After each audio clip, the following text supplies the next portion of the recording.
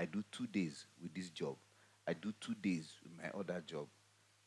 I do 2 days or use my night to play cryptocurrency. I use my daytime or the other day to do my fashion business. I use the other time to, okay, run a studio business. By the time I'm bringing my cumulative together, you will run the entire job to Lagos. Hey, we don't stand on the same space. But if we come out, I'm still a sound engineer. Do you understand? If I say no to a job, I'm not going to go home and start crying. I want to feed. Oh boy, how do? Do you understand? So what I'm saying is, if we can bring that balance to whatever we do, do you understand? You will do job at your convenience. You will learn at your convenience, right? And if you stand in this space where they want to rubbish you, they already understand you cannot rubbish me now. What is the conversation? What are you saying? Do you understand? The organization that I'm in, by now, they're supposed to not rubbish me well.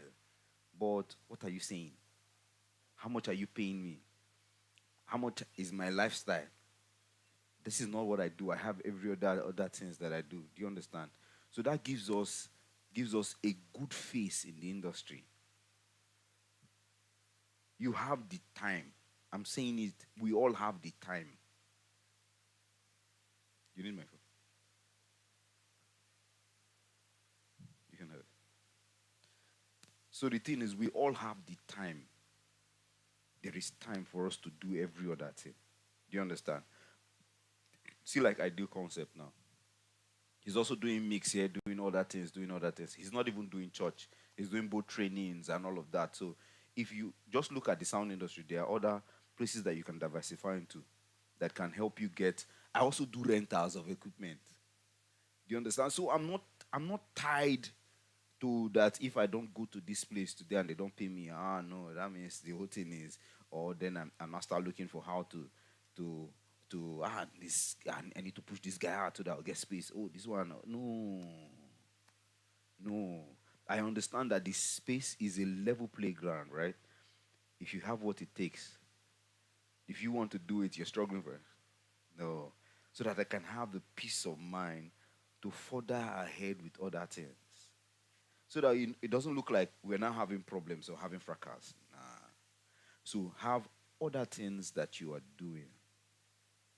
The truth is, if you check from Monday till today, you've only gone to church maybe for those people doing NLP, they go like every other day. But it's just an hour. After that 1 hour, you have the entire week or the entire day to yourself. Don't just relax because you are making one small peanut. Do you understand? The truth is, the bills are going to keep growing on a daily basis.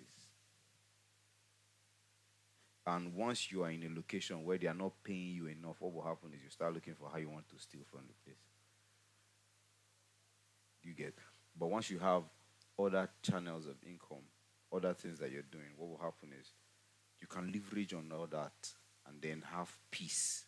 So they can already see it in your face that, see, we cannot push this guy anyhow because of the money we are giving him. It will be like a privilege. Do you understand?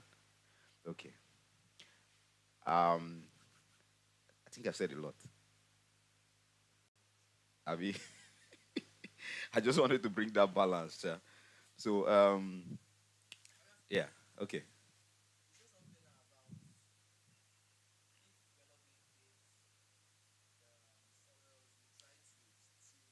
Mm. Okay. It's that one is obvious to everybody. That one is obvious. You don't even need. So that conversation, you don't even need to be told what it is. It is obvious to everybody. If you imagine you work in a bank where money keeps going through you almost every day, and then they're not paying you. You see money go through you. It only take God to hold you back from even trying to take something from his side. So that one is something that is obvious to everybody. So yes. So let me go into my training for today. So today I'm going to try to bring an understanding to gain structure, right? Touch a bit of the compressor because today is now very choked because all we would have done as yesterday, we're not bringing everything to today. So I'm going to do gain structure, the EQ, the compressor. Um, what? I think. Okay, the bank guys, they don't do. Wow. Oh boy. So so like I said yesterday that we're going to have a financial institution coming to teach us on how to get equipment. So in case you don't have money to buy equipment, you can buy. If you have a payment plan, if you have where you work, you can spread your payment plan. They can fund it. You have the equipment. If you buy the equipment, you can be using it for rentals, right? And then be paying them back if you're sure that you'll be able to rent at the rate that can pay them back. Or if you have a what's it called? If you have a job that you can take from it to pay for the equipment, then you can do that. So let me go through. So gain structure. Gain structure is um, gain structure plays a huge role in the totality of what your sound sounds like, right? So it goes from the input to the processing part and to the amplification, which is the output part. So let's say we have a microphone.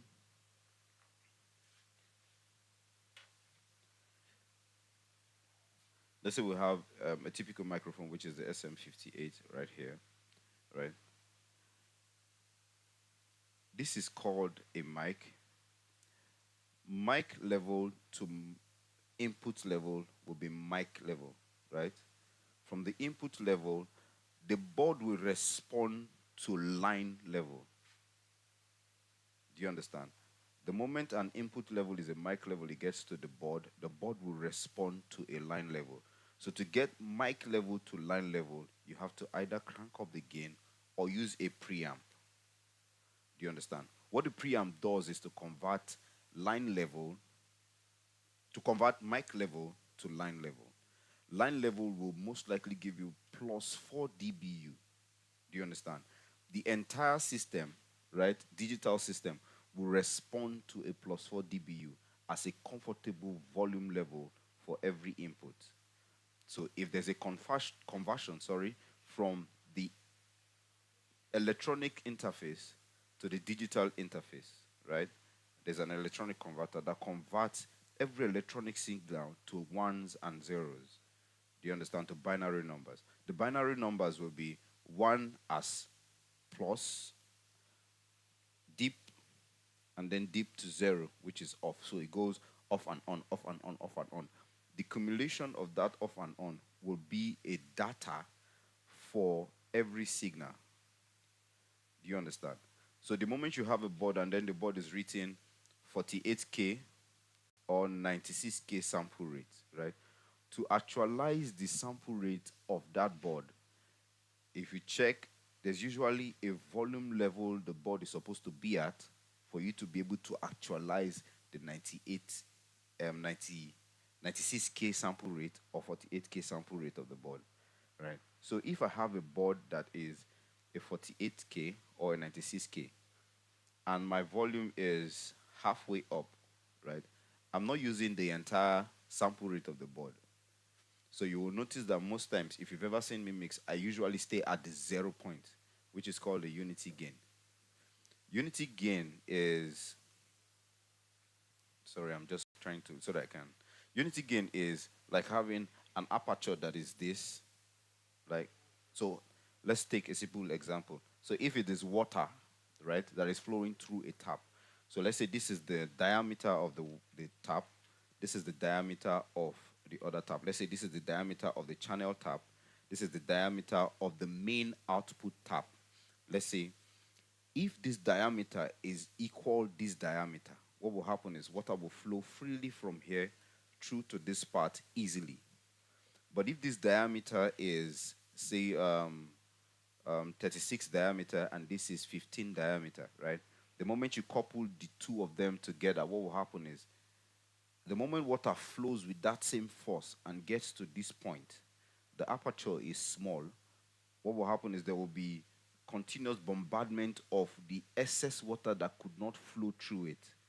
That excess water will build up as energy. You know that already energy can neither be created nor destroyed. It can only be converted. So what will happen is the highest energy you can convert any stilled energy to will be heat. So heat will be built up here. That heat that is built up, you will already see it on the board as red signal clipping. That continuous clipping that is not summed up will now sound as distortion on the board. Do you understand? So your best bet is match diameter to diameter. So if I run at 0 dB, I match at 0 dB. It's like coupling the same diameter together. So there's a free flow through. Do you understand? So if there's that free flow and then it gets after the board, so we've talked about the line level, the mic level to line level, right? And then after mic level to line level, if you cross through to the board now becomes where you now arrange your gain structure, right, on the board. After the board, there is now an amplification. There's now amplification, which is the amplifier or any active system.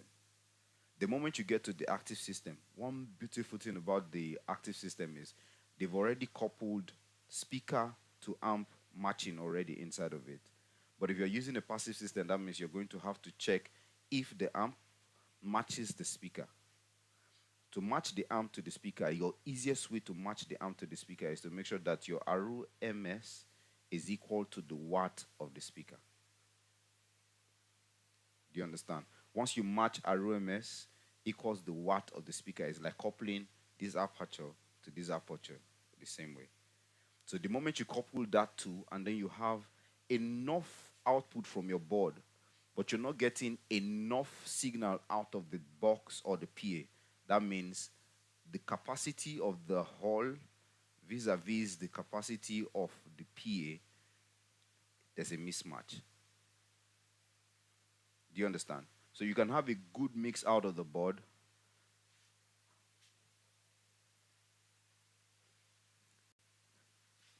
Um, can someone help me turn off? It's here, here. Turn it off and then turn it back on. The last one, the second to the last one. Yes, turn it off, turn it back on.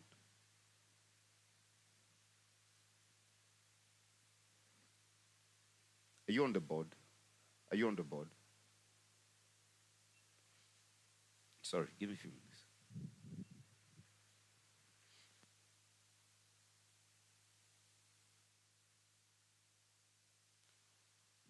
Okay, so like I was saying, so if yeah, it's fine. So if you couple, that means if you have a good mix out of the board and then the PA is not sounding right, it's either the PA and the room is a mismatch. So most times you have to always, that's where he comes to play. So you have to always count or measure the dimension of the room and then be sure that the PA is what will saturate the place, right? My own advice is make sure that the PA is always 50% more than what the total human voice inside of the place will be. So that the moment the people start screaming alongside the PA, they will not start drown the PA. Do you understand? The only reason for why you can hear me is because there is air molecules trapped inside of this place that carries the vibration from my voice to your eardrum. Do you understand? The air molecules will pay attention to the signal of highest energy. Do you understand? So if I pull open the door now, you'll notice that it seems like my voice drowns, but I'm still speaking at the same level.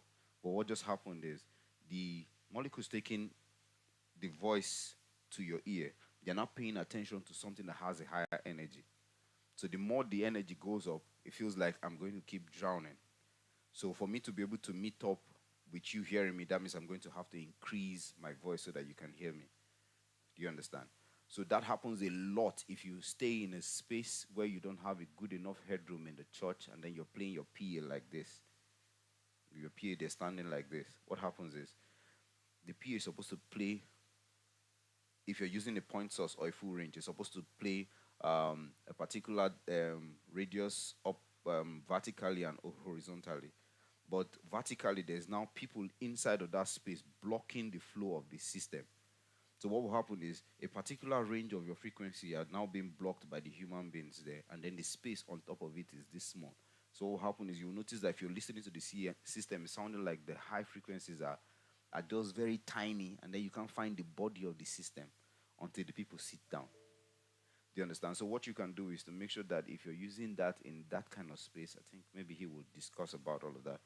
You have a good enough headroom to throw the system to the people. The ear is placed above the body so that you can hear freely like this. That's why if you notice, if you set stage monitors and the side field, you hear the side field faster than the stage monitors that are in front of you, if you understand. So that's why most times they can be telling you that the stage monitor is not working, the monitor is not working, it's not working. The moment you turn off the side field, you cannot hear the stage monitors. They're working, but because this one will travel faster to your ears because of the position, right? You will first of all hear that one before this one. They're just near field. They're just supposed to maybe make the sound a bit surround for you. So if you notice some very huge events, they'll have to now couple a lot of it so that they can compensate for that reflection of the sound. Because since it's far away, if you drive it too loud, if you go close to it, any microphone, there will be feedback. So they're going to have to compensate for that with the monitors on the floor. You understand? Then the gain structure. So I just ran through it. So, but in the gain structure, if you notice, every of the elements that is inside of the mix, there's always gain inside. There's gain in the EQ. There's gain in the compressor. There's gain in your what's it called? Your delay, your reverb. There's gain there. If you check in your phasing too, the moment you phase out, you notice that it's either there's a drop in gain or there's an increase in gain in a particular band of frequency.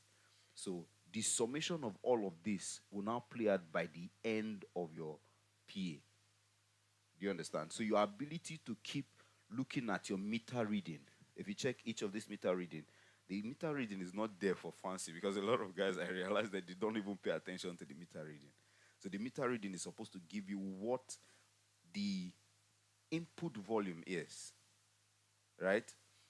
The input volume will show here as an input volume. The moment you couple it to the DCA will show you the cumulative volume of everything that is channeled to the DCA. And the moment you move from DCA to main, sometimes your main is not this loud, it's this low, but it's already clipping. It's either the summation of everything that is running to this side. They are not clipping, no. But if you go back to check the EQ, so you're done doing the structure of the gain for each of the channel. But the moment you get to the EQ and then you do a boost,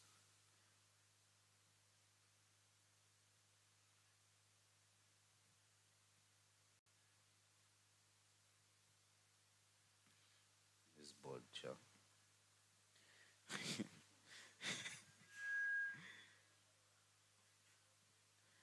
Ah, but it's flipping itself back.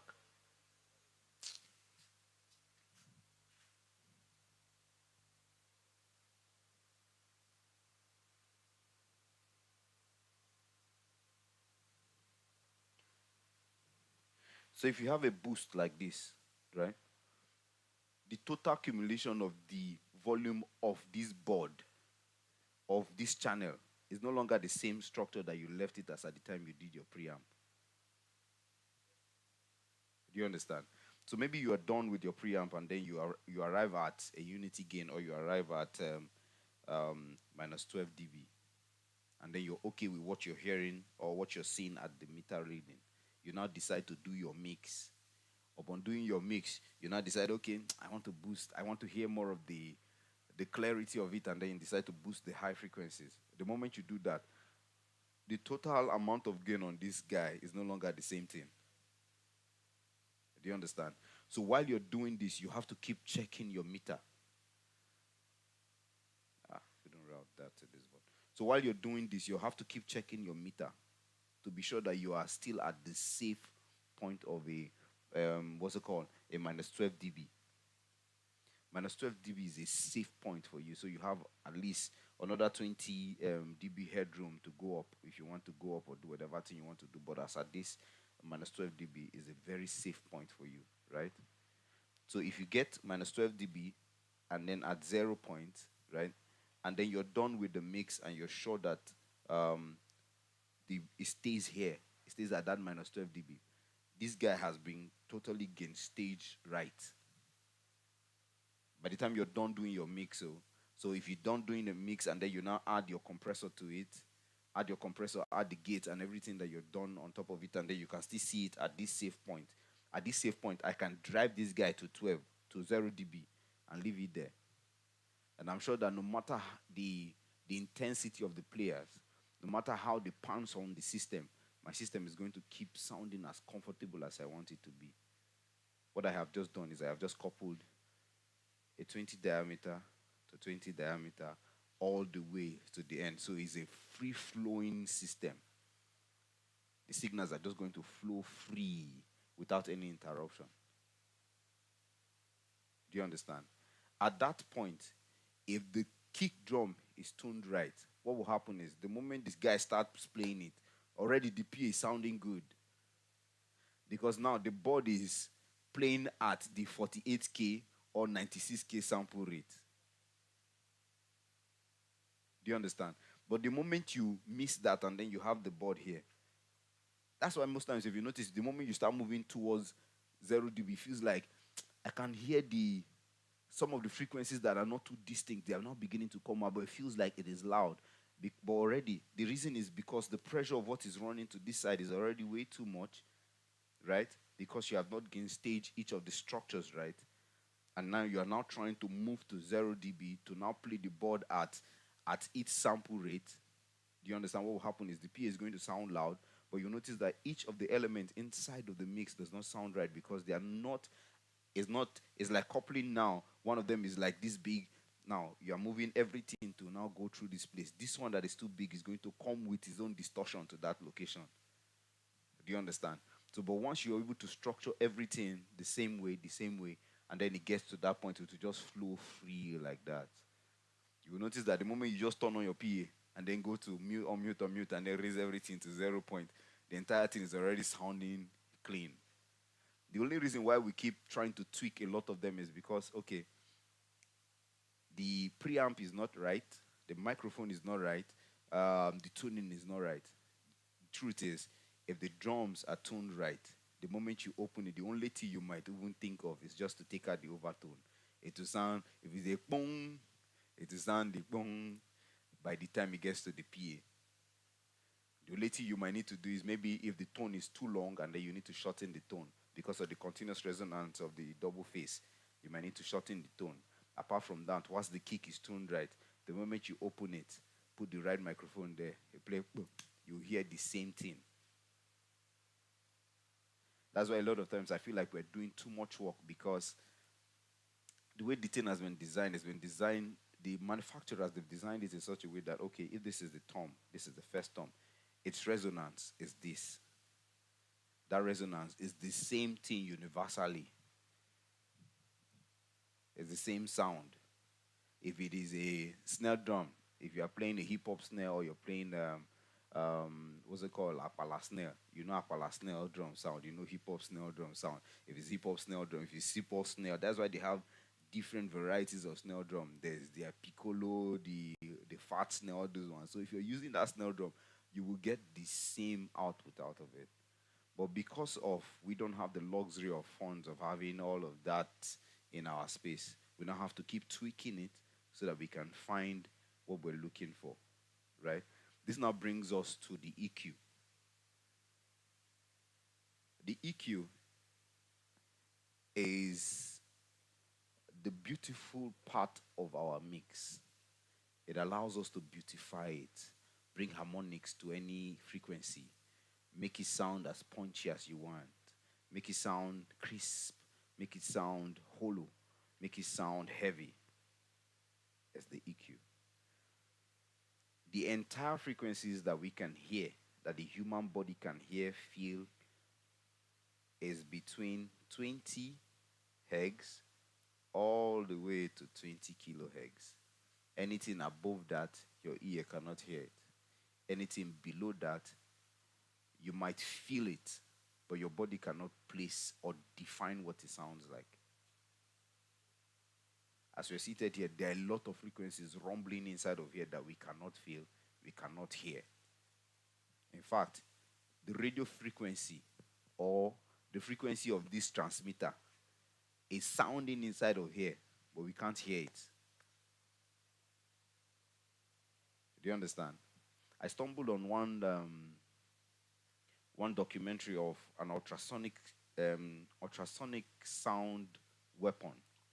Ultrasonic sound weapon. So it has frequencies that you cannot hear, but if it is opened up here, what will happen is your brain will just shatter because of the the force of the vibration. But you can't hear it too. They just if they open the system here, what will happen is your brain will shatter because of the force of the vibration. You understand? So there are a lot of frequencies that we cannot hear. So the thing is, your understanding of this band of frequency will make you a better mix engineer. So the moment you enter a space or the moment you hear a microphone, you can already tell what is in this mic that needs to be taken out. Do you understand? So my advice to sound engineers is your main tool, apart from the board or whatever it is your eardrum. If you don't know what it should sound like, there's no way you'll be able to replicate it. So if your eardrum does not hear the right thing, or you don't have the register of the right thing in your head, you cannot be able to replicate it. So my advice is you have to actively listen or passively listen. So I used to have this headphone in my early age as a sound engineer. I used to sit, I was working with a pastor, so most times he'll be looking for me. I'll be upstairs in the room with my laptop. I'm already drenched in whatever the sound engineer is doing in the event. So most times I listen to massive event and I'm in my head, what's this guy doing? So I'm listening to it. So most time I try to play what the sound guy is doing as live so that I can understand what is this guy doing. So if you're listening to it, you can already tell the mindset of whosoever is mixing, and then you can tell what the environment is sounding like. If you close your eyes and try to picture the event, guy, you will hear different from somebody that's just listening to the music. You hear the entire details of the image, the presence, where the drum is placed, where so his mindset towards how the transition of the music is. That's the only thing that differentiates us from each other. My mindset towards the mix. Your mindset towards the mix will be built up by the journey of music that you listen to. So if I have an Apala mindset and I'm approaching a hip hop music, there'll be trouble. Do you understand? Or if I have a hip hop mindset, okay, there was one event we did, what's it called? Giddy Fest. Giddy Fest. Was it Giddy Fest? No, Lagos Countdown. So I was doing the Lagos Countdown for the first time, and when we got there, we had this huge band that came with djembe, apala, shekere, yalu, all those kind of things. And in my head, I was seeing this equipment for the very first time. And so they said, okay, engineer, and you are the one to mix this. It was Eco Atlantic. You have to mix front of house. When I got there, I was like, okay, which band are we mixing? In my head, I was just thinking maybe P Square, all those guys. Then I just saw, what's this KK, I mean, KK1, one funny K1. We thought, I was like, it's a K1, so we need to sound check. We need to sound check. They got up the stage for 2 hours. I couldn't find my bearing on how to separate the gong gong from the other big one. What's that other one? The yalu, have you also?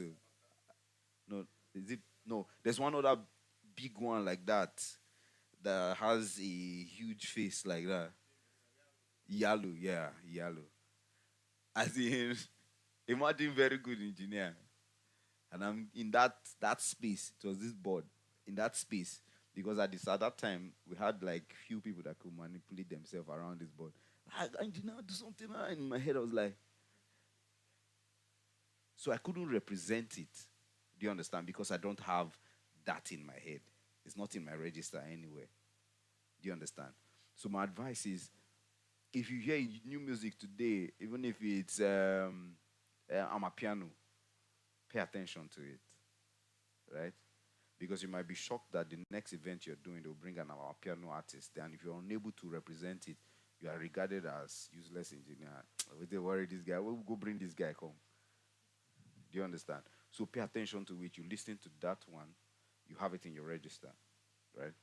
So like my kind of church that you have, they start off with praise. They're starting with hip hop. From hip hop, the next thing they're going to Apala. The next thing they're going to this one. They're going to contemporary. They're just keep diving like that.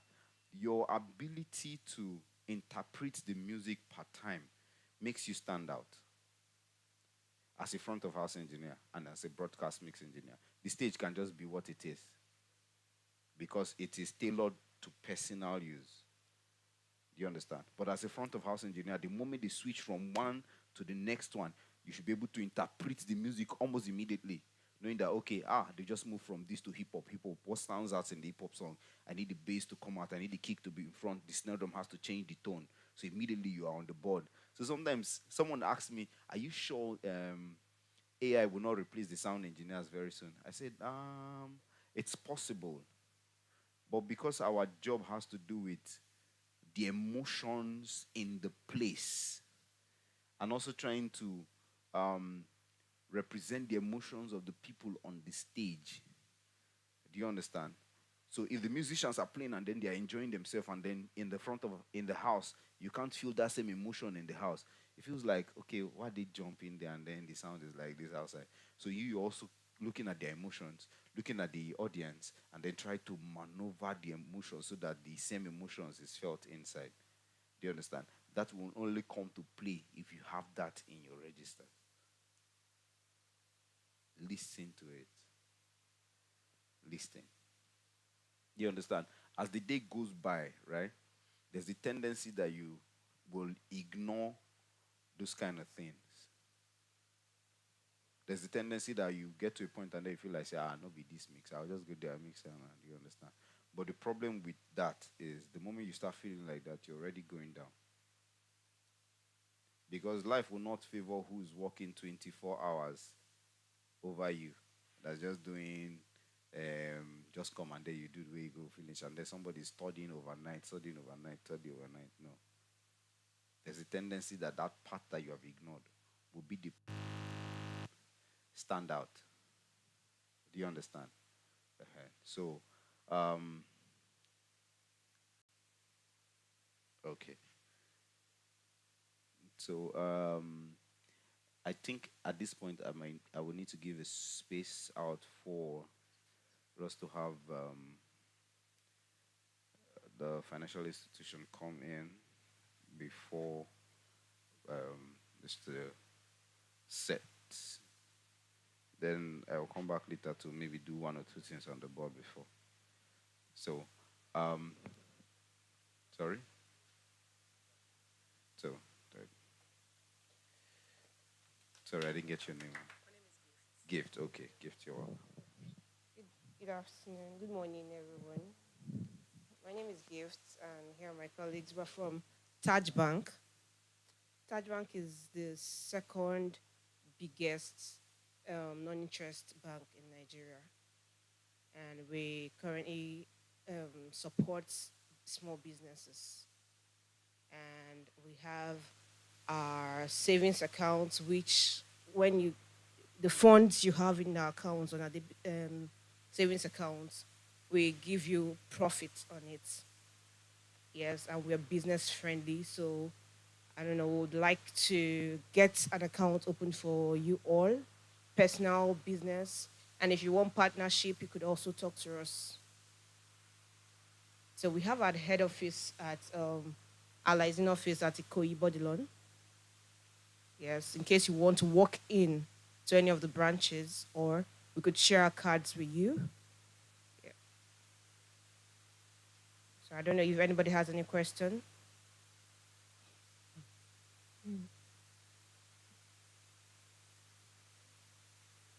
Please come in. So much gift. Good morning, everybody. Is it still morning? Why is everybody quiet? It's so good. Okay, thank you. So we're from Touch Bank, like my colleague just said. So I want to talk about the loan aspect, where we come in to support businesses. Okay, so I'm going to break it down. Like the Touch Bank is a non-interest bank, so we don't take interest, but we come in as a partner. You understand? We partner with you to do stuffs together. Okay, so for example, if you want to get this equipment and you don't have money to purchase this, and you want us to come in to support you, we can do that. But we don't support all types of equipment because we are a non-interest bank and we are, let me just put it that way, an Islamic bank. So you already know Islamic bank. They don't do music instruments, but we use mic and speakers and stuff like that. So once you're coming in for us to support you, so we need you to be aware that we can't do everything. So to be sincere, we can't do everything. We can't support you to, you know, do other stuffs like I think we can do. There's other production stuffs we can't. Yeah, like drums. Yes, thank you. We can't help you purchase a drum. Do you understand? Yeah, because we are an Islamic bank. So, but we can do a set of mics and speakers because no laptops. Yes, of course, everybody can have a laptop. You say this board? Yes, we can do that. So and other businesses. So the businesses we can support like mics, but I'm just stating for production because we have producers here, right? So, but if you have other businesses apart from this, we can also support, but we don't support human trafficking. So we so we don't support we don't support human trafficking and prostitution. So we can help you. No, we don't support you. You can't have a gun.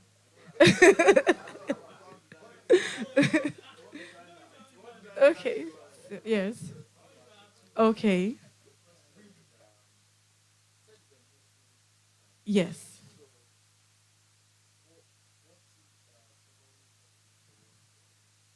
Of course. I'm not a Muslim and I work with Touch Bank. Okay. Yeah.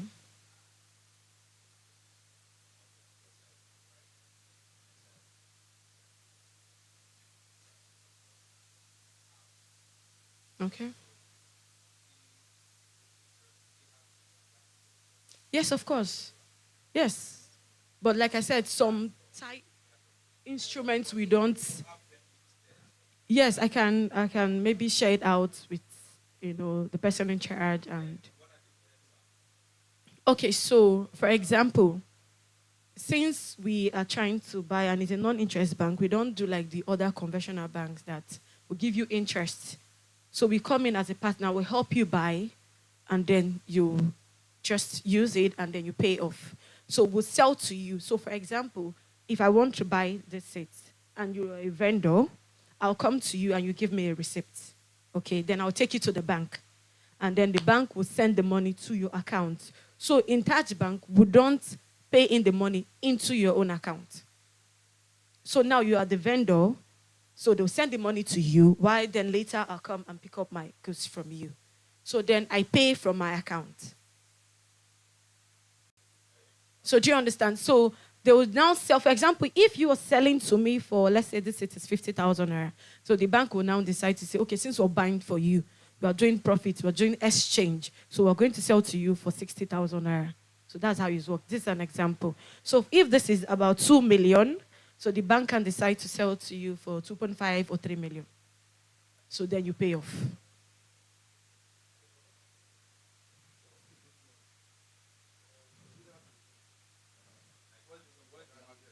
We don't have a limit. We don't have a limit. The most important thing is if you have the capacity to pay us, we'll check that. So because we don't want to do business with somebody that won't pay us off. And, for example, now imagine this instrument, the bank would not use it. So if so there's some businesses that are actually okay that okay fine, if you don't pay us off, we'll come back and take our property.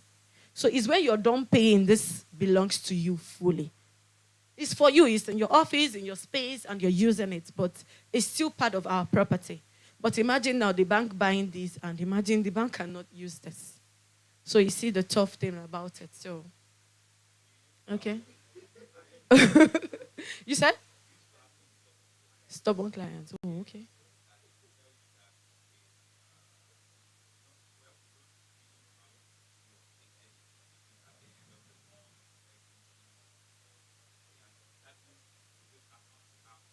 Yeah.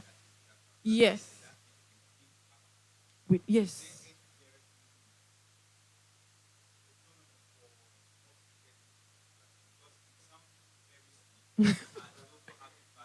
Yeah.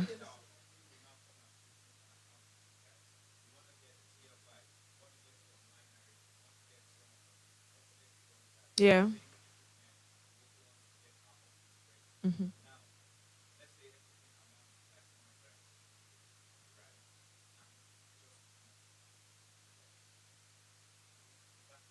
Yes.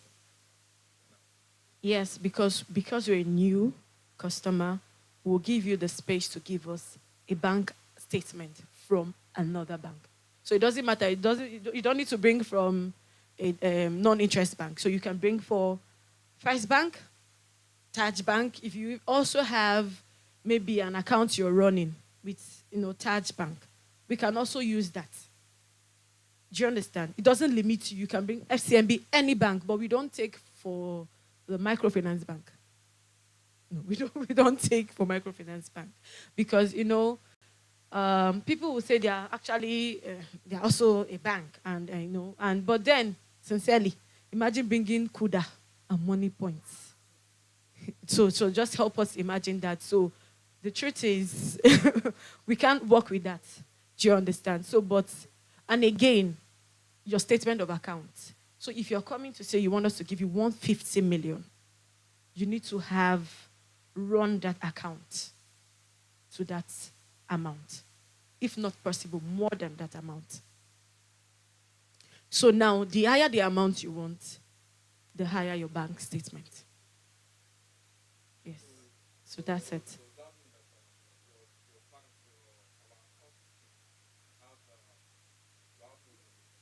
No, there's no limit. There's no limit. But the thing is, you have to bring 20% of the funds. Do you understand? So if we're buying this for you for 2 million, so you give us 20% sitting in your account. So you can sit in. It's not like you're taking it. You can also use that as like first payment for your loan. You understand? Then you now actually pay subsequently. 20% for any purchase. No. No, no. So any other question? So, but the sweet thing about Taj is once you have a loan running, like the conventional banks, I'm going to go there because I'm actually proud of that. I can't come back to you to say, okay, so we did this loan in, let's say in February. And of course, you already know the MPR routine with the interest, you understand? So I can. Oh, okay. Okay, the CBN increased the loan and everything for banks and even deposits a bank can have. You understand with them. So it's affecting business. You understand? So, but I can't come to you now to say, Oga, see you, this our loan is actually, I did 15% with you now. The bank, CBN is charging us, I need to give you, you have to add up money. I can't do that because it's against our law. But conventional banks will do that. So if you have a loan with them for 25%, anytime CBN is changing anything, it's affecting you. But it doesn't affect you with Touch Bank or any non-interest bank because we have an agreement. We don't fall back on any agreement. Do you understand? So if you have a loan, till your loan is done, you're paying that 15%, for example. So it's after you finish paying down and you want to take a loan, they will not tell you, oh, please, you came in February and this is actually 15%, but now this is June and you want to take a loan, please, it's actually 20%. Do you think you still want it? We would inform you. So we don't make you feel You can't have a loan of 2 million. You know you're paying 3 million. And tomorrow I'm coming to tell you, please, it has increased. You're paying 5 million. It's stressing you. Imagine the feeling. You already have plans. You have other things you're doing than paying out loans, you know. You have family to take care of. You have other things to do. So that's the sweet thing about us.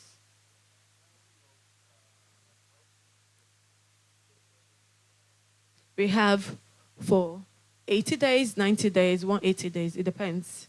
1 year, 2 years. It depends on the amount. The higher the amount, the higher time we can give you to pay off. So we can't give you 2 years for 2 million naira loan. So it's not possible. Yeah, so that's it. Oh, if you want 1 billion, we'll give you. If you can carry it, yes. We do real estate. So imagine real estate. In fact, we do oil and gas, as in that's our selling point. So if you have a sitting transaction from other banks and you've done a turnover of 1 billion and you want us to give you something close to that, we'll give you. I'm not kidding. I'm serious. We'll give you. We want to give up money. All right. Yes, savings account. So it depends on the money you're leaving. So we'll pay you like a monthly stuff. So once we check how much on average, what you have sitting on the account, we'll pay you profit on that. Yes. It depends on the amounts we'll calculate. So we don't have a fixed amount for it. You said? We don't pay in dollars. We'll pay in naira, please. We don't pay in dollars. Yes, so Touch Bank is a full bank. It's not a microfinance bank. So we're running to about 5 years. Yes. So we have in Lagos now, we have about 8 branches sitting in Lagos State. And we also have in Owerri. We just opened a branch in Owerri. And also Oshodi, here, close by Oshodi. We have a new branch that started in 2 months now. So then we have other branches coming up. But our head office is sitting in Abuja. So, but we have branches everywhere. We have in Port Harcourt, Owerri, and we're still starting up too. For anything, no, it's not just, you can use your account for anything, your corporate account for anything. And guess what? We don't charge COT. Okay, let me not be using, like you said, bank terms. We don't take charges from corporate accounts. Charges. So I'm using the small word. You said I'm speaking too much English. So we don't take charges. So, other banks, they take 1 per mil. 1 per mil means 1 naira per 1,000. So if you put any amount, the bank will charge you. So Touch Bank, as a non-interest bank, we don't charge you. We don't charge you. So the only thing you get is CBN transaction, stamp duty. That's the only thing. But other conventional banks, you get your COT, stamp duty, SMS charges, and all of that. So we don't charge. So any amount you're putting in your account, you meet it at the end of the month. If you leave 1 million, you meet your 1 million. Except you do transactions, we'll take it out and we'll take SMS charges. That's all. You said?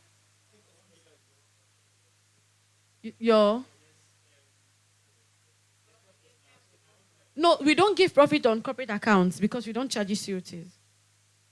Yes, so we don't give. So we only give profit on savings accounts. You said? You said? Yes. No, we don't charge COT on corporate accounts. We don't give profits. We give profit on savings accounts. No, we don't also charge. We don't charge anything. Just the only thing we charge you is your SMS and if you do transactions. But if you don't do transactions, it's not like the other bank now that you wake up in the morning, you have 1,000. You now wake up and go and drink pap. And when you drink pap and water and you're back, they will be charging you per what you're doing in your room. Do you understand? So we don't do that. So we are with you all the way to support you and, Well, we are a new bank. We were about 5 years. So we're actually out there to support people. We want to actually empower a lot of people. So that's why I said we're doing great things in the real estate and oil and gas too. So, but we're trying to, move and do other stuffs too in other sectors. So because I know we don't have anything really in the industry, entertainment industry, So that's why you see we're here today to know how we can come in to support.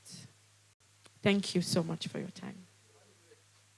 Okay, so I have my colleagues here. We'll have the forums, so we'll be outside to attend to your every need, so we don't disturb the wonderful production. Can I even learn production? Nobody's even telling me to learn. Thank you so much. Oh, okay.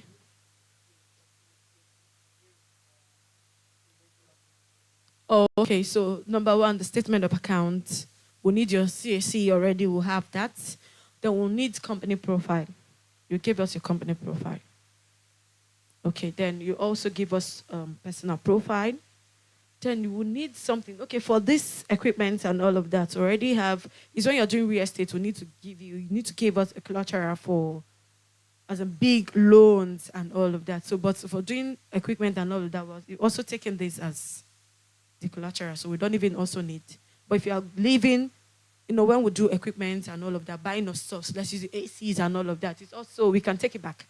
So, but imagine an apartment, a house. So you need to give us something that we can hold. So in case you don't pay us, we can set that out and give you your share.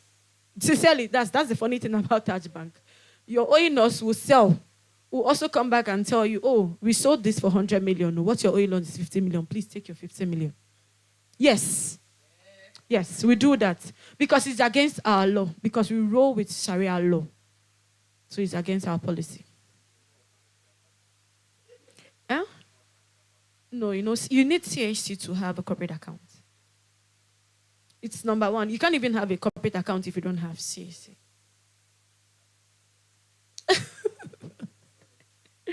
No, you have to register your business. Either you're doing enterprise or you're doing limited. It's actually easy. Okay, so we have Oshodi. I'm starting from the closest. Oshodi, Body Loan, Ikoyi. We have at, there's this place. Is it called? It's like close to Trade Fair. It's Aspanda. We have at Apapa. We also have at Aja, Marina. So it's close to you. That means we are close to each other now. So, we stay close to each other. Don't you think? So we'll do business together. I'm in Aja. Yeah, so we have a branch in Aja, close to Thomas Estate. K2, Ikeja. Yeah. Allen.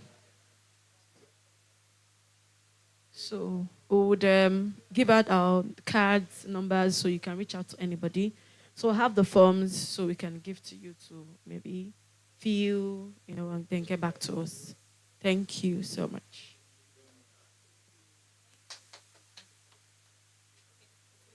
To open an account.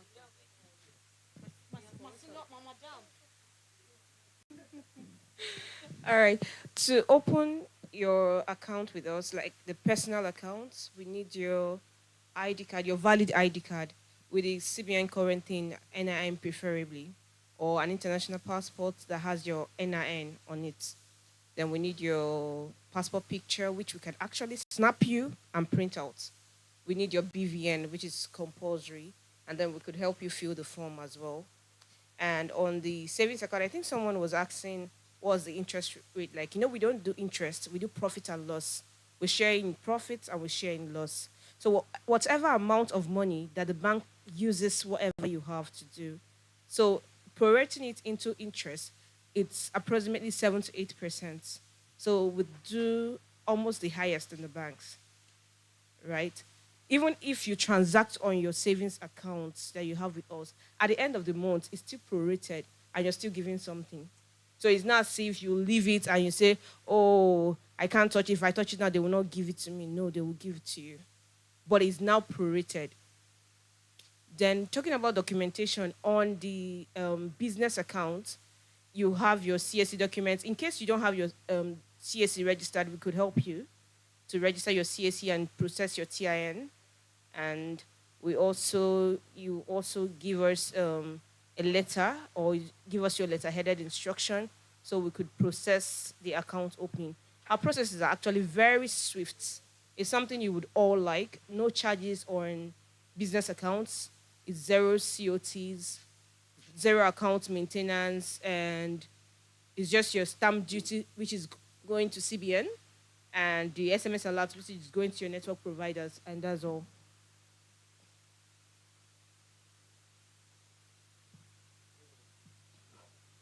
Are we good? So I don't know if we could bring the form in or we'll wait outside. All right. Thank you very much.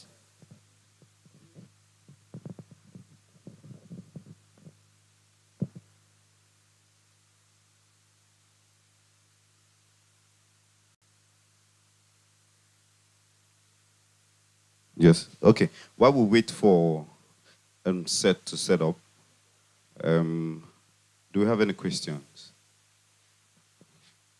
Do you have any questions? I think we have some people that are coming in for the first time today, right? Yeah. So, sorry, what's your name? My name is Anoluapo. Anoluapo. Oh, you call me Deborah. Yes. Is it church or my where I stay?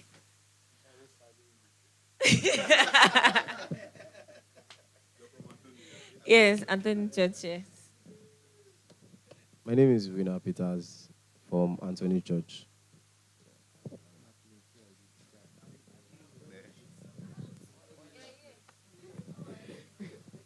Okay. Jack, please help me with the Jack. Yes. Okay. Wait, just give me a few minutes. Let me.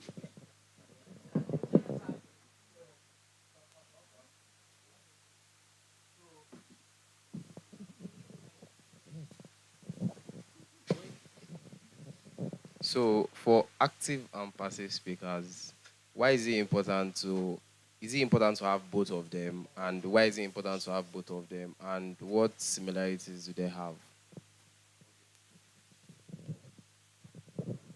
Active and passive speakers. It's important to have the both of them. If your budget can carry, have the both of them. If your budget cannot carry, go for the one that your budget can carry. What's the similarities between the two of them? They're both speakers, right? The difference between the two of them is one of them will require you to externally and externally power it with what's it called, amplifier. But the other one comes with amplifier and DSP inside. Do you understand? The manufacturer, they've done the speaker, amp to speaker matching already. They put in the right DSP for the speaker inside. But you see, the passive system, you will have to now use your understanding to match speaker to amplifier and also put a DSP in between to tune the speaker to sound right. That's a lot of work. But this speaker now, that one there, is an active speaker, right? I don't need to put amplifier or start trying to tune the speaker to sound right. The speaker, all of that, they've done it inside already. But if I put an passive speaker there, that means I'll have to get an amplifier and then make sure that the amplifier matches the speaker to be able to sound right. Do you understand?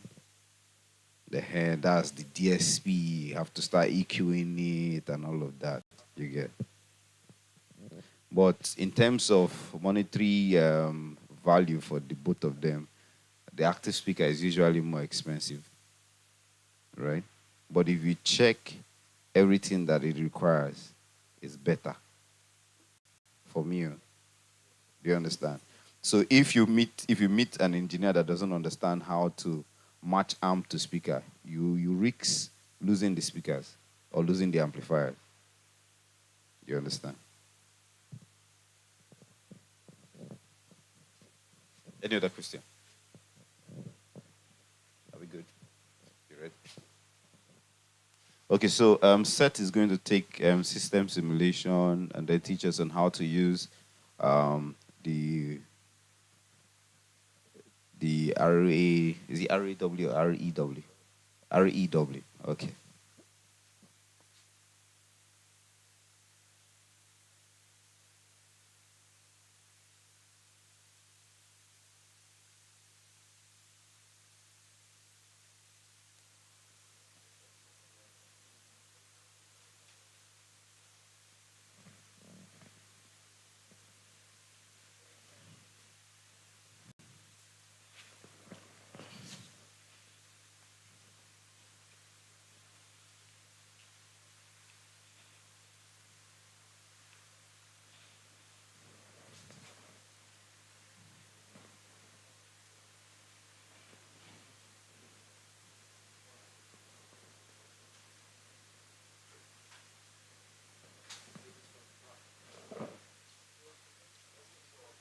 Okay.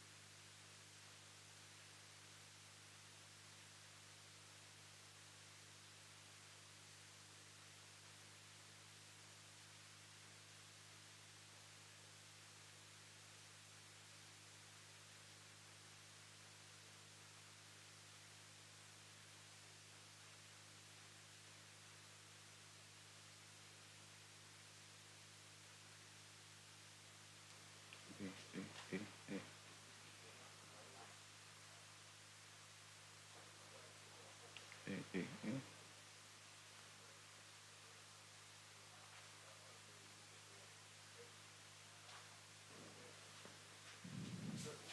Yeah, yeah, where's my master?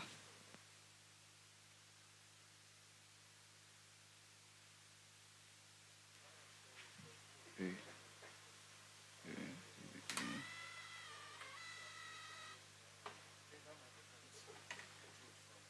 the back.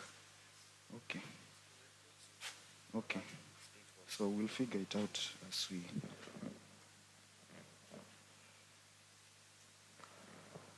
Is it morning? Afternoon. Yeah, good afternoon, gentlemen and lady. My name is Seth. Uh, from my English, you can tell I'm not Nigerian. So I'm Kenyan. Uh, I'm currently working with Lansrock, Nigeria. I'm their head of engineering department. Uh, so basically, I'm going to take you through Room EQ Wizard. It's a software. So basically, today's master class is to provide an introduction to Room EQ Wizard, to present a case study into the use of Room EQ Wizard to equalize phase align, time align speakers. Room EQ Wizard, so this is basics about it. Is commonly shortened to REW. It's a software package that measures the transfer functions of acoustic systems and displays the corresponding frequency, phase, and impulse responses and various other qualities derived from them. Uh, John McKay is the one who has developed this software. Uh, the frequency response is measured using logarithmically swept sine signals for fast, accurate room acoustics and audio analysis measurements.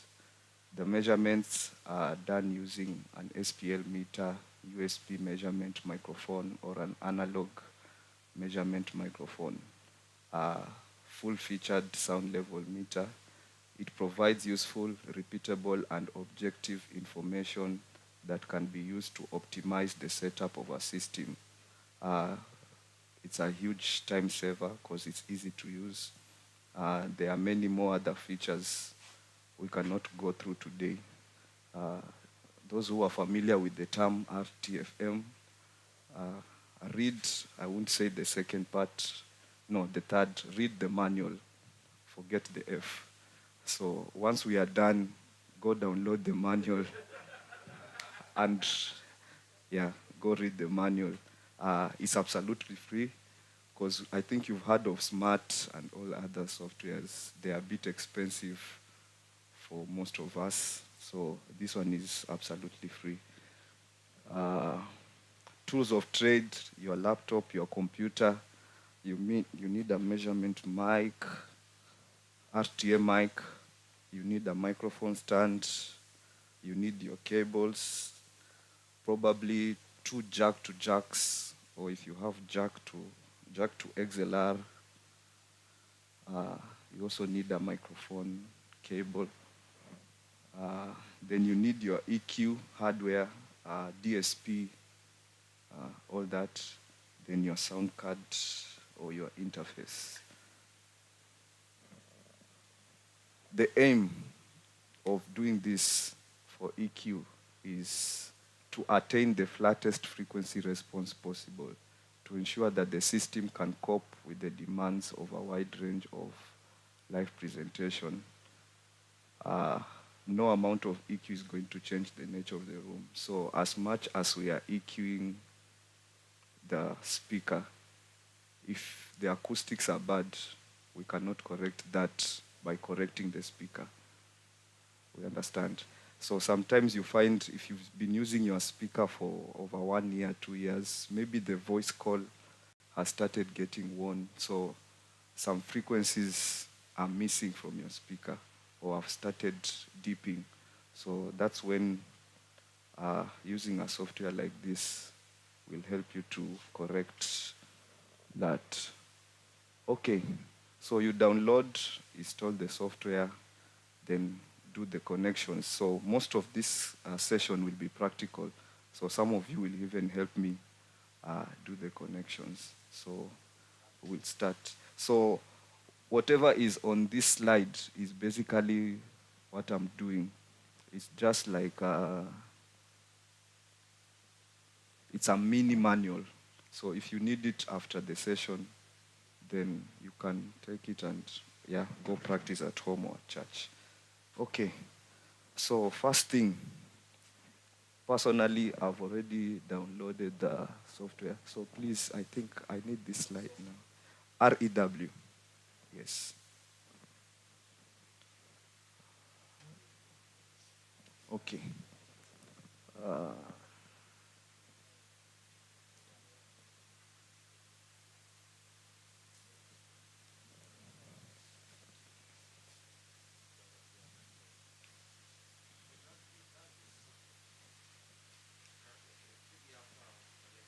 Okay, yeah. Yes, if you have a flash, I can still.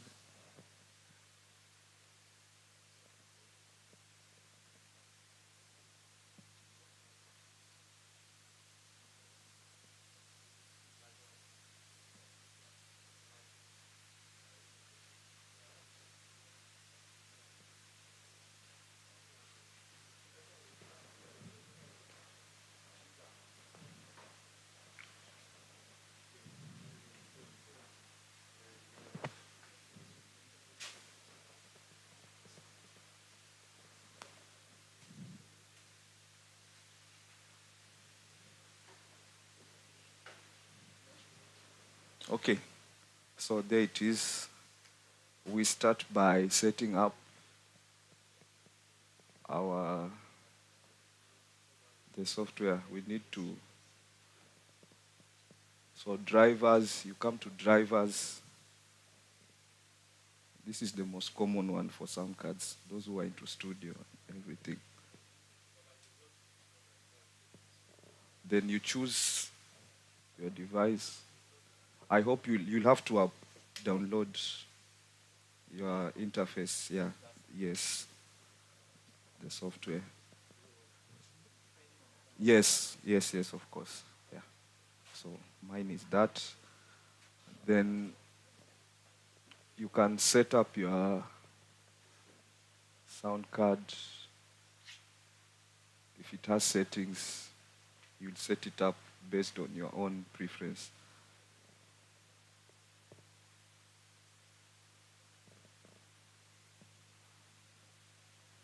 Then you need to choose an output. So I'll pick my output 1. and input one from my sound card. Uh, you leave this default, everything else stays as default. Then we need to calibrate the sound card. Reason being, some sound cards, the frequency response, because you know there's a preamp inside and it has a frequency response. So the software needs to get the frequency response of this. So in case there are any dips, while you are taking your measurement from,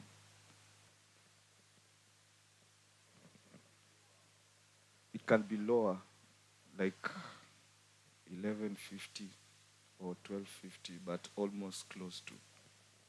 Yeah. So it will take the measurement.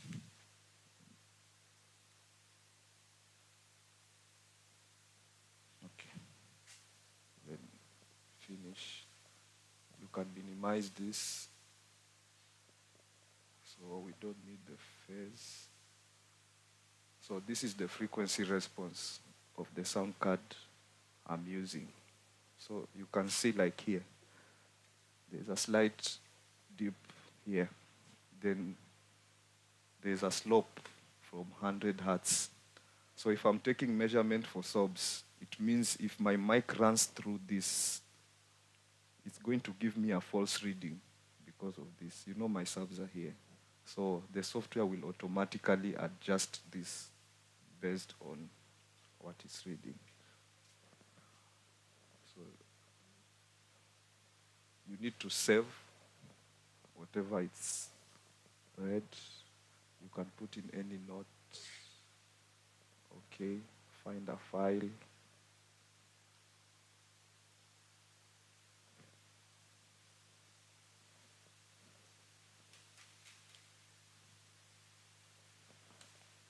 Okay, so that's saved. Next, you go to this page, calibration file. So this should be there. Anytime you open REW, this will automatically be uploaded. Now, we need a calibration file for your mic. That you need to go and download on your manufacturers. So this is Behringer ECM 8000. So you go to the website, look for this. Most companies will have the calibration file. So that's what you need to do, depending on whatever brand you're using. Yeah. Whether it's DBX or Bear Dynamic. So personally, I have.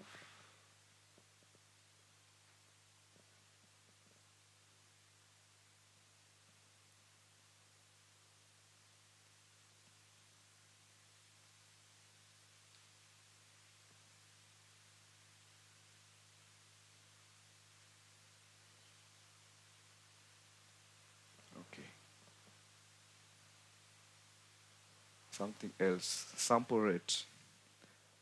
This, you'll set it based on the highest sample rate of your sound card. So for my sound card, the highest sample rate is 48. So I can't go beyond that. It won't work. Yeah.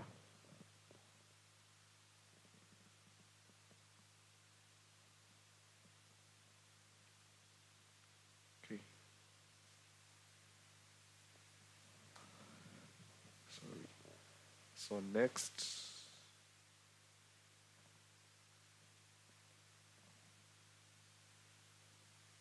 you click on these two, SPL meter and generator. So now we need to set up our, I don't know who will help me with setting up. We don't need this.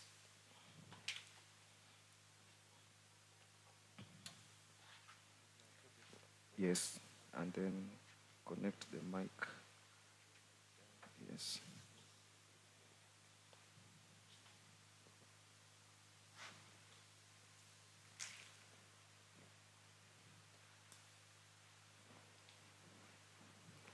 This is the closest.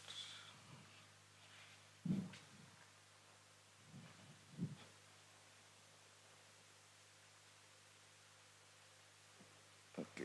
Uh,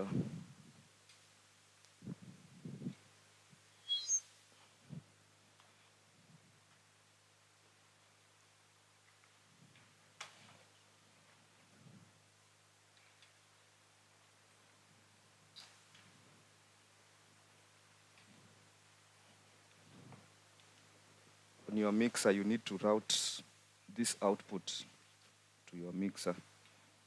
So I'm using local one.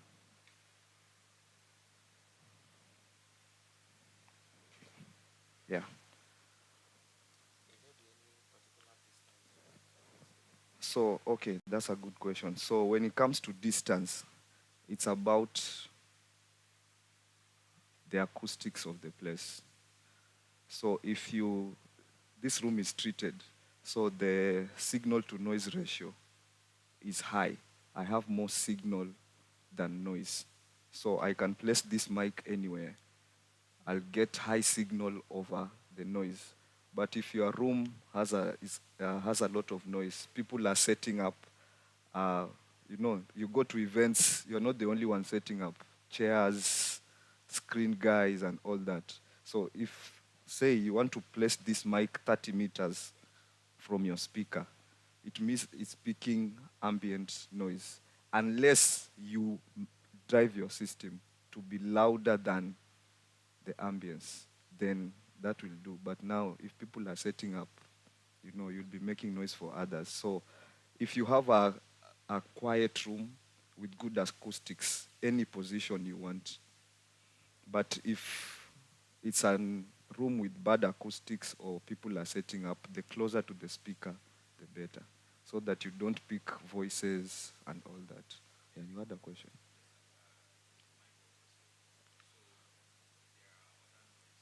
Yes.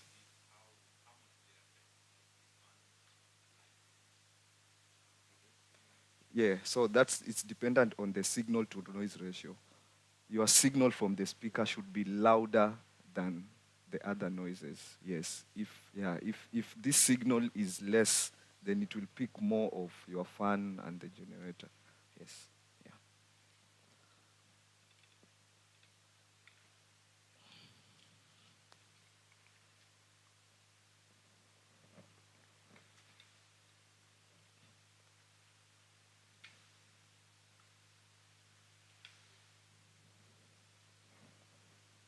Okay. So basically what we want to do is the software needs to get SPL of what is coming from the speaker. So that's what we are setting up. Uh,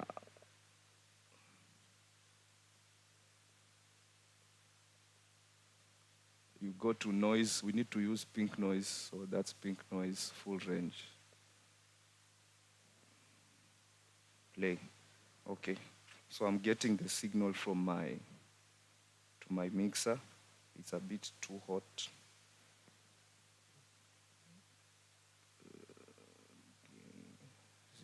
Okay. Okay. So phantom power.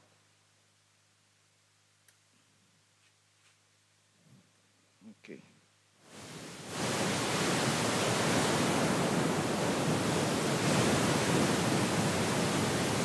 So you can set up this volume for your mic at unity if you want to, even your master at half.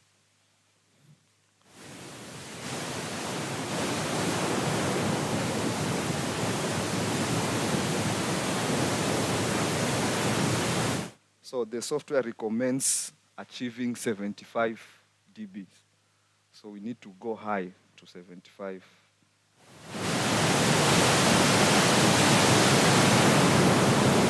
I hope it's not too loud.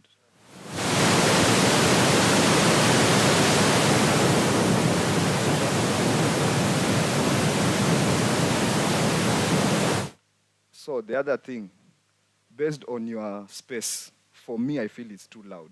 So if I go all the way to 75, so I rather have it there than increase.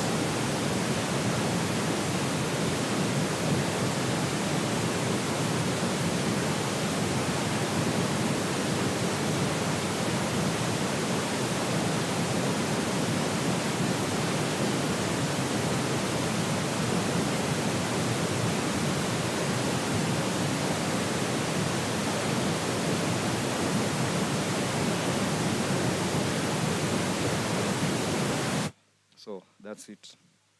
Uh, then you can close that.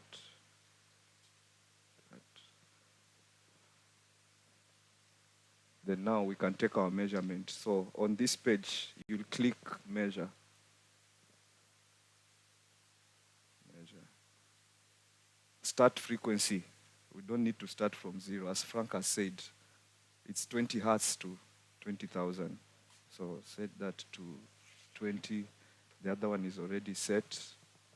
You can adjust this based on your space. If you want it louder, if you have your signal to ratio is too low, you can adjust this level, what the software is releasing to your system. Then there's this setup. I'll show you what it does. So like you can, this is already noise flow. So I think we have a lot of noise here.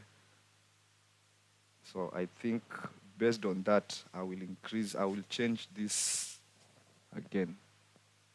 Let me just have more from the speaker.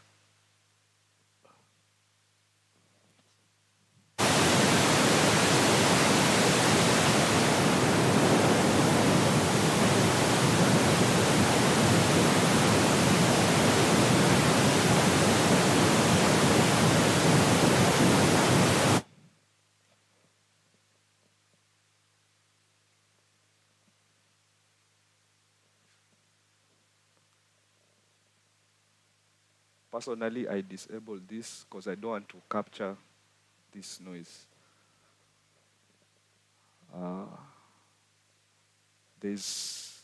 So now we are ready to take measurements. So this setup determines how long the sweep will take. So the shorter the sweep, so if I'm at an event and I need to take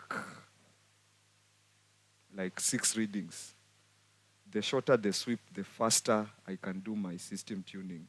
The longer it takes, the more time.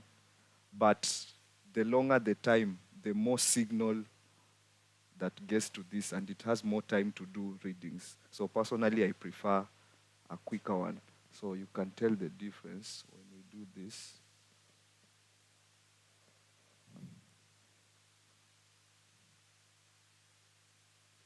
Okay, sorry.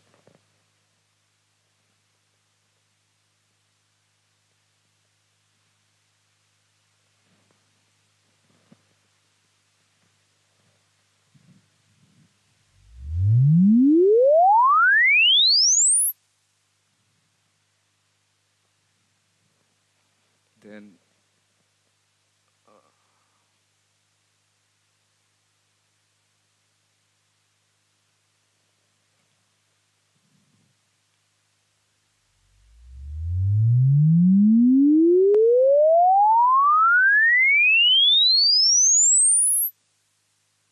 you can tell this one took more time. Okay. Then before you take your measurement, you check levels. So the software tells me the level is too low. So I can increase this to -6.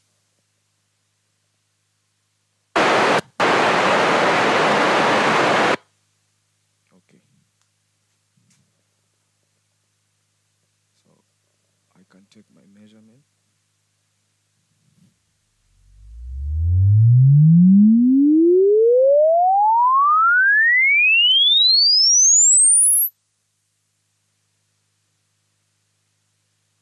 Okay.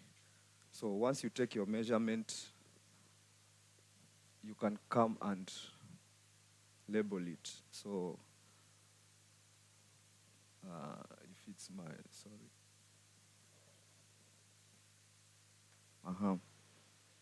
So if it's my left speaker, I can say left FOH position 1. Yeah. Then always save. Always.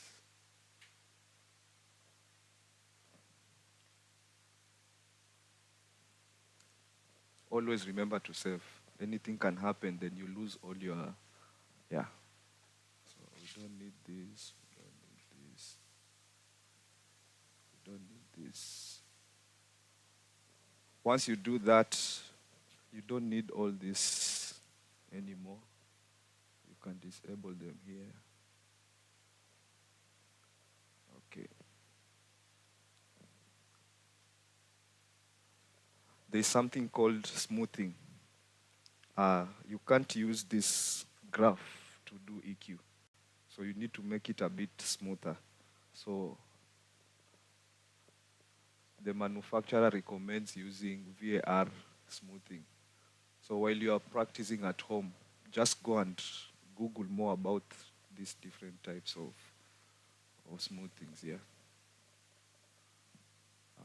You can adjust this.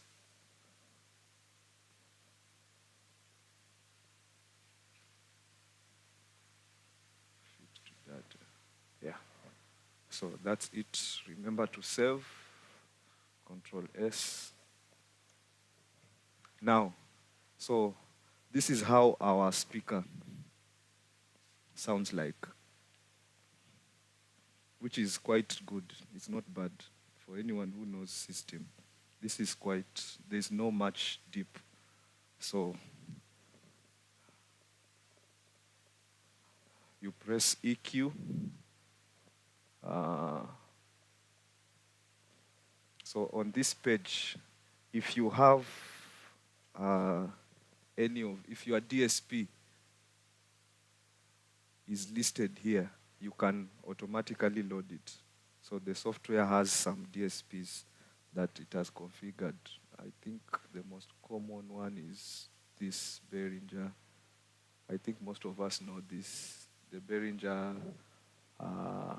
DSPs. But if not, just use generic.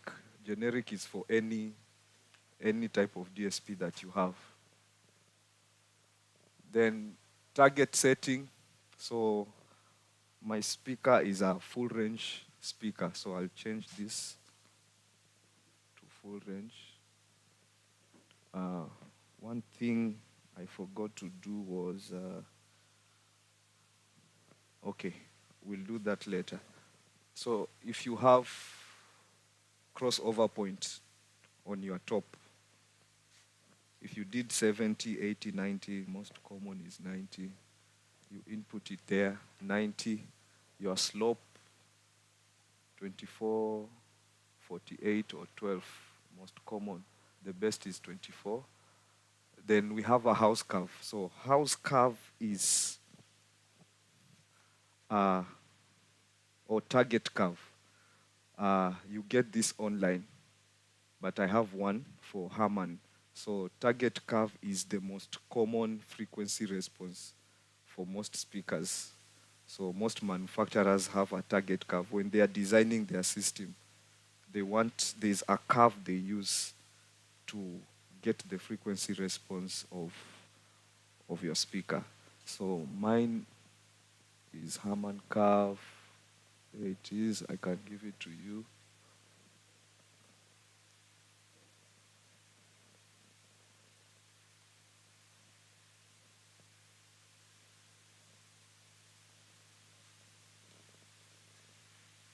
Then you press this, calculate. So from this place, I'll remove this.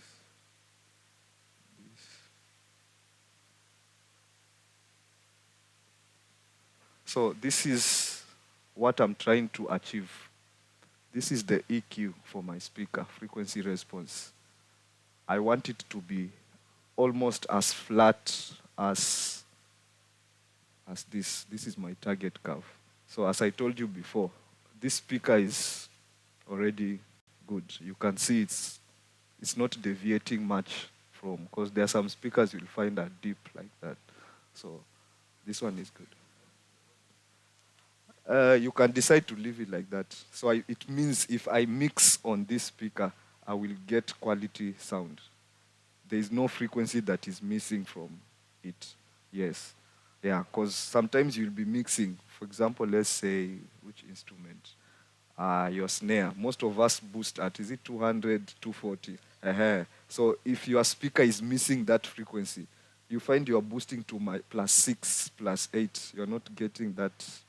So if your speaker is missing some frequencies or has overtones, over frequencies, so this speaker is quite good. Yes, yes, yeah. So now that's what before we used to do with our ears. One, two, one, one. You do all that, but even professionals, because you know what you find out. You are in a church, you do your own EQ. Someone else will come and he will do something different from what, because everyone has their own perception. But when you have softwares, it makes it easier. Yes. So you close this, then you open that. Crossover point is 90, max 20,000. Yep. Then we have this individual boost and overall boost. So you know your processor more. If your DSP cannot boost more than a certain dB, this is where you set it up. So if it's the max boost of your DSP is 9 dBs, set it at 9. If it can go to 12, set it at 12. The max is always 12.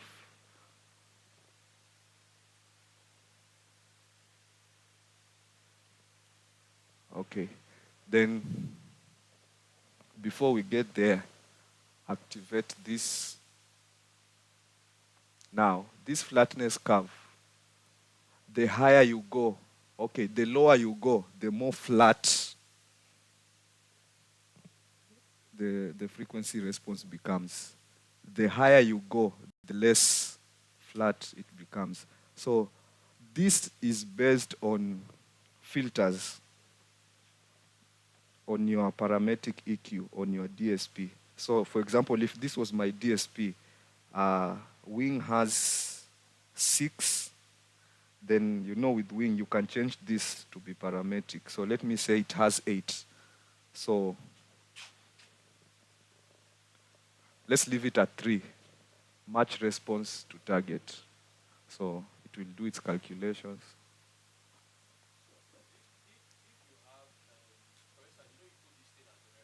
Yes, generic.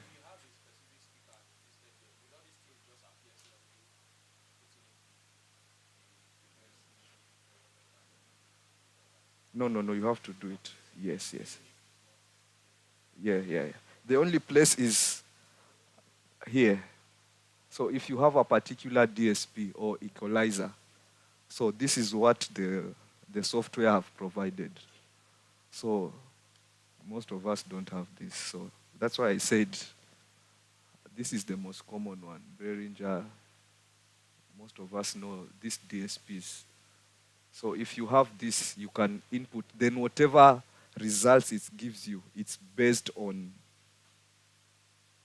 your DSP. But I still prefer using generic. Yeah. So when we matched response, so it will do the calculation for you. You can see what's happening there. So max this.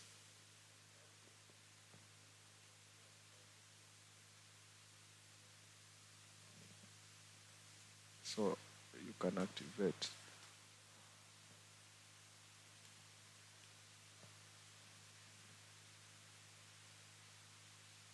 Okay. So this is the filters that it's giving me. If you want to see them, EQ filters. So these are the results. So this is what you need to, this is how you need to EQ your speaker. So you can see with 3, it gave me 14 filters, but I only have 8. So there's no way I can say I'll pick 1 to 8 and then leave the rest. So uh, you can raise this to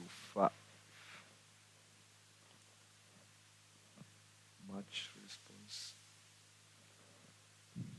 5 is too less. Go back to 4.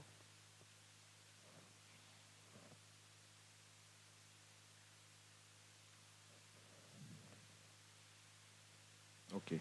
So 5 is the best you can get if you have limited, but if you have up to 12, most DSPs can go up to 12 DSP.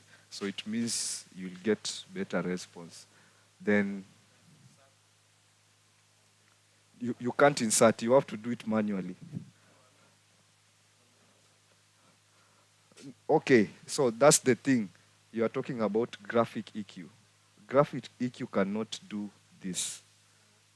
Actually, personally, I don't recommend graphic EQ for tuning your system because you know why. You know, graphic EQ, it doesn't give you exact. Now, look at this. If you look at this, 153, 165.5, graphic EQ doesn't have that. So you find if it's 31, the next would be like 40. So between 31 and 40, whatever frequency you're looking for is not there. So parametric is the best. You can choose whatever frequency you want to. Yeah. So parametric is the best for this. Yeah. Then you have to manually now. So you have to manually do it on your DSP. Yeah.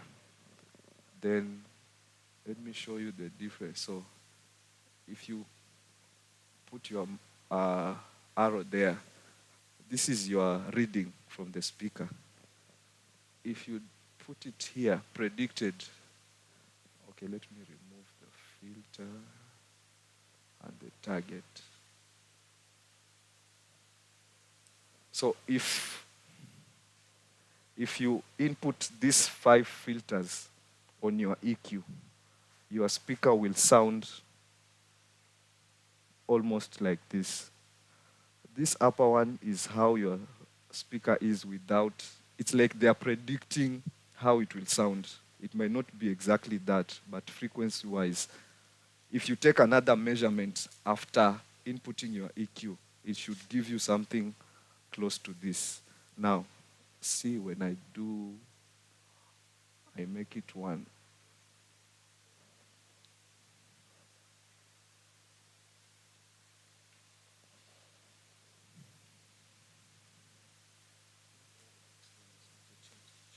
Okay, okay, okay.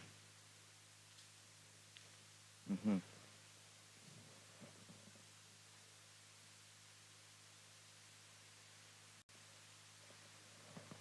1 or 2. Okay, that's it on EQ. The other thing I was to show was time alignment. I don't know how I'll do it with these speakers, but I'll try. Uh,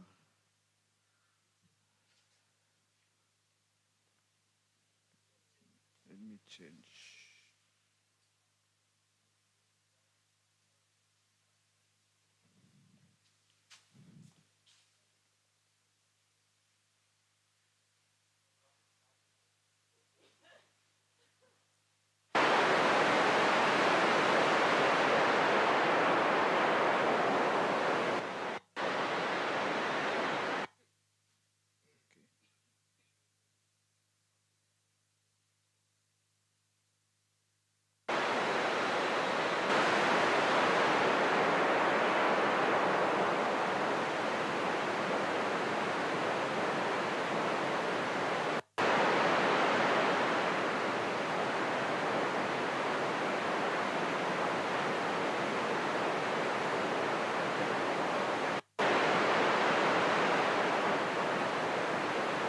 So if you want to do time alignment, if you have delays, FOH and delay, you can do the old school, count your feet, then do delay on your phone, or if you know how to calculate it, or you can do with the software.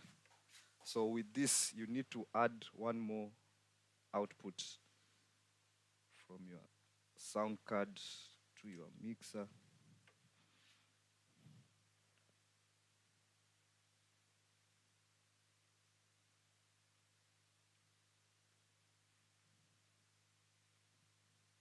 Same level.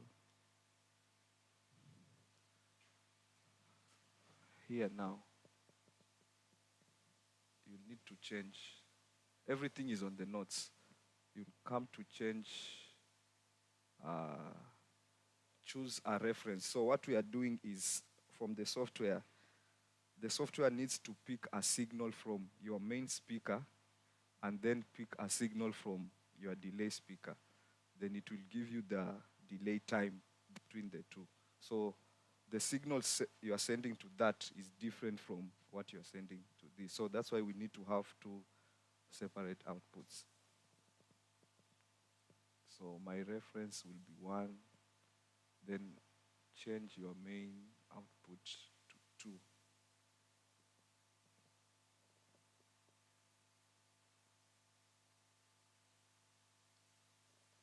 Okay. I need to test output 1. Okay, output 2, we are getting signal. Okay.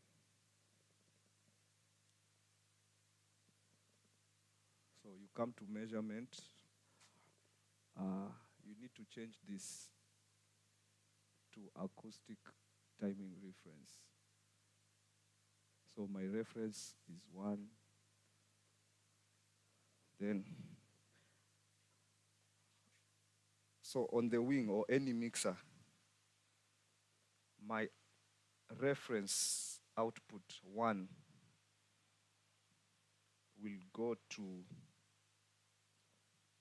this speaker, which is, okay, sorry, I need to change. I need to have 2 separate outs.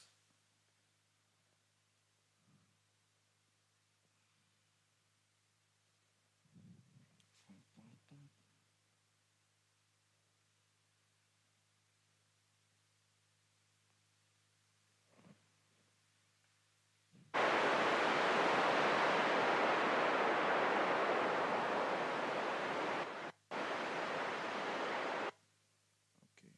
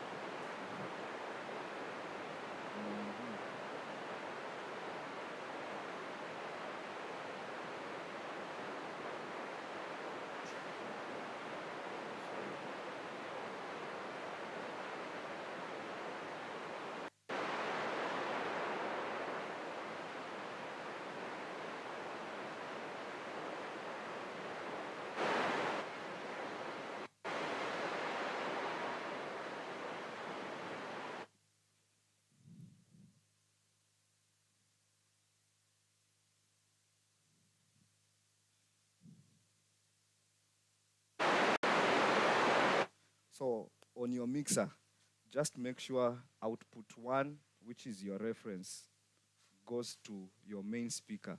Output 2, which is what you are trying to delay, goes to 2.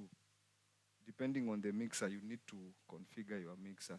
So whatever is going to 1 should not come here. And whatever is going to this should not go to that here.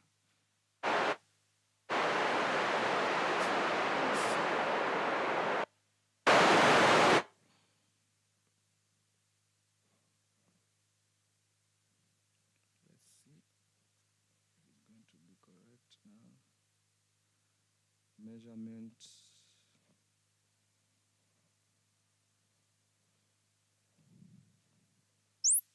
Yep.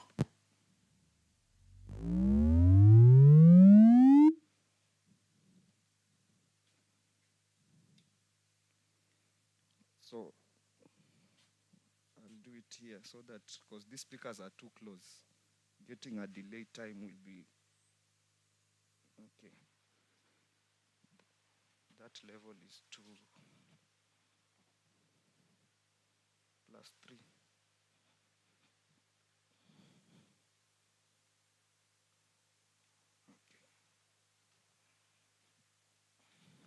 So you had, that one was short. So the mic picks that, then picks this, then it tells the difference in time that the two arrived.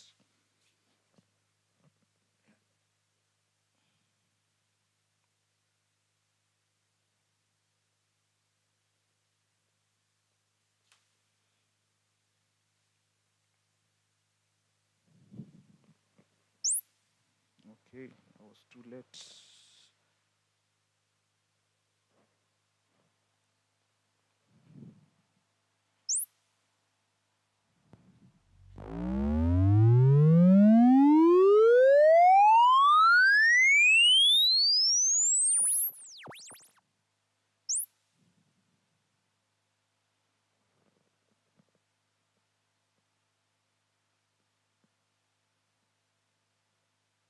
So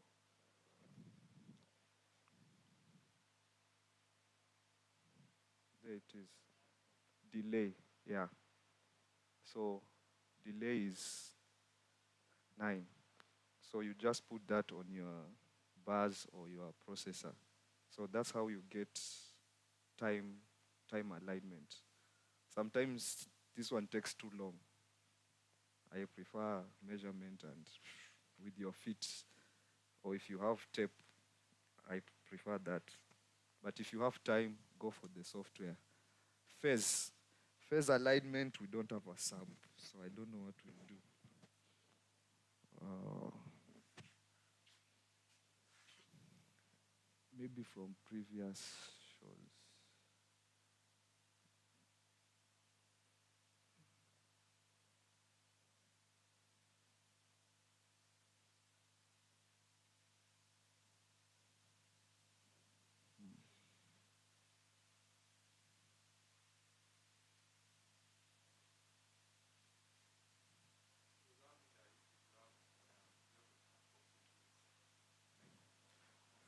Yes, that's the thing. It's a lot of time.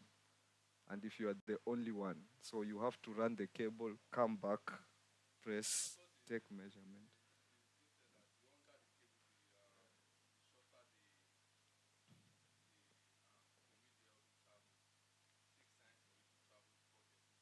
Yes, of course, that's a factor.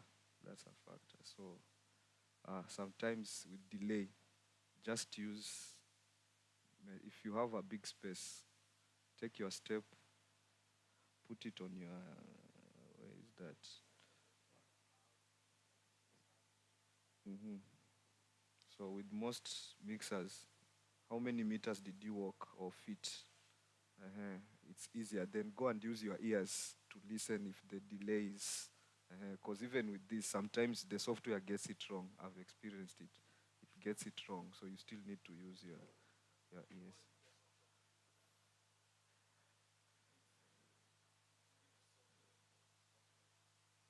For me, the one is that is accurate is feet. Uh-huh. I trust my feet. Yeah. So how many feet did you walk? That is easier and accurate. Uh, I'm trying to find.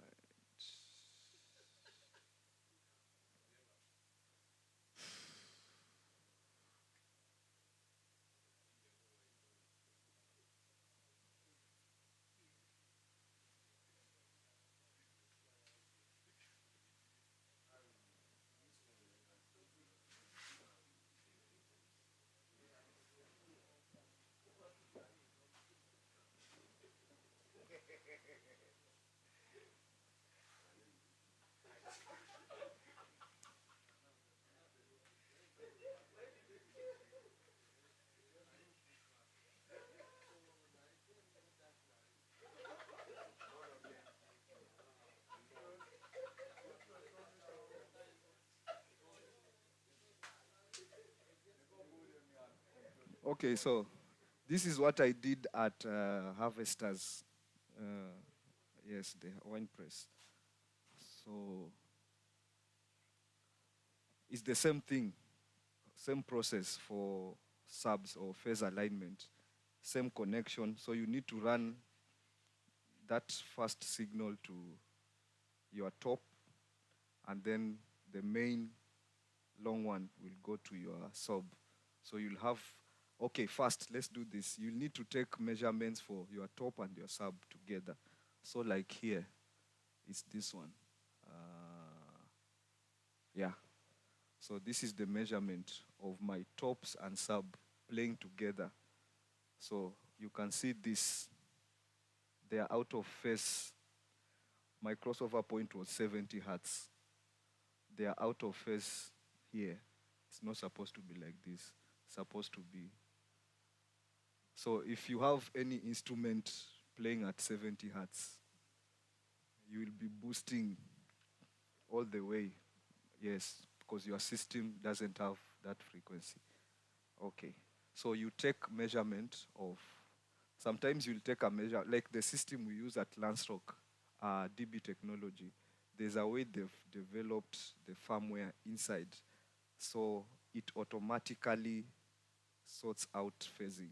If your speakers are together, you don't need to do phase. I've tried it personally. It's always in phase. So some speakers now have already corrected these phase issues. Uh, Old speakers you need to do to do this. Yeah. Uh, so so you'll take a measurement of your top and your sub.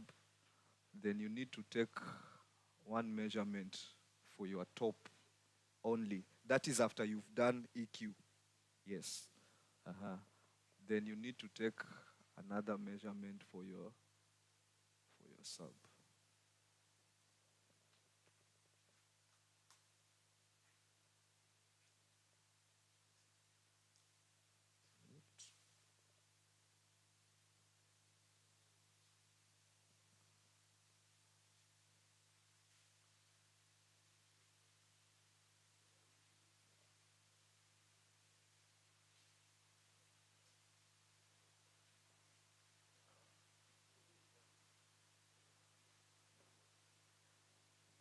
Okay. So I'll use this.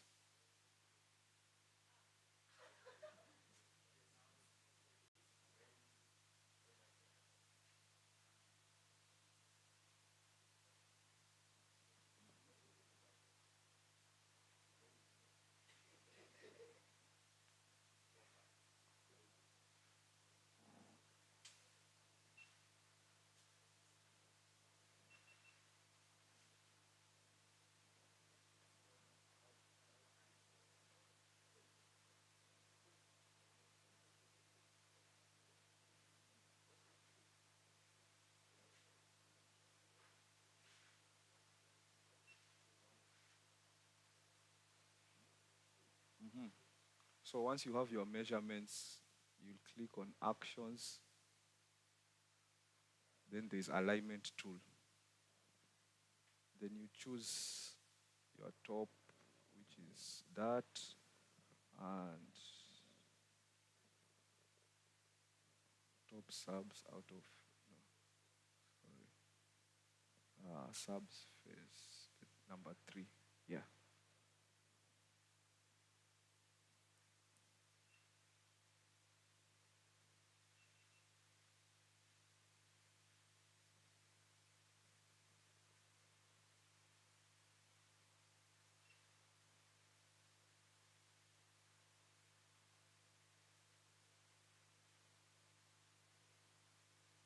Sorry.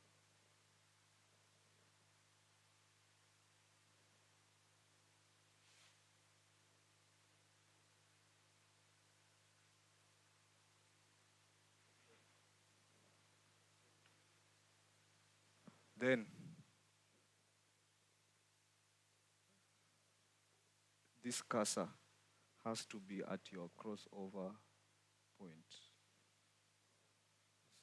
70.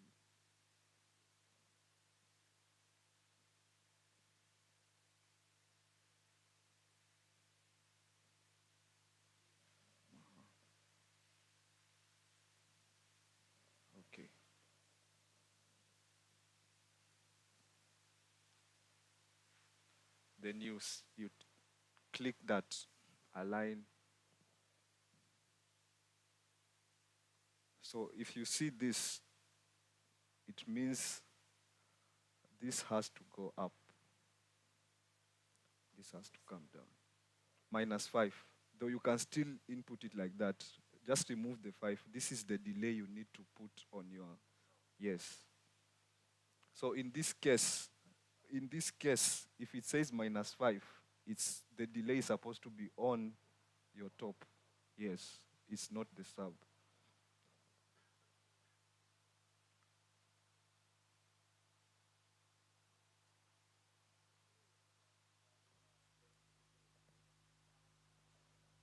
So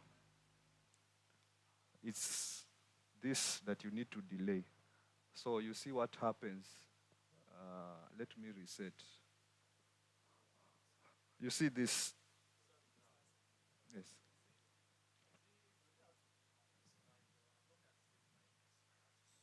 Yes. It's minus. You have to switch. Yes. Yes. So you can see that dip that we saw. But once you align it. Yes. So the software tells you if you put this on your top, this delay, this is the result you'll get. So you can do that, then take another measurement to confirm that you're getting that. So so that is what I did, and I got.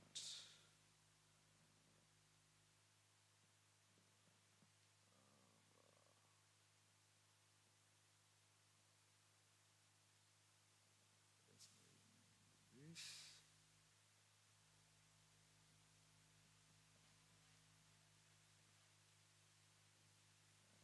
So that's the difference between the two. This one is in phase, this is out of phase. Yeah. So sometimes it's not correct.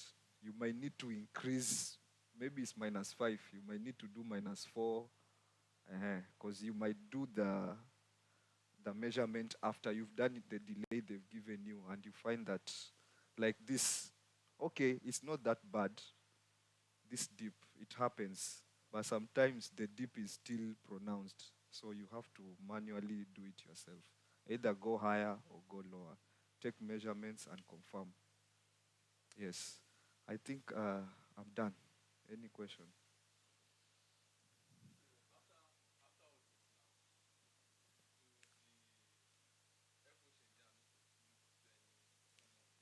No, no.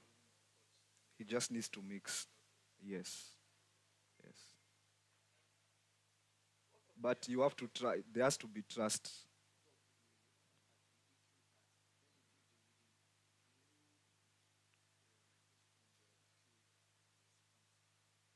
Yeah. Yes. Yeah. So here, EQ filters. All the filters will be here. Yeah. So just go and.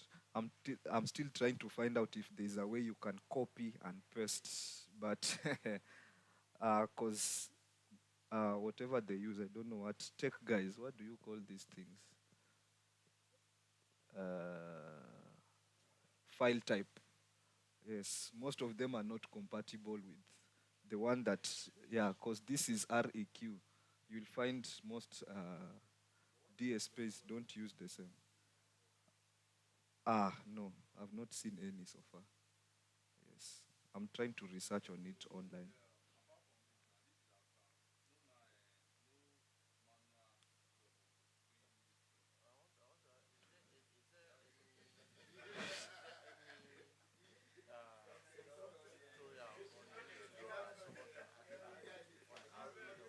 Yes, yes. Actually, I learned from YouTube. Okay, I read the manual, all of it first, and then I went to YouTube. But yeah, most people who use, yes, most people who use REW are audio files. They use it for home theaters. So most of the tutorials you'll find are for home theaters. So you have to take that information and apply it to live sound. Yes.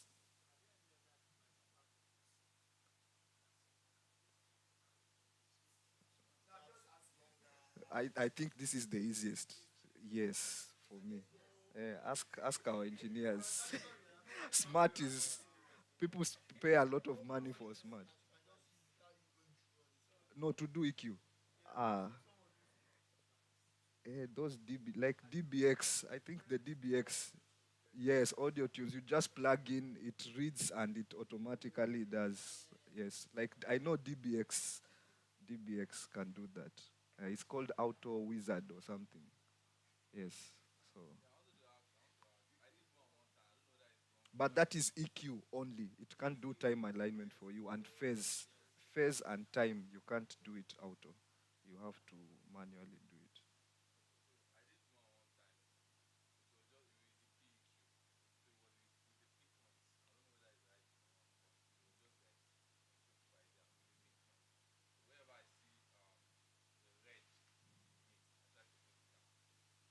Okay.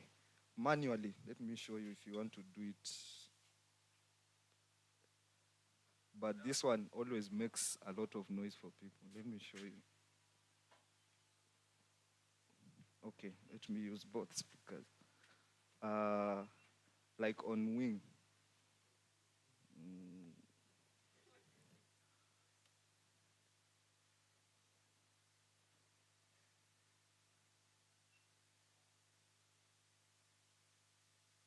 oscillator.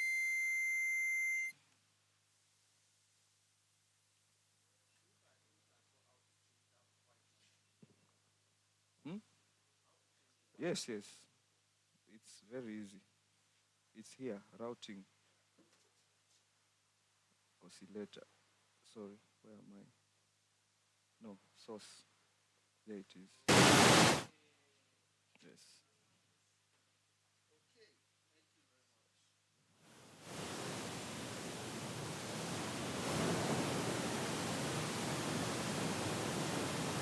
Okay.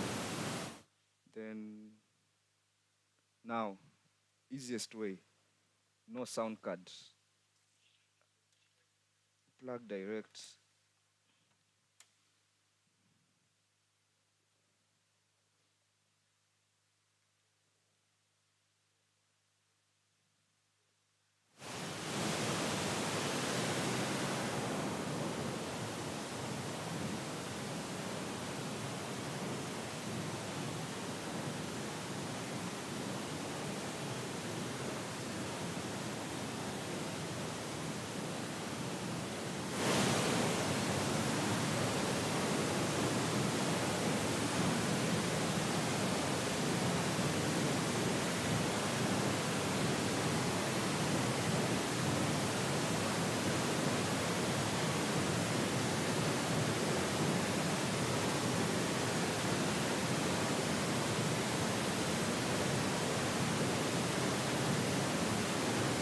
So,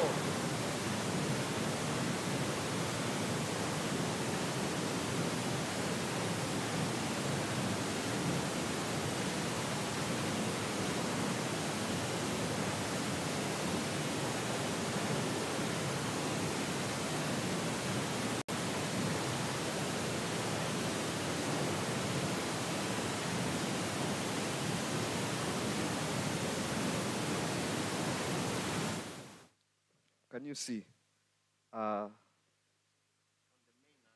yeah, so this is your input, the oscillator, pink noise. You come to your RTA. This is pink noise. You can see it's almost flat. Yes. Then you need one channel for your mic. So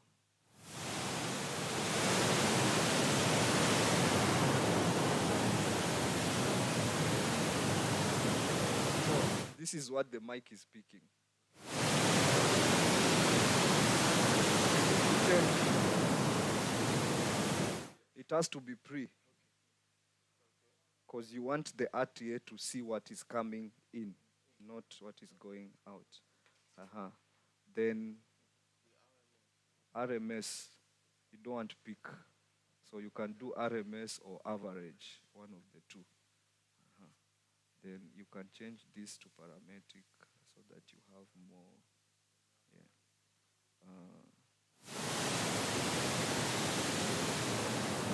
You can increase your gain.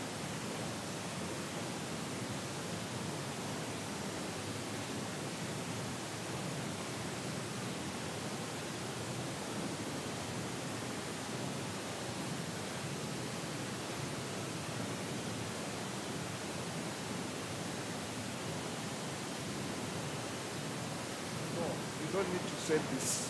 This is not going back to your system, but it will feedback. So this is what the mic is picking from the speaker. So now if you need to do your EQ, your main to your speakers. Now that's the tough part. So I had to do it. I was like,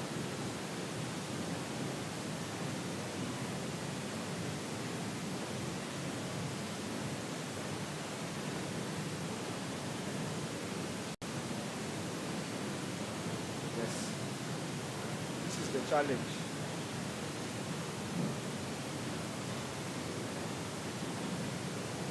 I have to come here on this channel.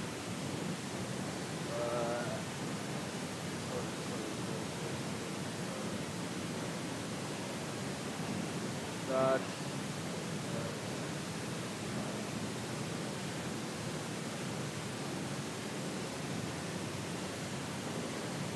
so I have to come. So for example, I want to boost. Like I can see there's a dip. I need to bring. So I need to bring this.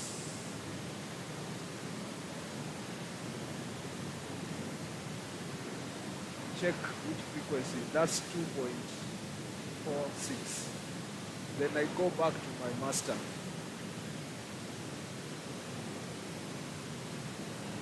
2.46.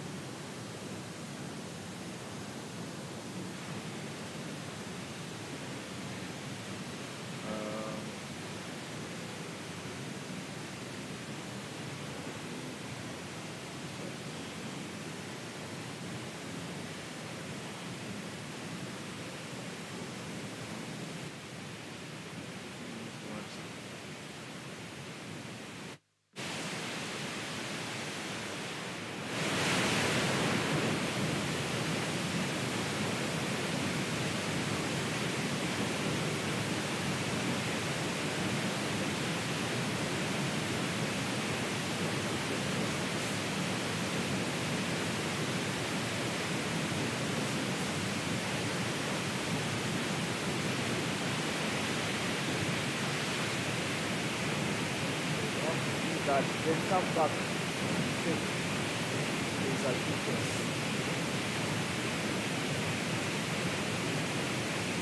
No problem. It's another one.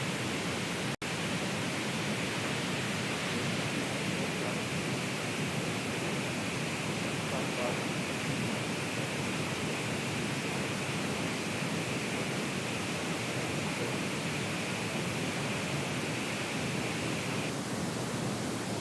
here. There's a difference.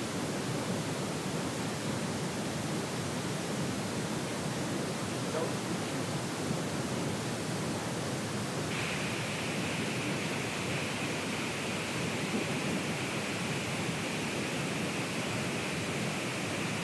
You have to do it over and over. So, because if you boost one area, it's an overall boost. It works in octaves. So if you boost, you need to come and cut.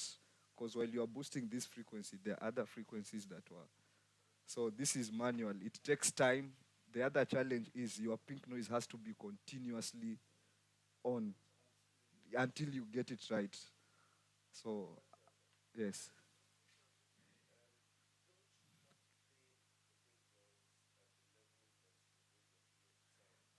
Yes. Yes, now the challenge with that is, as I said, if you have a room, you're not the only one. If you are setting up for an event, you have light people, you have deco people. So with this, people will be telling you it's too noisy. They need to talk. They need to do this.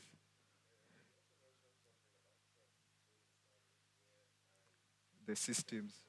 Yes.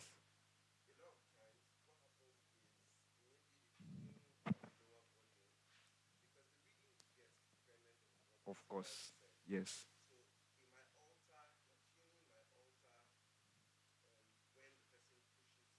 Of course. Yes. So personally, uh, when I'm at an event, I don't care if there are people around. I'll play it at max. Yes, I'll do my measurements at max because of that. Because yes, I don't want to start retuning the system while the mix engineer is mixing. So if you are confident enough, just tell everybody it's my term. So and with this, it's quicker. Yes. That thing is like 1 second and it stops.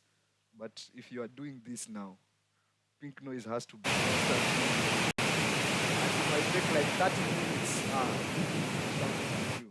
So always drive it. Make sure your system is at unity.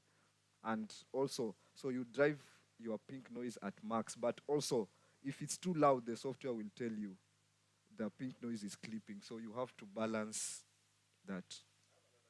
Yes.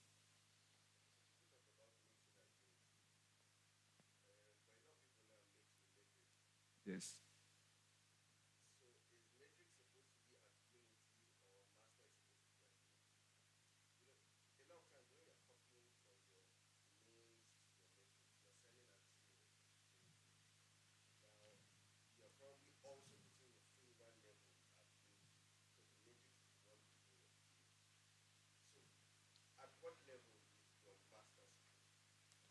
Uh,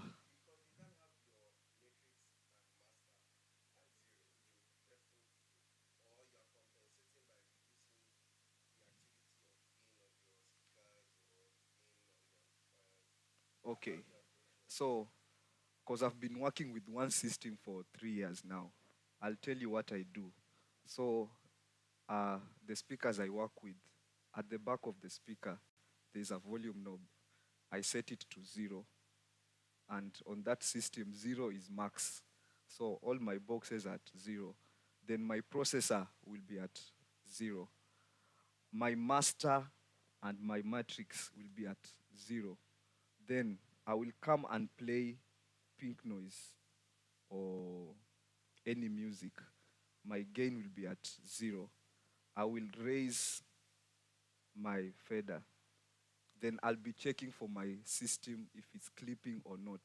So where it stops, so most of the time what I've experienced, if I'm playing music, my music fader will get to 0. That's when my speaker will start clipping. So it means my system is optimized at the matrix being at 0, master at 0, speaker processor 0. So once, so then what I do at, if my music is at 0, what is my reading on the meter? So for the system we use, if you are mixing music, anytime you go above -12 on this mixer, your system will be clipping with everything set at unity, unity, unity. It doesn't matter what kind of music. So, yes, yes.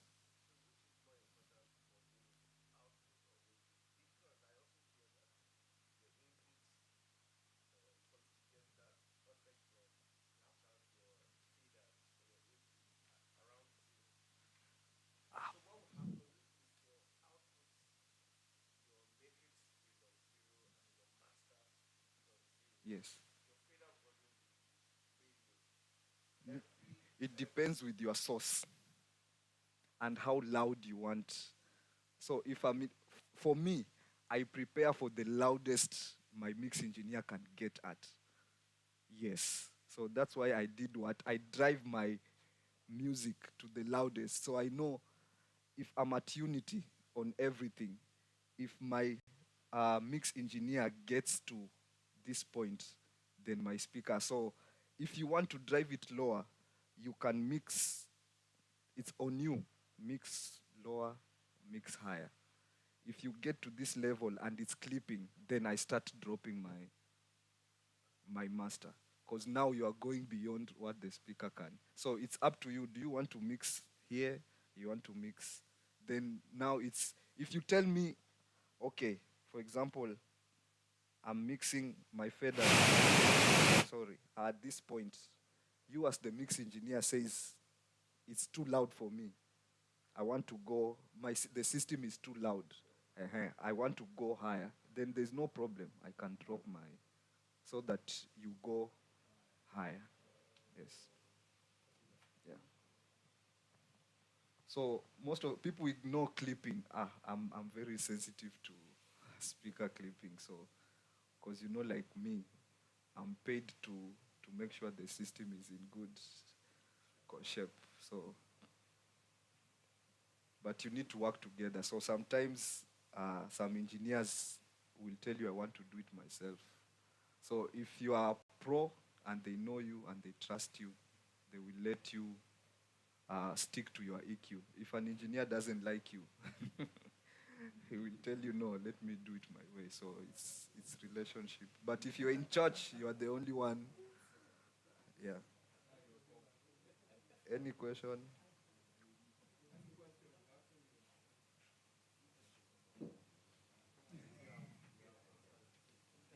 Yes. Okay.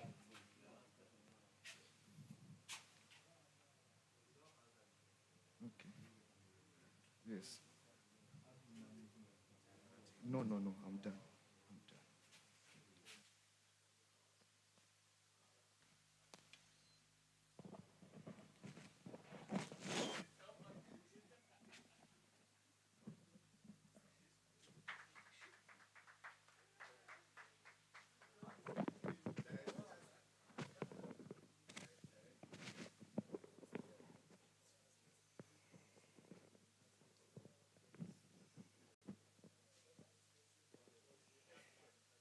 Yes, I'm good.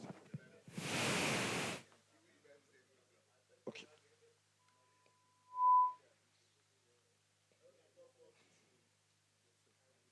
okay, okay. Whenever I call, he hears me. Him always hear. He hears me. Yes.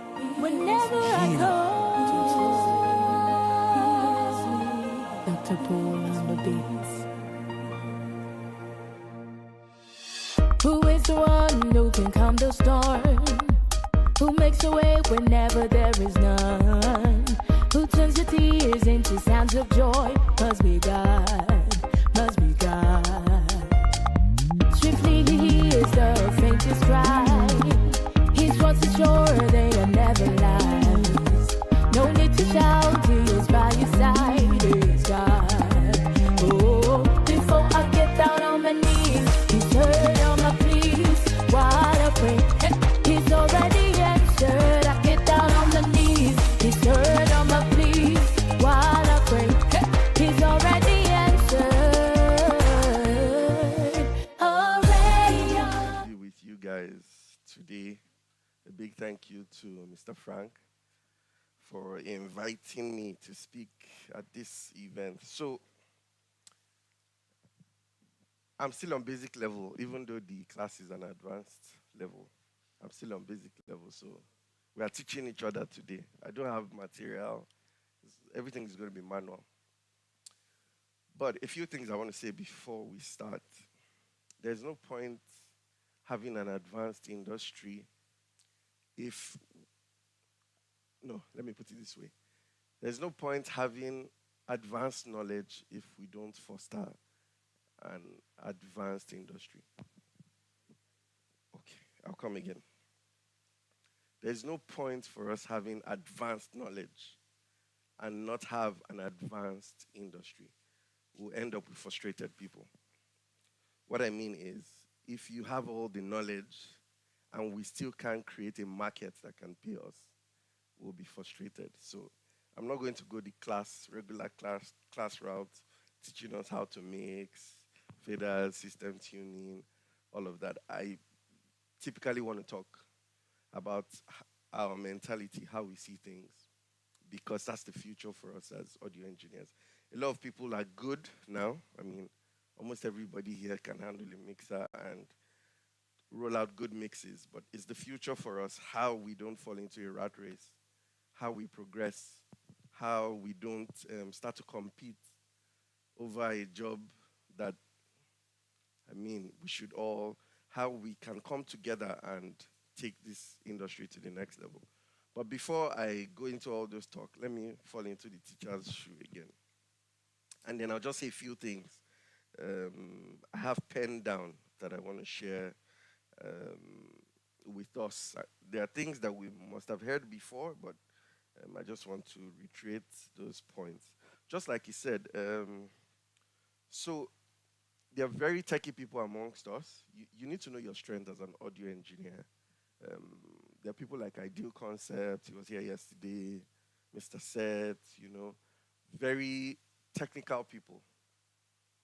But you also need skill. You need a mixture of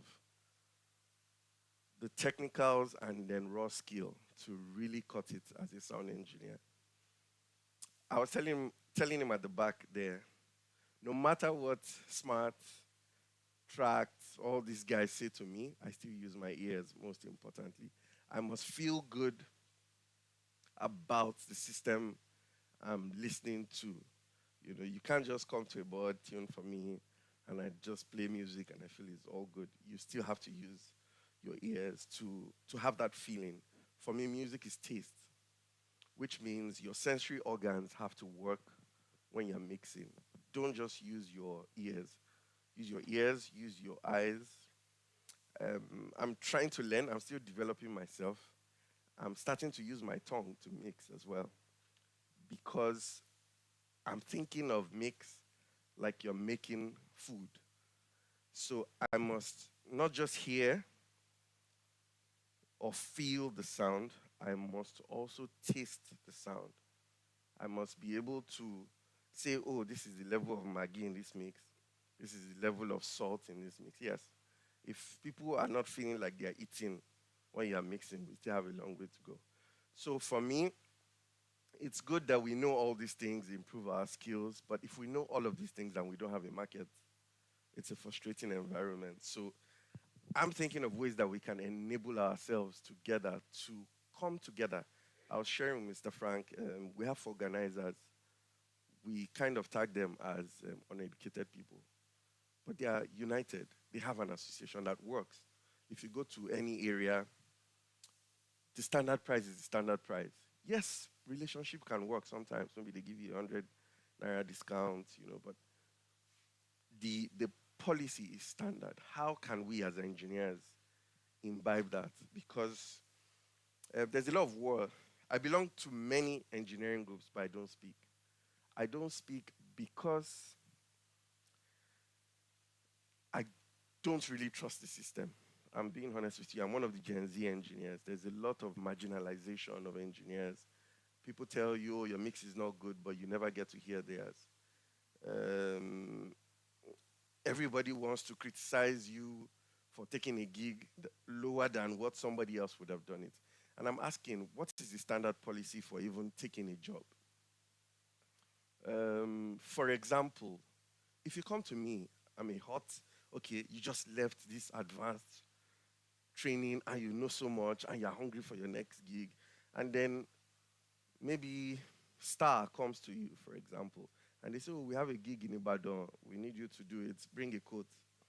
And maybe, sorry, forgive me for mentioning names, maybe an engineer, Osage, is the one who used to do the job, before now. He would probably quote a 10 million for the job. And then you, just because you know a few tricks and you want to be out there, you quote 1 million. And then somebody comes to you and says, you're spoiling the market. How do you feel? Spoiling the market is majorly about point of view.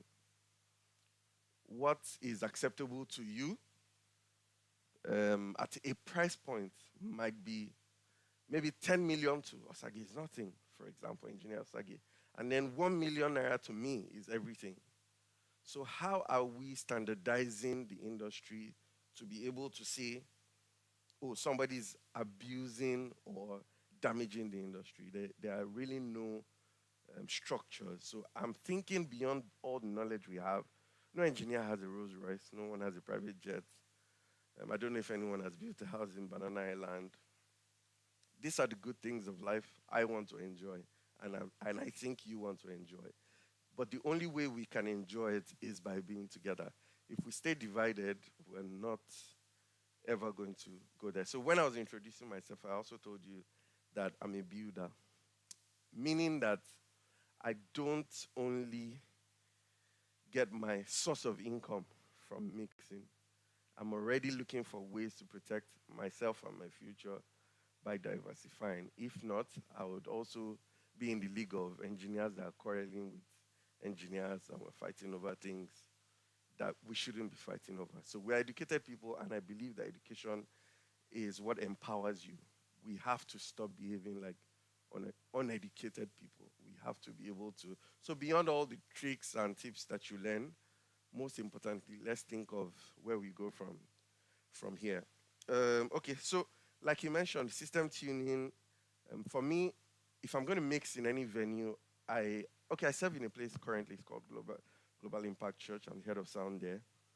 Um, if you get to any venue, you have to listen to the room, you know, and then you have to understand priorities. For me, if you listen or if you've ever listened to any of my mixes, people always tell me, your lead vocal is always on point. Some people say, make your drums, blah, blah, blah, blah, blah. People say different things. But for me, the lead vocal is the most important element in any mix. So you have to nail your vocals absolutely right. Then there is the bread and the butter, or like the cake and the icing. The cake of every good mix, I'll tell you today, the secret is volume balancing. My opinion. Anything I say to you, please, is by your Smith's opinion. Volume balancing is the trick of becoming a good or great mix engineer. Every other thing you have in terms of processing, EQs, dynamics, compressors, effects, they are just the icing. If you practice volume balancing really well, you're on your way to becoming a great mix engineer. If you can play yourself maybe a multi-track file, a virtual sound check, and you can volume balance, even without EQ, if you can volume balance accurately and there's distinction, you would enjoy your mix. It's not every time you have to delve into low mid chord, high mid chord. Yes, you do that to shape. Tonal balance, yes. Separation, yes. But if you're just separating tonal balancing, but you don't have a good mix balance, a good volume balance, it won't still sound good. Because as we know, compressor is also a form of volume. Do we agree? EQ is also a form of volume. Yes, either you are boosting or you are cutting. Compressors, you can add makeup gains, you can add your ratios to. I use compressors a lot to thicken or fatten stuffs, make it really tight. So all these tools are just to take your mix to the next level. But I think you should spend your time on is volume balancing. Advanced class to me is more of perfected basics because um, when you get really, really advanced, basics are what actually keeps you there. I don't know if what I'm saying makes sense. After learning all these advanced things, you will find out that if you miss out on basics, you have a dropout in the advanced world. A lot of things are details. Okay, for engineering, a lot of things are details, and those details are the basics. If you miss that level, even no matter what advanced level you are, if basic things like cabling, basic things like routing, patching is not right, you are messed up. You are done for. The next thing is I want to talk about microphones. So it's an advanced class, but I want to talk about basic things that we should not toy with. Microphones. We need to get the choices of our microphones right. Know what our microphone does. Okay, so this may be online. Okay, I work for one of the legends I grew up listening to. I mix for him sometimes now. And he came to an event I mixed, Tokwe Alabi's, what's that concert? Praise the Almighty, yes, at Ikeja Cantonment. And he was in the crowd. I may not mention his name for standard policy. He was in the crowd, and that was where he heard me. And then he had been scouting for an engineer. He's one of the big legends in this country. He had been scouting for an engineer he couldn't find. And then after the event, he took a picture from where he was. He took a picture of me. I think I used this board that day. He took a picture and then he went. And then afterwards, he had some gigs for last year, December, and he was still scouting for an engineer. And somehow my name got mentioned like 3 or 4 times. And then he called me. He said, okay, are you mixing anywhere again around this period? I said, yes, I'll be at Fruits Place mixing somewhere in Maryland for Tommy Favored. Then he came. Funnily, because he's not somebody, my stories, I'm actually telling you my story because the story is what makes us get to where we want to go, you know. So he came, he was there from sound check. He came earlier than most people. And he brought like a university note, higher education, and he was writing down everything he noticed from sound check up until the whole concert. I didn't know him, I've never met him, you know, and nobody would have guessed he was the one, actually. So after the concert, he called me to come to his office, and then I went. And then we started an interview. I just saw him, he brought out one higher education. And then he was so detailed that for every question he had in his mind, he wrote a possible answer. He's also an engineer, kind of. So for every question, for everything he noticed, he wrote an answer. So you ask me, oh, so why did this happen? Why did this happen? And I kept giving him the answers that he wrote down as possible solutions. So it was really wild. And he said, in fact, you are going to work with me. And that's how I started working with him. And then he asked me a question. He said, everybody uses SM57 on percussion, on talking drums, for example. Why do you use SM58? I said, well, for me, I use the SM58 because of the capsule. I feel that the SM58 has a wider capsule, which gives me more pickup than the SM57. Typically, everybody will tell you use SM57 for percussions. And then I'm going somewhere with this conversation. I'm not saying using SM57 is wrong. I'm just saying know what works for you, know the details. And then he said, oh, have you tried Audix? Have you tried this mic? Have you tried that mic? And he went into his catalog and he started bringing out mics. He's heavy on percussion. He's somebody that loves percussion. And he said, I've tested different mics in America. I even told them to bring all the mics they have. They used Audio Technicas, and he came out with a particular mic and said, Bayo, go and try this mic on talking drum. So some of us, I noticed that we are guilty of this. We follow standard practice, which is what you see from somebody is what you always just want to use and follow. No, you need to know what an SM58 does to your sound. You need to know, not just guess. You need to deliberately know what an SM57 does to your sound in terms of what they call all these things, how it picks up, how it responds to frequencies. You need to know what each product can offer you. Don't stay stuck on one product because you not copy and paste generation. We need to be a generation that is constantly searching out things. Okay, I'll move on quickly. We need to understand gain structure. We're having those conversations just before I came up. It was like he was even speaking some things I had in mind. You know, your meters are very helpful. I see engineers who just mix with their ears and they don't look at the meters. It's wrong. It's blind. Mix with two things. Mix with what you see. Mix with what you hear. At least predominantly those two. Like I said, I'm getting to a level where I want to taste guitar. I want to taste keyboard. I want to taste bass. That's my own personal next level. Then mixing monitors. I see this issue. It happens in my church. It happens almost everywhere I go. Everybody doesn't want to be the monitor engineer. Everybody wants to be the front of house engineer. It's becoming rampant. So a lot of people, are you doing this job for glory? You just want to be seen. You want to. The most important thing in a show is the monitor. If you get the monitors wrong, trust me, no matter how good you are feeling yourself in front of house, you are at 30 or 40% capacity.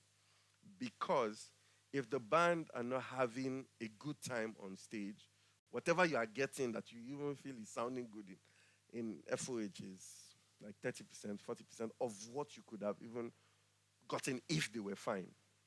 So let's pay attention to monitors. And then monitor mixes. I say this. Monitor mix is like you having the knowledge, but the team having control. They decide what they want to listen to, not you. What your knowledge is there for is to guide the level at which those things come together. Use your knowledge to control, oh, there's no bleeding, noise, distortion, but your job essentially is to help them have what is important to them to perform. Okay, so there's an artist I've worked with, I'll mention him, Niniola. If you mix in-ears for Niniola, um, it needs to sound like a line array.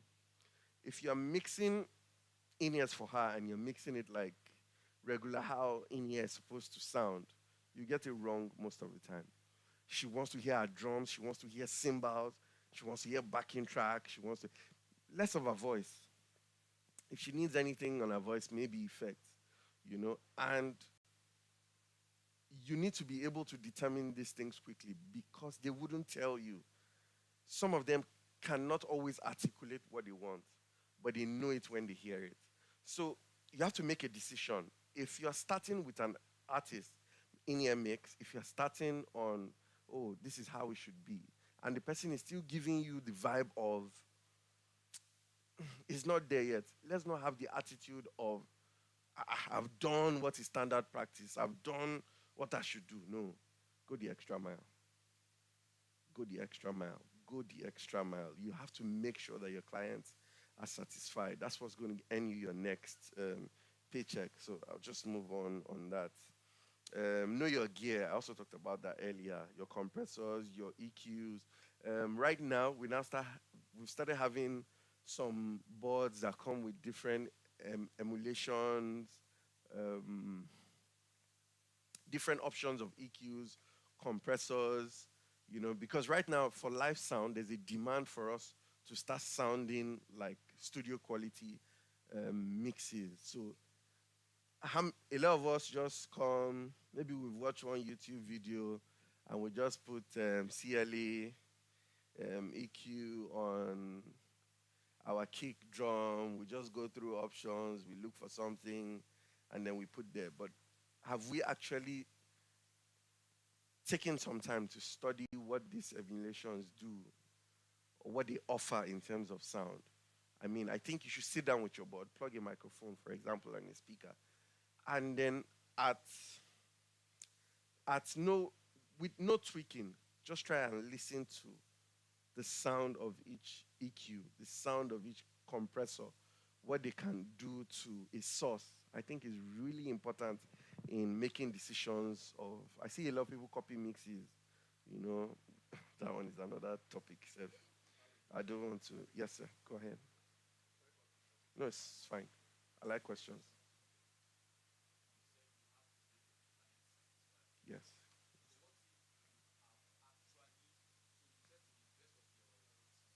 Yes. Yes.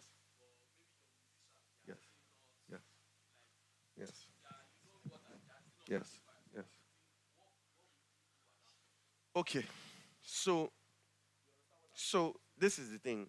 I also consider a sound engineer a doctor. There are many things I consider a sound engineer. So I consider you a doctor. Imagine you have a patient. The musician is the patient now. He comes to you, he's sick. I'm having pains here, and he's screaming, he's in pain. Has your doctor ever screamed at you when they're trying to administer treatment? Have you ever take this injection? Turn must give you what? Okay, I don't know the kind of hospital you go to. Sorry, go ahead. Yeah. Okay. Okay. Okay.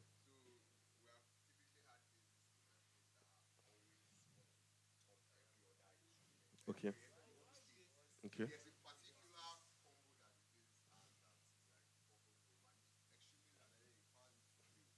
Okay. Okay.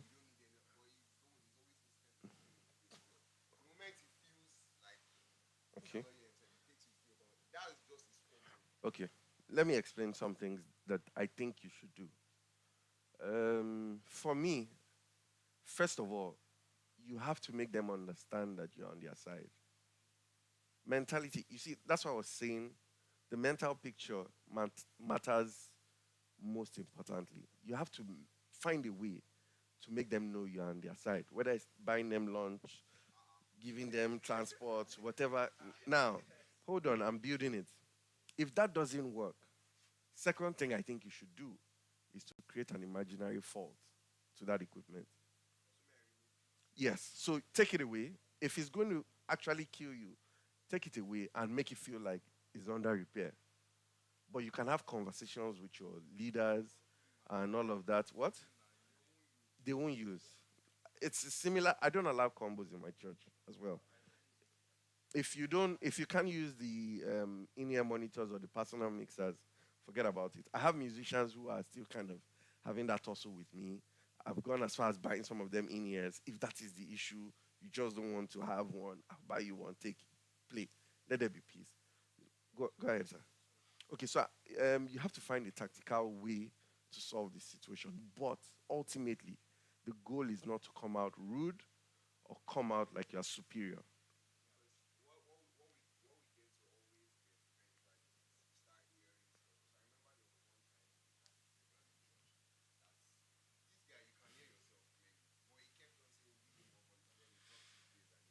Let me lie to you. Let me lie to you. Let me lie to you. Part of it, that's why I said always looking inwards. Part of it, sorry, permit me, might still be your fault. You know why? If you mix and somebody in that auditorium or comes to tell him that, oh, more, your base, I feel die today, he will start to trust you. Let me tell you what's happening. Apart from the fact that he wants to be selfish, he's also not getting good feedback about his instrument. Go ahead.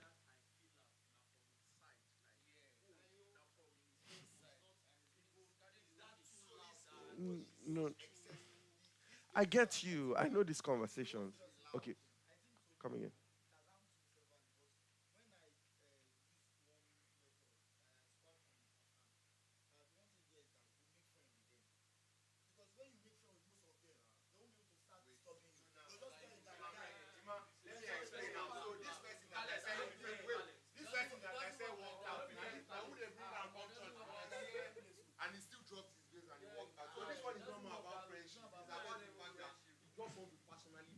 No, like I said, you can't win all cases. You can't. You are not sugar. You're not ice cream.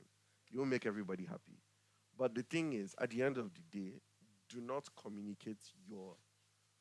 Do not ultimately find a creative way to solve it. Our cases will differ, with persons. Okay, I also work in a studio. Um, I work in a studio. I don't know about that. I work in a studio, and in the studio where I work, it's almost like a marketplace. So I get to meet all kinds of people. And trust me, over the years, it has helped me train my temperament. Trust me, most of the gigs I get today is because of my temperament. Trust me, it's not because of my ability. Because you have to be able to define this early. If you are not able to manage these situations, you can't manage a big event. You can't. You always find these people everywhere, and you have to find a way to just manage them. Trust me, There are some that when you get on that good page, they will be the ones that will give you the most gigs you ever have. They're the ones that will refer you for the most gigs you ever do. Because that stubbornness, they will use it to bulldoze anywhere they are talking about engineer. Now, this my guy must did here. I'm telling you. So you have to be tactical, and you have to be. Don't see the selfishness in people.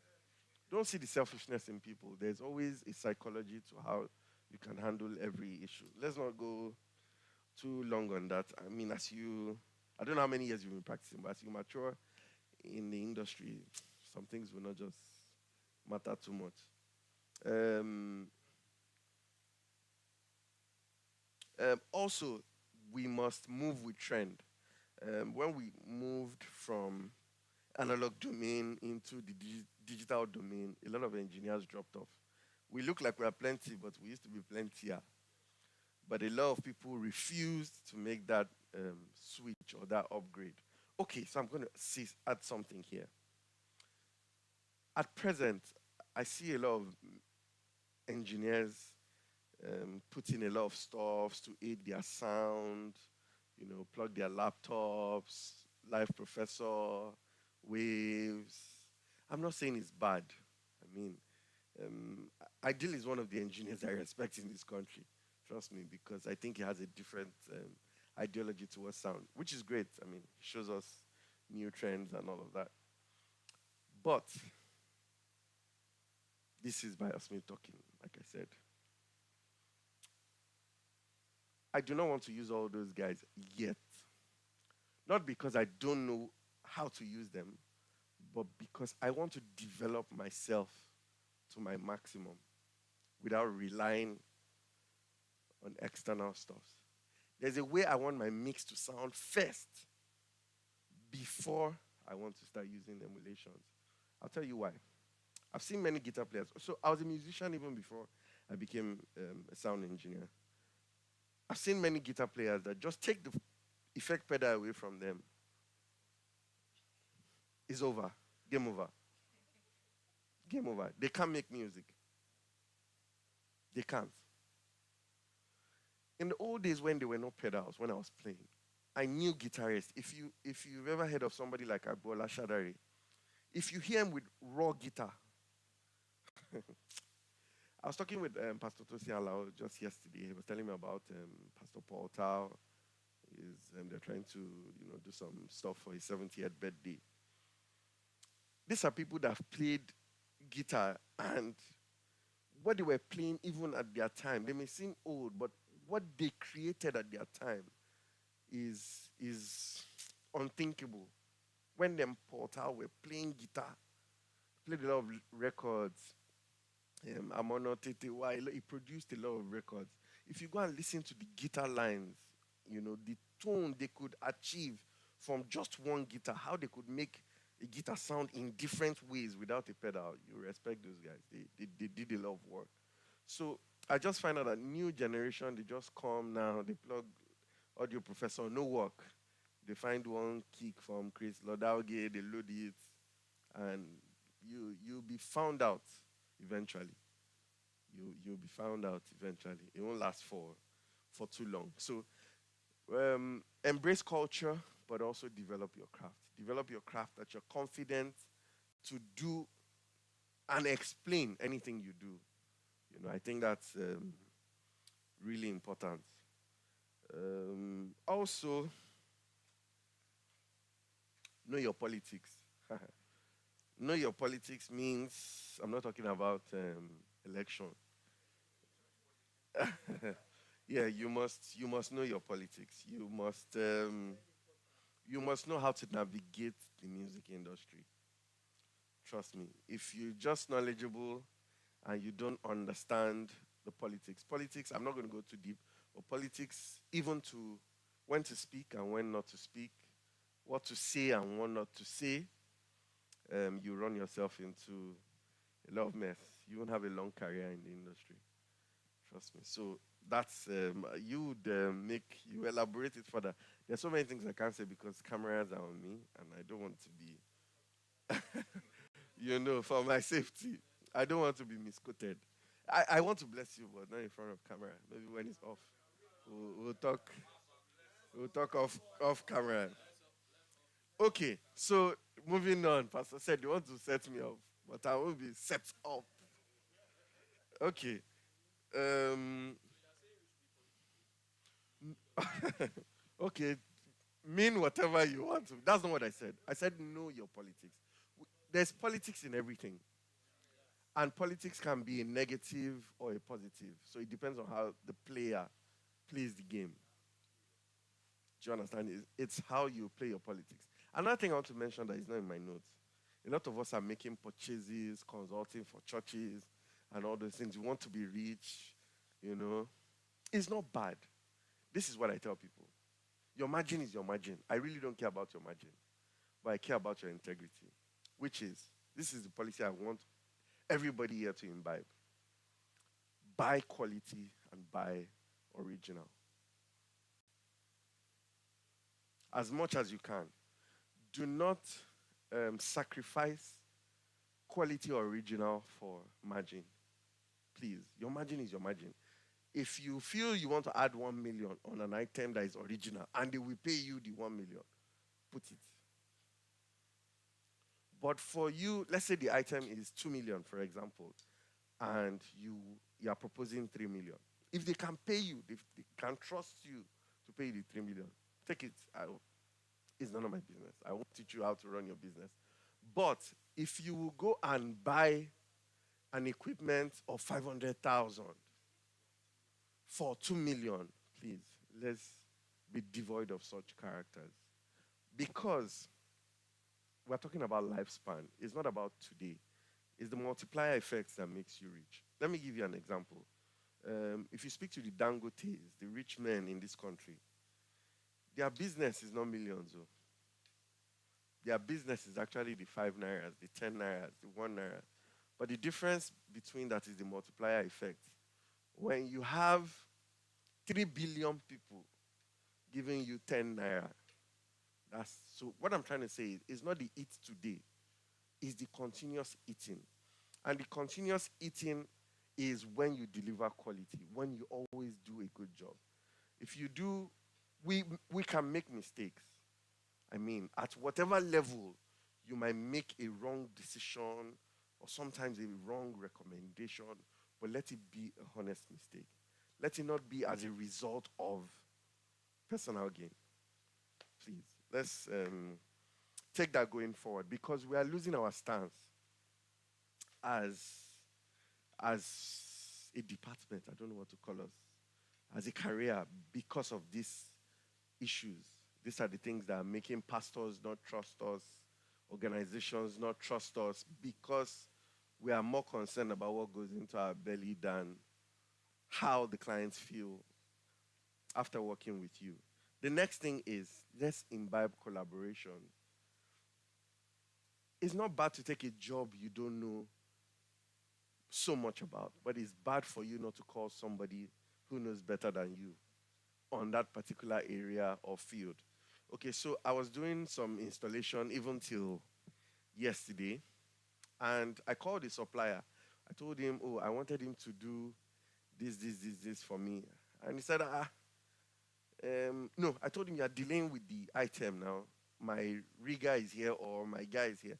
And he said, Bayo, you can do this to yourself now. Allow the guy go. Blah, blah, blah, blah. You know the next thing I told him? I said, yes. Even though I can do it, I don't want to eat all the money. We must learn to collaborate. If you have a way to help somebody else to make some form of living, survive, earn some money, please, let's learn to call each other to jobs. We need to grow beyond the point where you're having a concert, you find 3 or 4 engineers there, and you're always watching over your shoulder to, this one, they don't want to come and collect this job. Are they trying to know? We should get to a level where you see 4 or 5 engineers on your show and you are happy that they are there because they are going to add value or make it even better for you. So that's the kind of industry I want us to develop going forward. I shared a vision with one engineer. Okay. That's a bit dicey.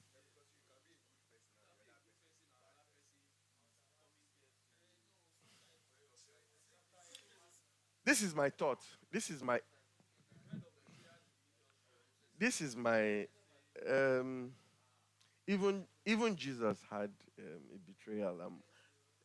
But we won't define our industry by the bad eggs. We won't define, or we will not let them be the reason for us not being good, because that's also a sin.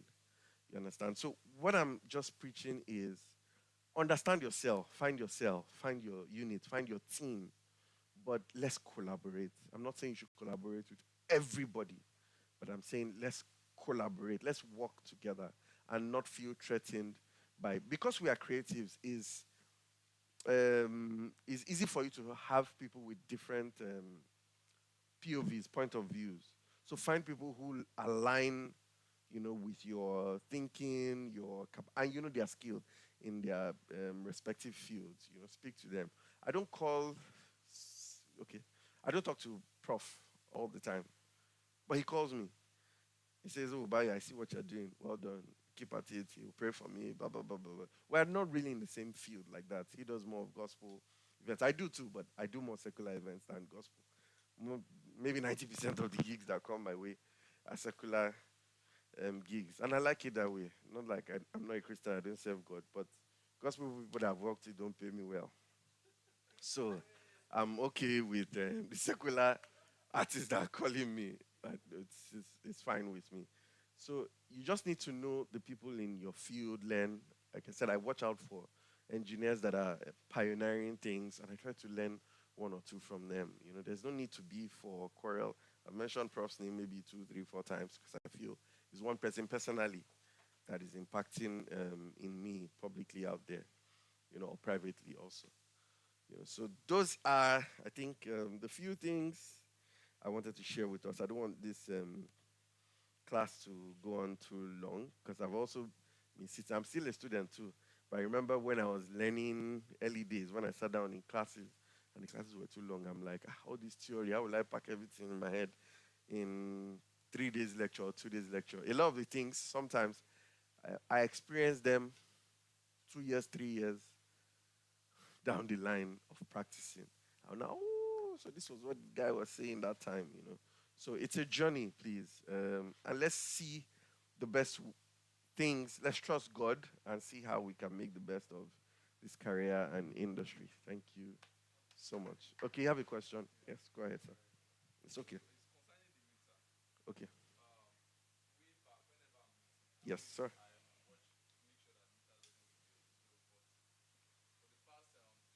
Yes.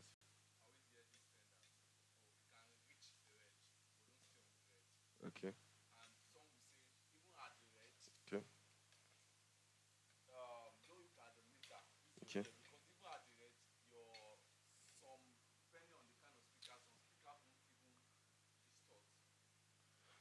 Okay.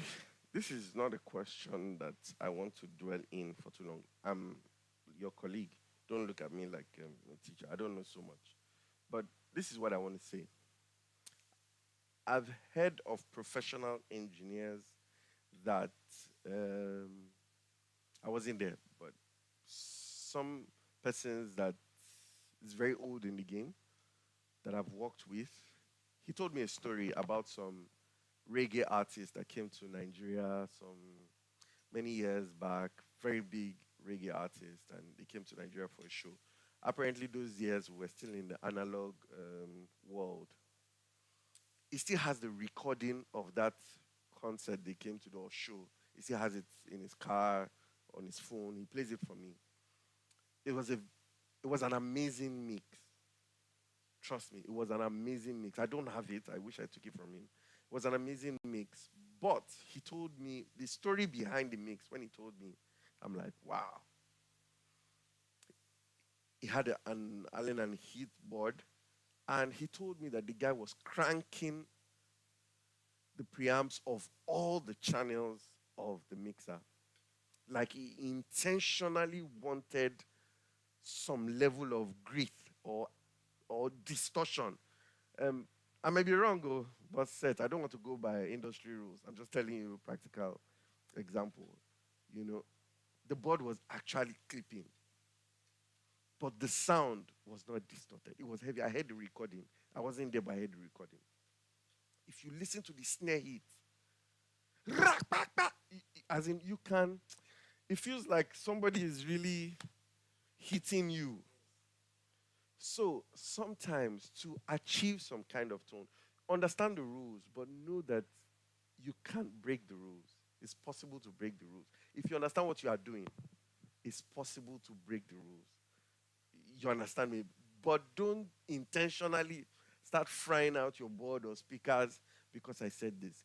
He might have had some other ways or cheats that he was going to use, maybe frying the board but reducing the gains of the amplifier. As I wasn't really there, but this was what I was told.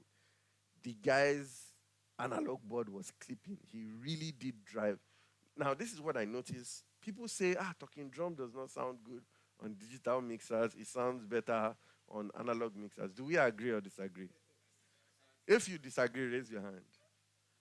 You disagree that talking drums sound better on analog mixer?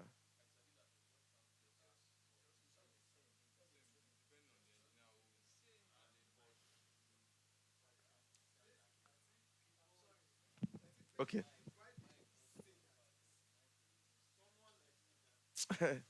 Trust me, those Fuji guys, sorry, they use worse. They don't even use this quality. But if you have ever been in a juju show where you sit down, even you as a sound engineer, you question yourself if you have been mixing talking drum. I'm telling you, for free. Okay, so this is what I'm saying. Digital is like in between. It converts acoustic sound to digital and then tries to return it back to acoustic. But this is doing conversion. Analog is raw, if I'm wrong. So at the point of conversion, you can't compare something that is converting signal and then something that is dishing out as it's getting it. You can't. If you put an automatic car and a manual car on the express and you are trying to be like on a race, which car would no traffic? So I think, I don't know, I've not done the experiment, but I think it depends. No, no, let's even say we have equal drivers. They will always they will, so saying this does not mean I told you I got a job off mixing percussions, not even just one. Even talk about LB. A lot of the bands, gospel bands I've worked with are percussion heavy bands.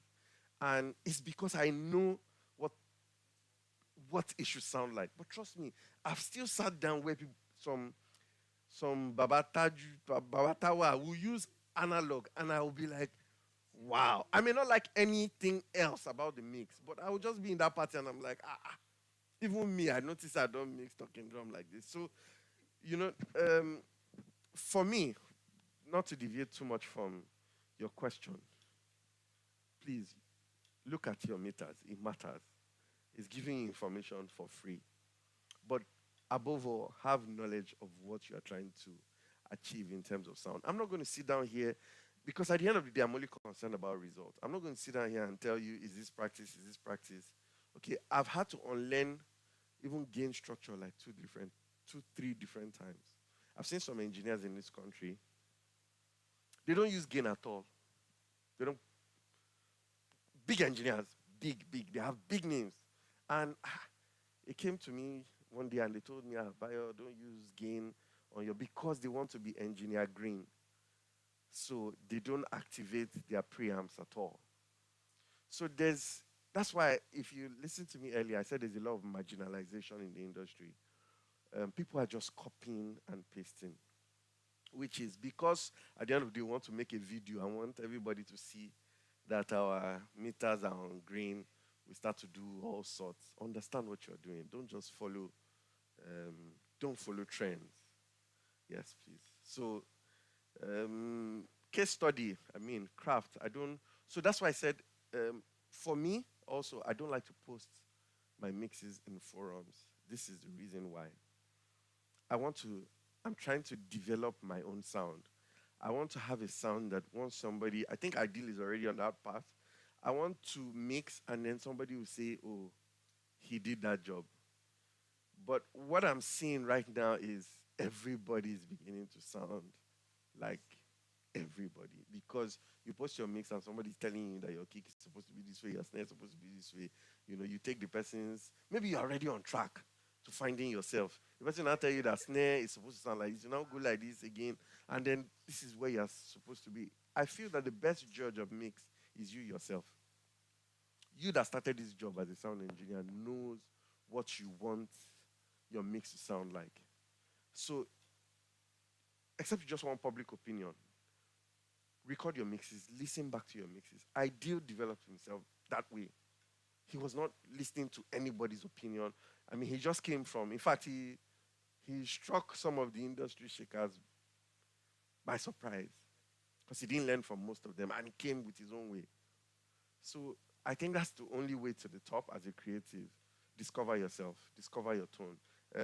The last class I trained in was last week, and the person who invited me to train in I was in this car and he was playing a mix. And I was vibing to the mix. And then I said, who makes this job? He said, you. I said, me? It was a stage mix, in fact. The only thing I will tell you the honest truth, the only thing that was bad on that mix was bass guitar. I think the guy had a combo on stage too, and I think he affected my perception of low end. But I don't even have the mix too. I wish I had that mix to play for you guys. Engineer Oye, if you know him. It was like, this is your job. And I'm like, wow, your stage mix. I put a flash on your board and I was just recording. And I heard the mix. He said, you have a signature. That was the first time I heard it. And it broke me. It broke me because I've always been thinking of praying, I want to have a signature. I want to have a sound. So when he mentioned it, I'm like, oh, I have a signature. Thank God. I was trying to, peg for what are my signatures? He started to tell me one or two things, which I won't share. But I feel that as individuals, no, this one is not even about cameras. It's more about, I still think that I'm still developing myself, even though he says, oh, when I hear this, there are certain things that sticks out to him when I do a job. So that was what he was mentioning. I'm still trying to find out if it's true, over time. So but like I was saying, last week was the first time I heard, and I feel a bit lighthearted because that's my intention as a mix engineer. I want to have a signature. I want somebody to hear my mix and say, oh, that's my ideal. Is this guy?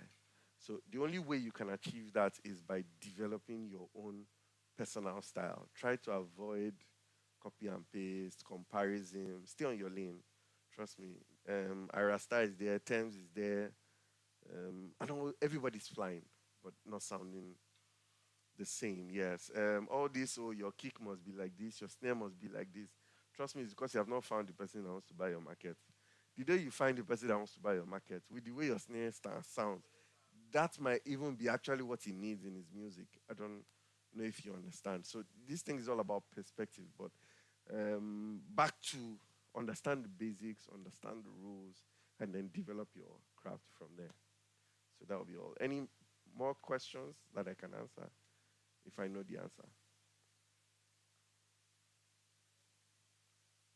Okay. Yes.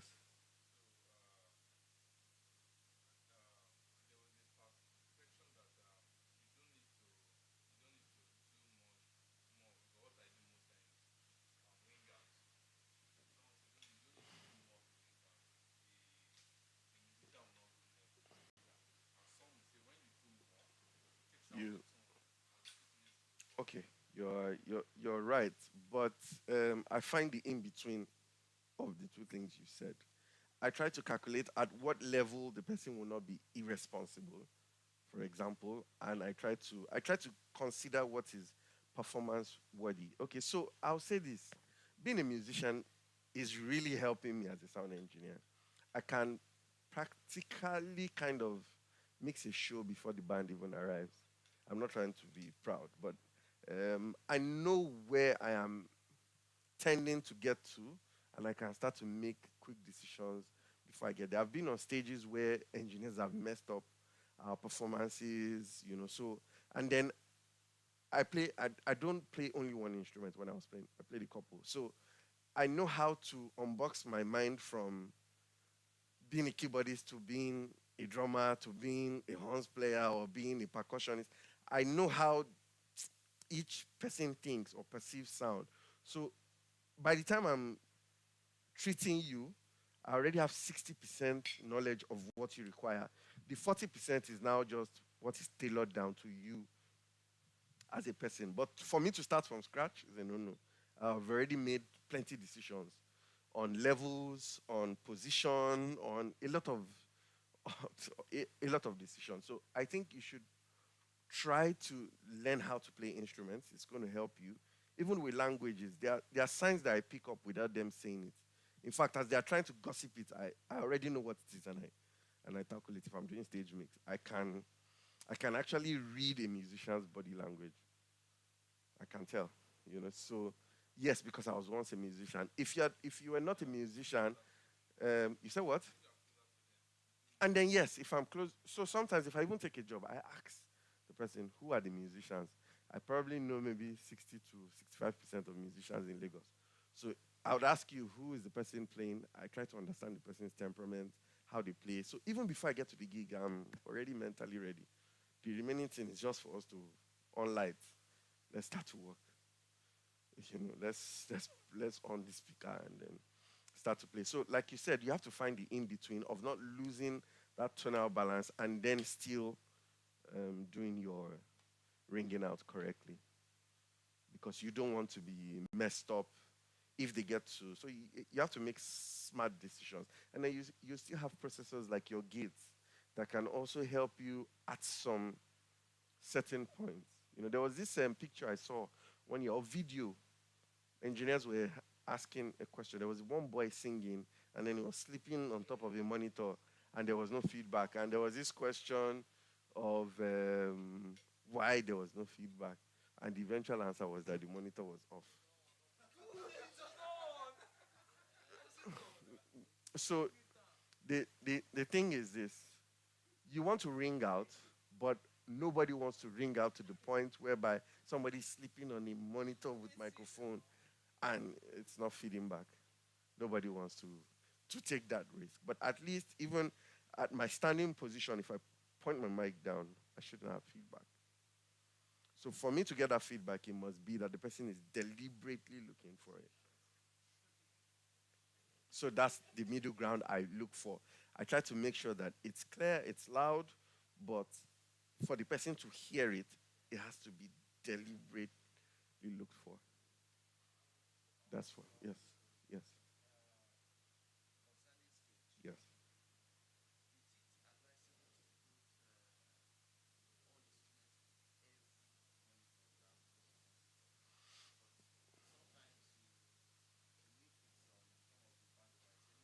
Good question. Good question. Good question. Okay, so sometimes what musicians suffer from when they say sometimes they're having a bad time on stage, but they can't articulate it. A lot of times it's masking or phasing that is happening, which means you are sending too many things that probably are not well treated or well separated, to their in-ears or their monitors, and they're struggling. You need to be able to make the decisions of what each musician needs to perform. So for me, if I'm mixing, um, brother Seth, sorry, I want to call you Pastor Seth. Do you allow kicks on your monitors? Yeah, kicks, like kick drum, yes. You don't? Okay. Me, I like to put kick on the monitor, depending on the position of the artist. If the side fills or the mains are far from where the artist is, I need you on cue. I need you on cue. So you have a bit of the kick, a bit of the snare, a bit of the hi-hat on your monitor to keep you on time. Because there are two fundamentals to a singer: rhythm and beat. Rhythm and beat. Rhythm means maybe keyboard. or guitar, whatever keeps her on key, and then the beat. If she has those two things, she's safe. Or he's safe. Okay, go ahead. Yes. Yes. Great question. So I really don't need her hearing the kick out. What I need her to hear is the click. Because you are mixing the kick and it has two sides to it. It has the bitter sound and it has the punch or the kick out. So I'm of course going to do like a low cut on my monitor, but I need her to hear that click. So if it's going to be is keeping her on time. Not at a very loud volume, but at a volume that makes her understand timing. Because if you are performing on some kind of large or well, like if you come to Global Impact, for example, let me tell you how I got into Global Impact. I was actually at their branch and in Lekki. Sorry, this talk that I'm going to say concerns somebody that is here because they set up the system in my church. We use DBTech. So how I got in was delay issues on stage. I did a conference in 2021. And the issue was that when the singer is singing, they're playing drums from like somewhere there, and then everybody's singing off timing. You are hearing the acoustic sound of the kick, but when it's projected on the side fields, it's coming at a delayed time. So it's almost like waka, waka. So many careers of gospel singers were messed up then. Bukola, Beckett, Tim Godfrey, every invited guest that came, as at the time when we moved to the Dome newly, it was in jeopardy because even their loops, everything was just scattered. So they texted me, they said I should come, so I came. And immediately I got on stage. Being a musician, it helps you. I just walked around and I see what the problem is. And I went to the board. I did plenty things. I just did my delay compensation time alignment for the speaker, and voila, it seemed like I did magic. And they're like, you have to come here. Blah, blah, blah. I was on some funny money. They foppled or fippled my money.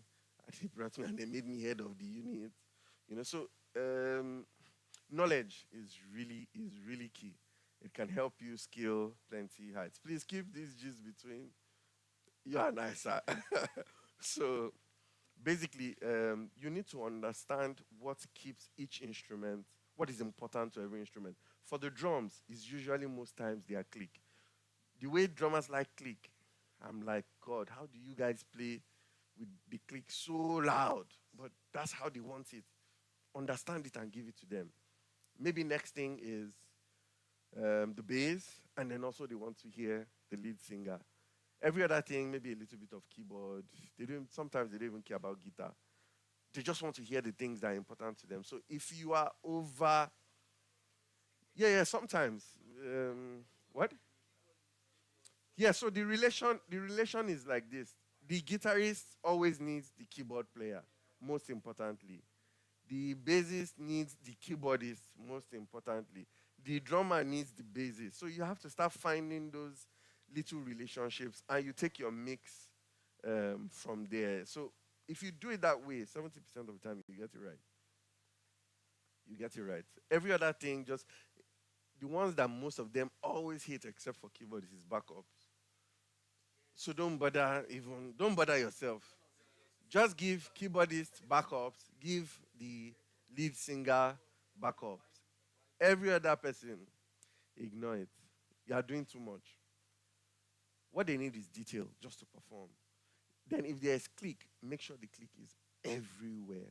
If they have backing stems, I was opportune to direct like a band for an upcoming singer. Well, soon coming, I don't know what to call him. And he just called me out of the blues to get him a band.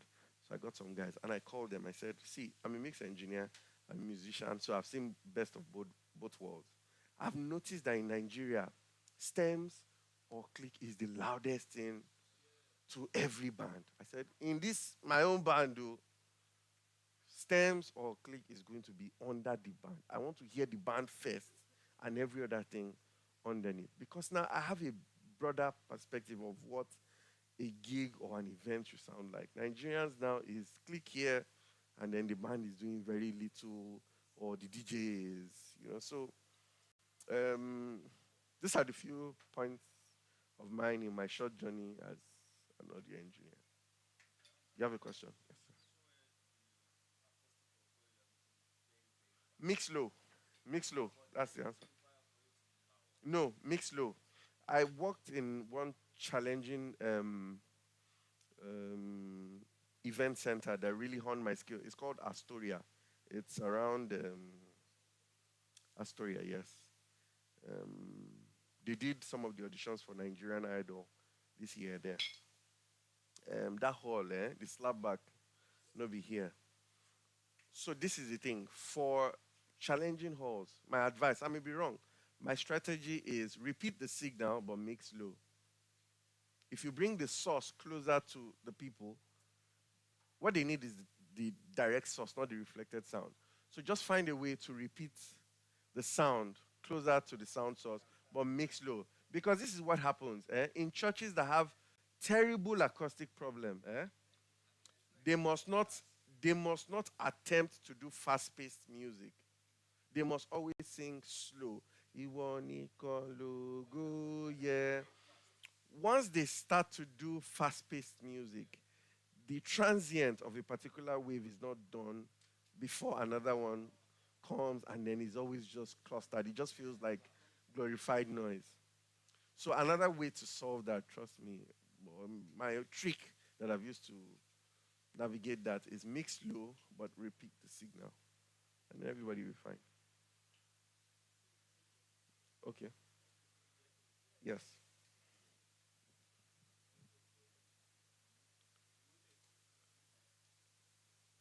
Yeah.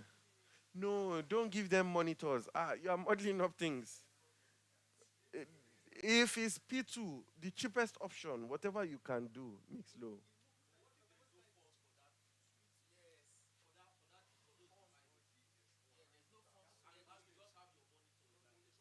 They've created health. If they can buy speaker, they can buy P2. Yes. If they can buy speaker, they can buy P2. How much is speaker? How much is P2? Yes.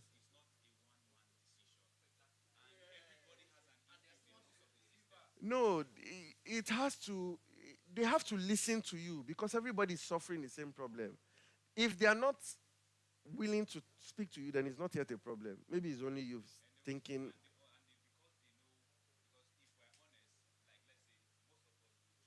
yeah,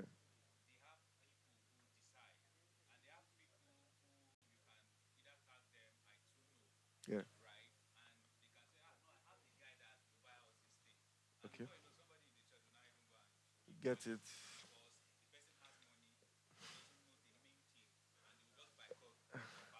You can't you can't solve every problem. Trust me, you can't solve every problem. But the truth is, if they're willing to listen to you, yes,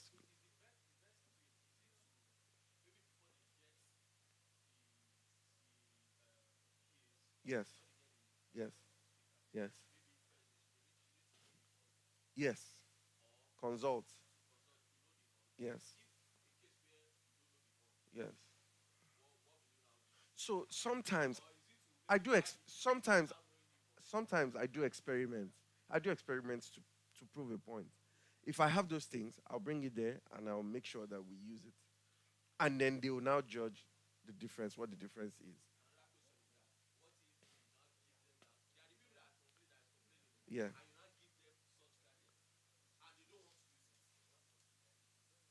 I don't think you're in the right place.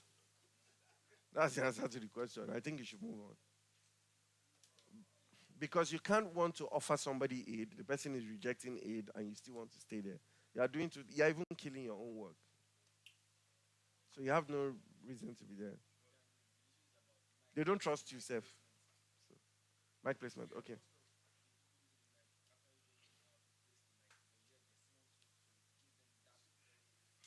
Okay. Okay. So, good question. Let me answer that question. You So sometimes the problem we're having as engineers is we are behind the console. We are always feeling like we are omni-knowest. Omni-knowest in the sense that we want to always correct everybody because the book says this, the book says that. The book does not pay you. If it's not the book that got you the job, the person that is paying you is who you should fear. So you have to be smart. Now, if it's your pastor, for example, you can't be telling your pastor to bring the mic closer to his mouth. You want to lose your job. Yeah.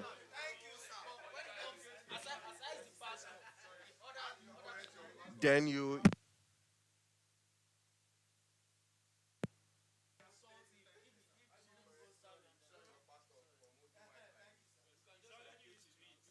let me tell you what you can do. You see, you need to be knowledgeable. Do this for him. Yes. Yes. Yes. Yes. Yes. Yes. Okay. Okay, so let me explain.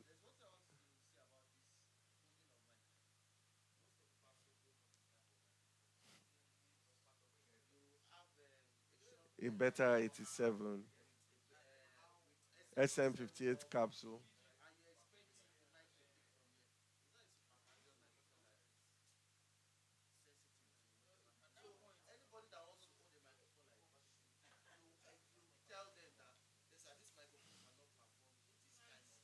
Yes, I think they will listen to you. Let me answer you. It might not be the answer you want, but let me answer you. Sound is subjective. Sometimes, it's that cupped sound that it feels good about. Listen. See, is bad, is but is the profession paying you? Your pastor is paying you. For example, eh? A lot of the times it's not profession that got you the job. Did they audition you? Did they audition you? They just gave you a job on base of premise that you can do it. They gave you the job based on premise that you can do it, or you showed up that you can do it, and maybe one or two people say you can do it. They did not audition you, so you can't say it's profession that got you the job.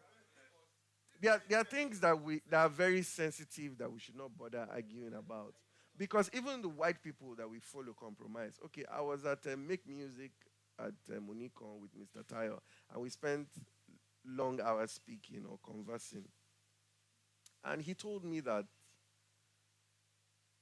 Nigerian engineers mix better than most of all the countries he has been to, including US, UK, and all of that. I said, sir, but our musicians are making us feel like when they travel, they are hearing better sound. He said, it's a lie. A white guy will tell you, I don't want monitors on my stage, and the musicians comply easily. But when a black man tells them, oh, it's IEM, I don't want, they won't agree. I've heard of events where Mr. Tayo went and you had to go to them and please let me mix. You can. After the white guys had mixed, they stood back. They were like, they were coming close. Like, so yeah, yeah,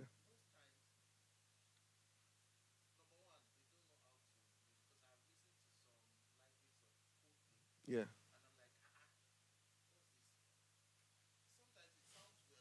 yeah, yeah. PA they use, yes. They use top of the line, yes. But in terms of mix, a lot of them, honestly. So these are the guys that we follow. We are calling the book, and then we are misbehaving here. That we can maybe do better than the people that wrote the book. So you have to know your case use. Do not try to be too smart. What pays you, what gives you your paycheck is how you. So if I'm mixing for Bonner Boy and he wants to cop the mic, he should cop the mic. Oh. He should cop the mic. He should. I will give him extra cup on top of the cup. My job is to make sure. My job is to make sure that with the cupping of the mic, it sounds great. That is my job. See, sometimes your pastors are shy. Sometimes they want to convey like spirit. They want to convey strength. They will cop. You can't blame them. If you listen to your conversation, you said when he's praying. Now, that prayer time for him is a point where he wants to release. He wants it to be heavy. So you won't blame him at that time for copy. You have to understand case use. That's how he's selling his own market. Trust me. And you can't stop him from selling his market.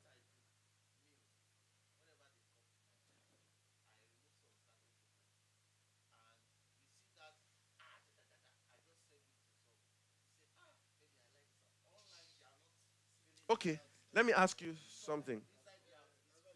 Let me ask you something. Do you know that is kind of copped mic slash cropped voice that has sold Pastor Jerry all over the world? So you have to be. These things are sensitive things. We as sound engineers will be there criticizing. This mic don't sound well. Feedback. But that man is global. It's global. So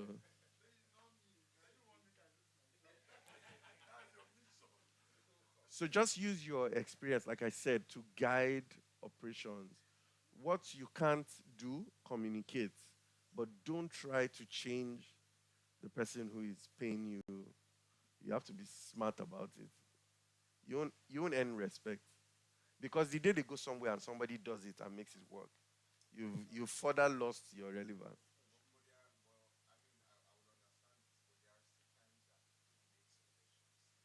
Yes, you can have conversations with them. But like I said, because you know about sound does not make you completely knowledgeable. So some of us we are guilty of because we can use mixer, we feel say we know past everybody, or where they use the thing where would they use. Sometimes they know better than you, it's just that they can't operate what you operate. So you need to it's a very thin line. You need to be smart on both sides of the toss. I think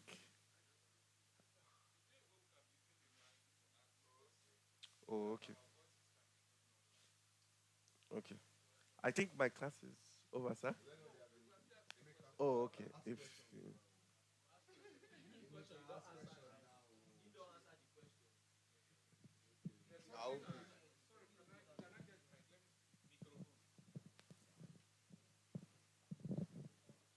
There's something I see from all of us. Our emotion gets more of us. Then number two, we feel that because we are there, the we are alpha, not. We are not. There are some things you have to, and most of us have not really sat down to discuss with our pastors. yes.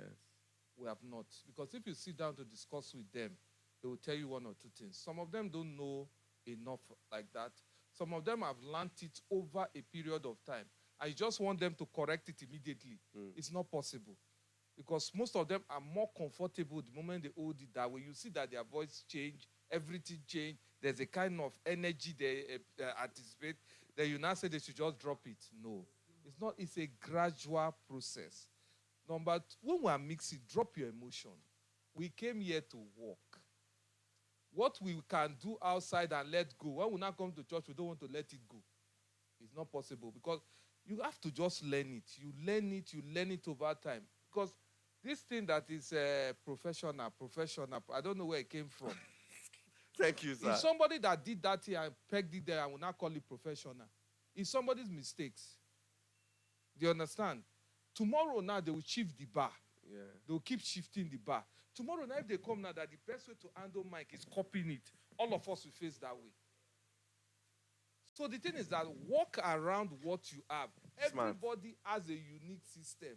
Smart. Your pastor is different from the pastor I'm facing. Smart. So just learn the basic and go and actualize with Best your case own use, yes. and get it. Best case Thank use. You have to fit what you know into where I need where to you change my HOD. where you are.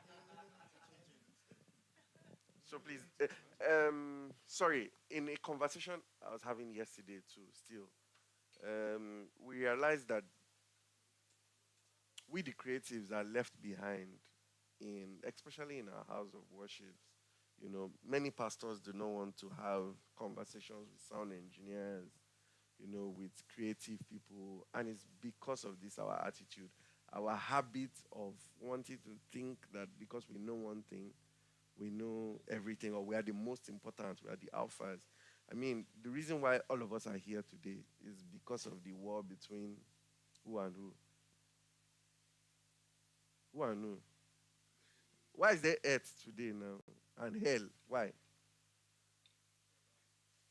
It was because of Lucifer. He felt that because he's the one in charge of music, he should be the head of. So please do not fall into the same trap on earth here. Let's not try to want to bring the glory to ourselves.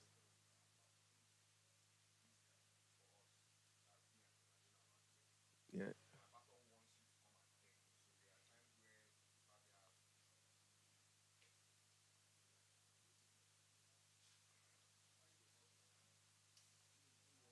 Okay, there are times when you have So there are issues. times where we have issues, Yeah. and the question he just asks is, "What is the problem?" And if you have situations, though he might be angry, so by the time it calms down, and then you have conversations with him, "Oh, this is the problem," and then he goes, "Oh, okay, no problem," or he says, "So what do you want me to do different?"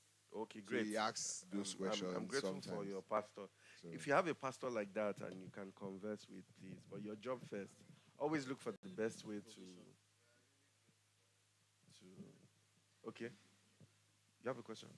All right, all right.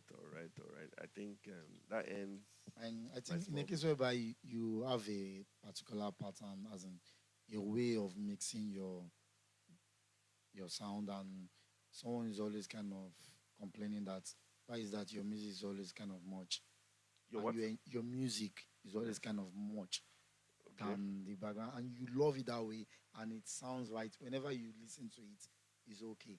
But the person keep telling you that this thing is always like this.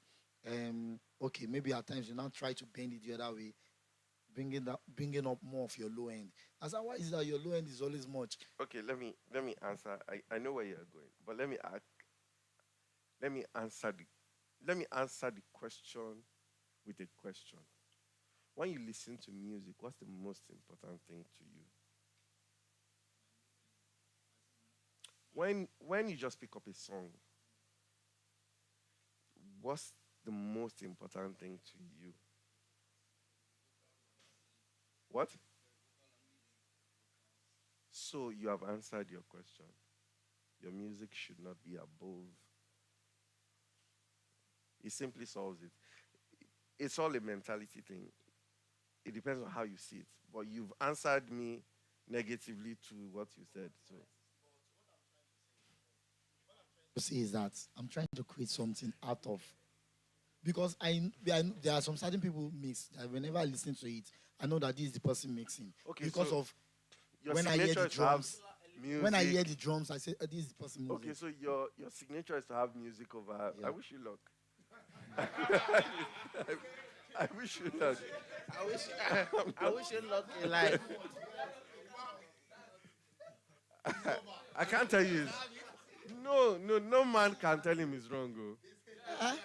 No man can tell him he's wrong. It's your As long as you perspective. can hear the lead singer. You might lose plenty jobs before you find the one for you. But when you find it, you might eventually make up for.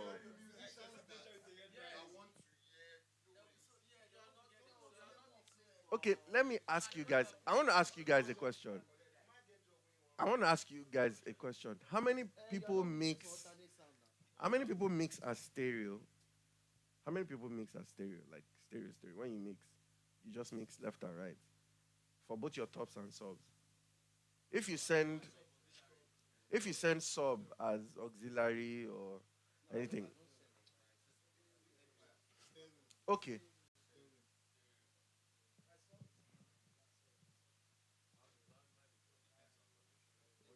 Okay, this is my question.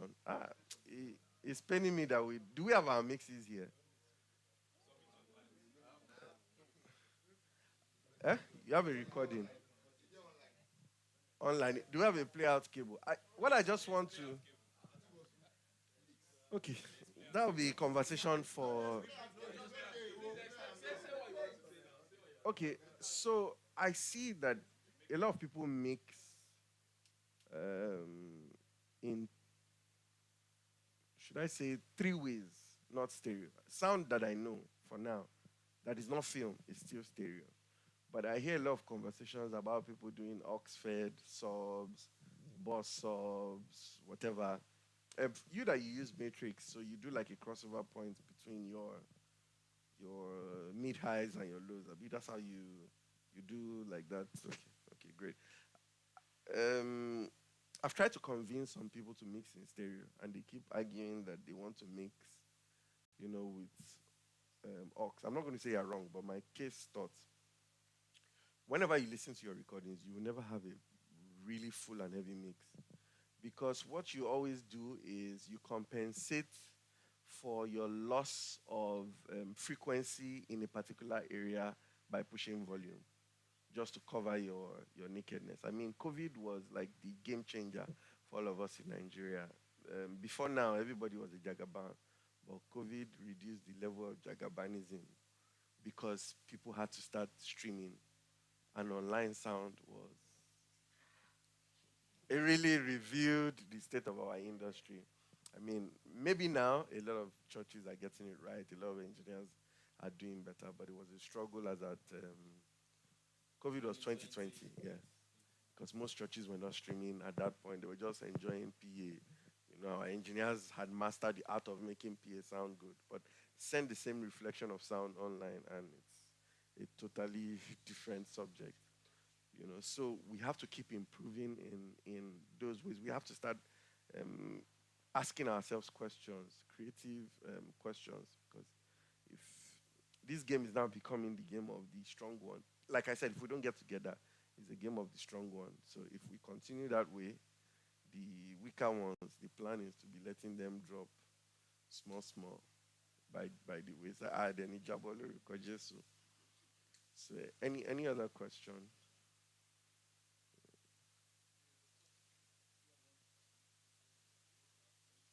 Please, whatever you know. I'm very open on whatever I know. I share. I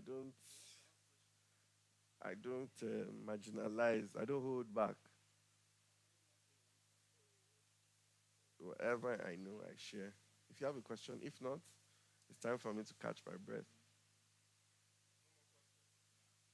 No more questions. Thank you so much for having me. It's been a pleasure.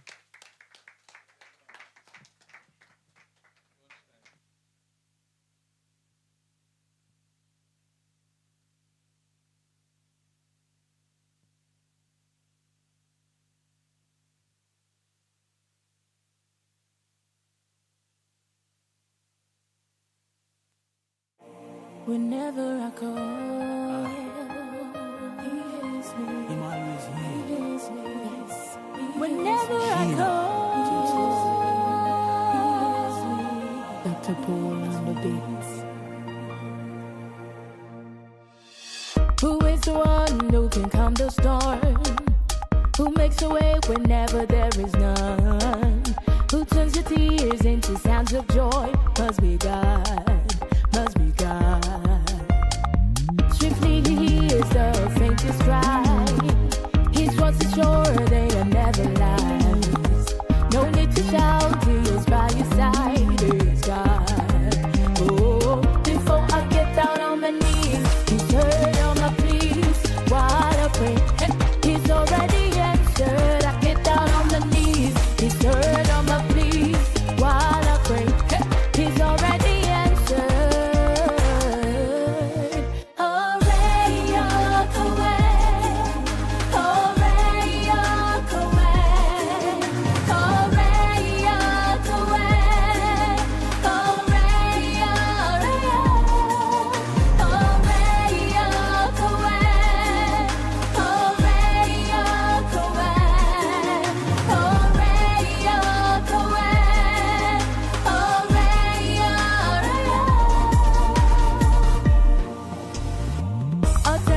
For you, for radio, he who commands the wind and it obey. No need to shout, he is by your side. He is God, he is God.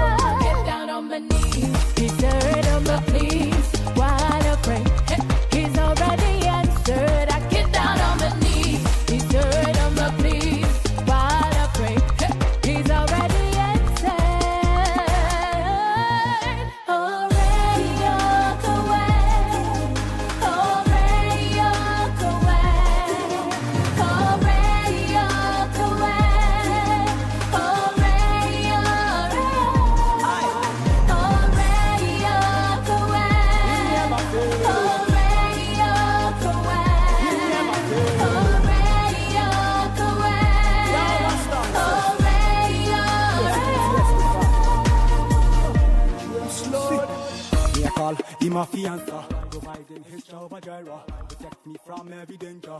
Shama, Ebenezer, with you me not fear, with you me stand firm, cause me not fear them. John Jose, this is my song, this is my story. Me have to come to share the testimony. Praising the Lord, give him the glory. Radio, radio. For hearing us, for answering us, for answering us. Anytime I call you, you answer me. Whenever I pray, you always do.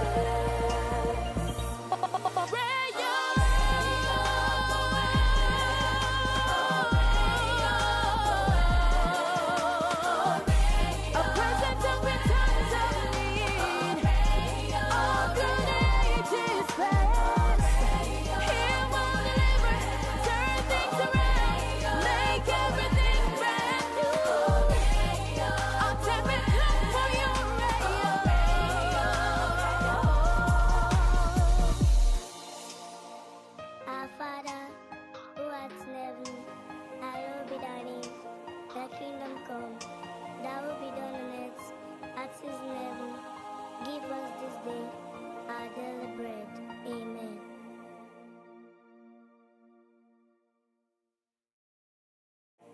Whenever I call, he hears me. He hears me. Whenever I call, Dr. Paul on the beats. Who is the one who can calm the storm? Who makes a way whenever there is none? Who turns your tears into sounds of joy? Must be God, must be God. Swiftly he hears the faintest cry. His words are sure, they are never lies. No need to shout, he is by your side, he is God. Oh, before I get down on my knees, he's heard all my pleas. While I pray, he's already answered. I get down on my knees, he's heard all my pleas. While I pray, he's already answered. Already walk away, already walk away, already walk away, already, already walk away, already walk away, already walk away, already, I'll tell me call for you, for radio. He who commands the wind and it obey. No need to shout, he is by your side. He is God, he is God. Before I get down on my knees, he's heard of my pleas. While I pray, he's already answered. I get down on my knees, he's heard of my pleas. While I pray, he's already answered. Already walk away, already walk away, already walk away, already, already walk away, already walk away, already walk away,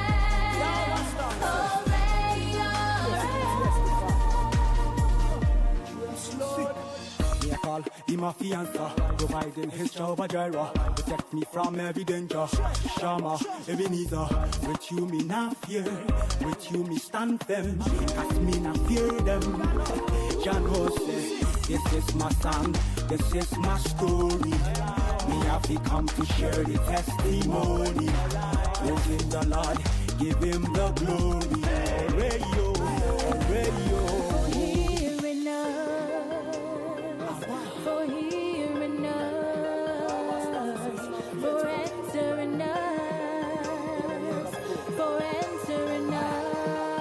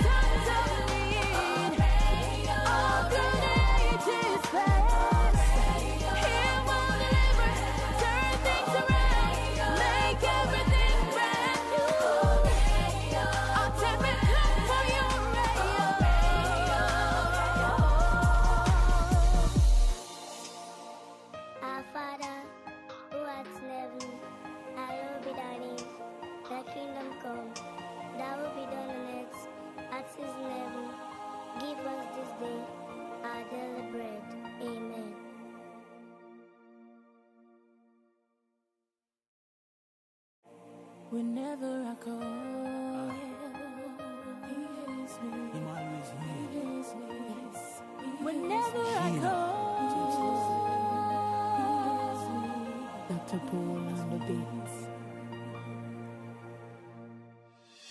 Who is the one who can calm the storm? Who makes a way whenever there is none? Who turns your tears into sounds of joy? Must be God, must be God. Swiftly he hears the faintest cry. His voice is sure they are never lies. No need to shout, he is by your side, he is God. Oh, before I get down on my knees, he's heard all my pleas. While I pray, he's already answered. I get down on my knees, he's heard all my pleas. While I pray, he's already answered. Already walk away, already walk away, already walk away, already, already walk away, already walk away, already walk away, already.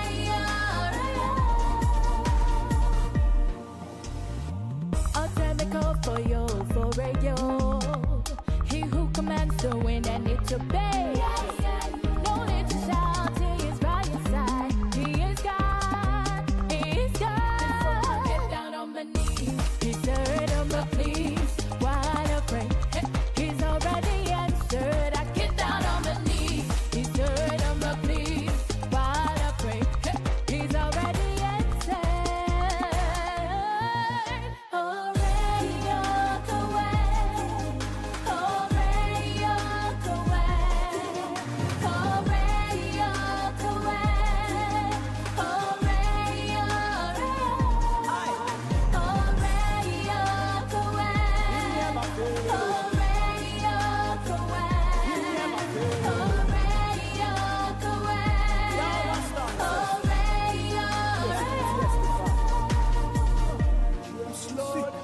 Me a call him my fiance, providing his Jehovah Jireh, protect me from every danger. Shama, Ebenezer, with you me not fear, with you me stand firm, cause me not fear them. John Jose, this is my song, this is my story. Me have to come to share the testimony. Praising the Lord, give him the glory. Orayo, orayo. hearing us, for hearing us, for answering us, for answering us. Anytime I call you, you answer me. Whenever I pray, you always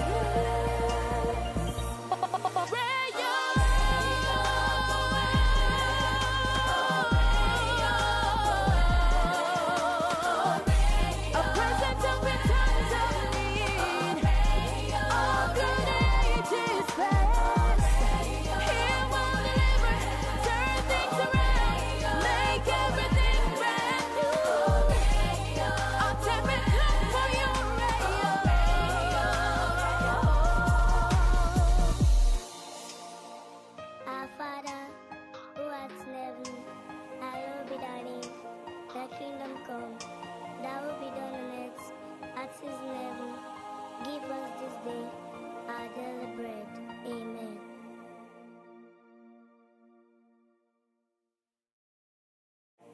Whenever I call, he hears me. Him always He here. hears me.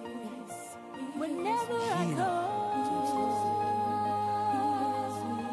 Dr. Paul on the beats. Who is the one who can calm the storm? Who makes a way whenever there is none? Who turns your tears into sounds of joy?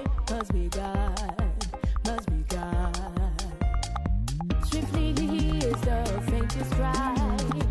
His voice is sure they are never lies. No need to shout, he is by your side, he is God. Oh, before I get down on my knees, he's heard all my pleas. While I pray, he's already answered.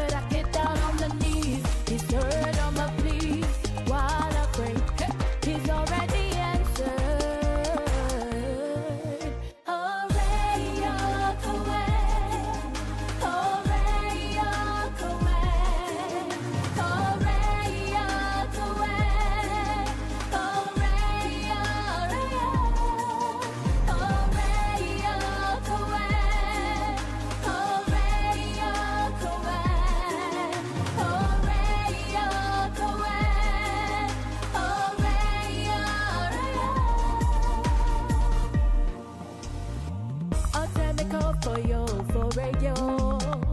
He who commands the wind and it obeys. No need to shout, he is by your side. He is God, he is God. Get down on my knees, he's heard of my pleas. While I pray, he's already answered. I get down on my knees, he's heard of my pleas. While I pray, he's already answered. Already walk away, already walk away, already walk away, already, already walk away, already walk away, already walk away,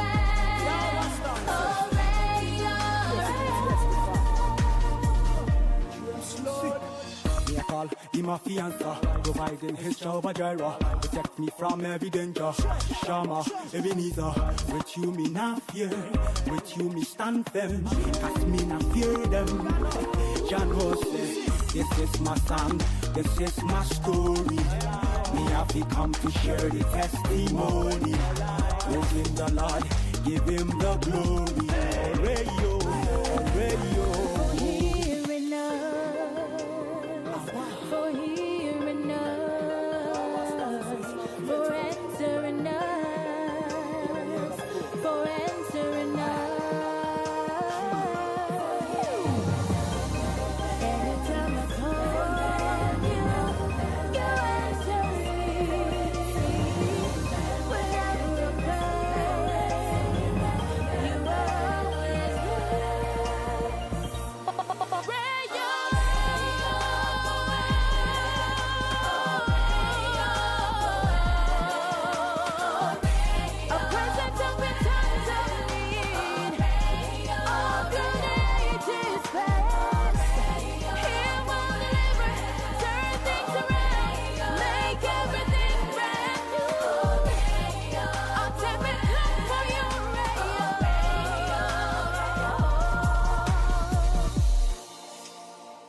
Our Father, who art in heaven, hallowed be thy name.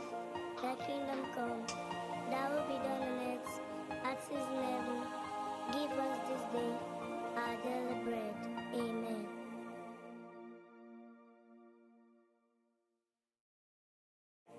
Whenever I call, he hears me. Him always He here. hears me.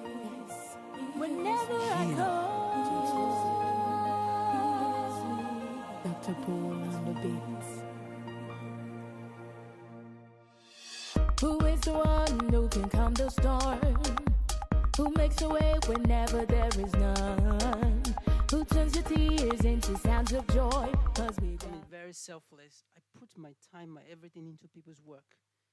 So much that it was doing damage to me financially. So at some point, I told my fiance, I'm like, I think, in fact, the way I even got married to my wife, fiance then, was by helping her.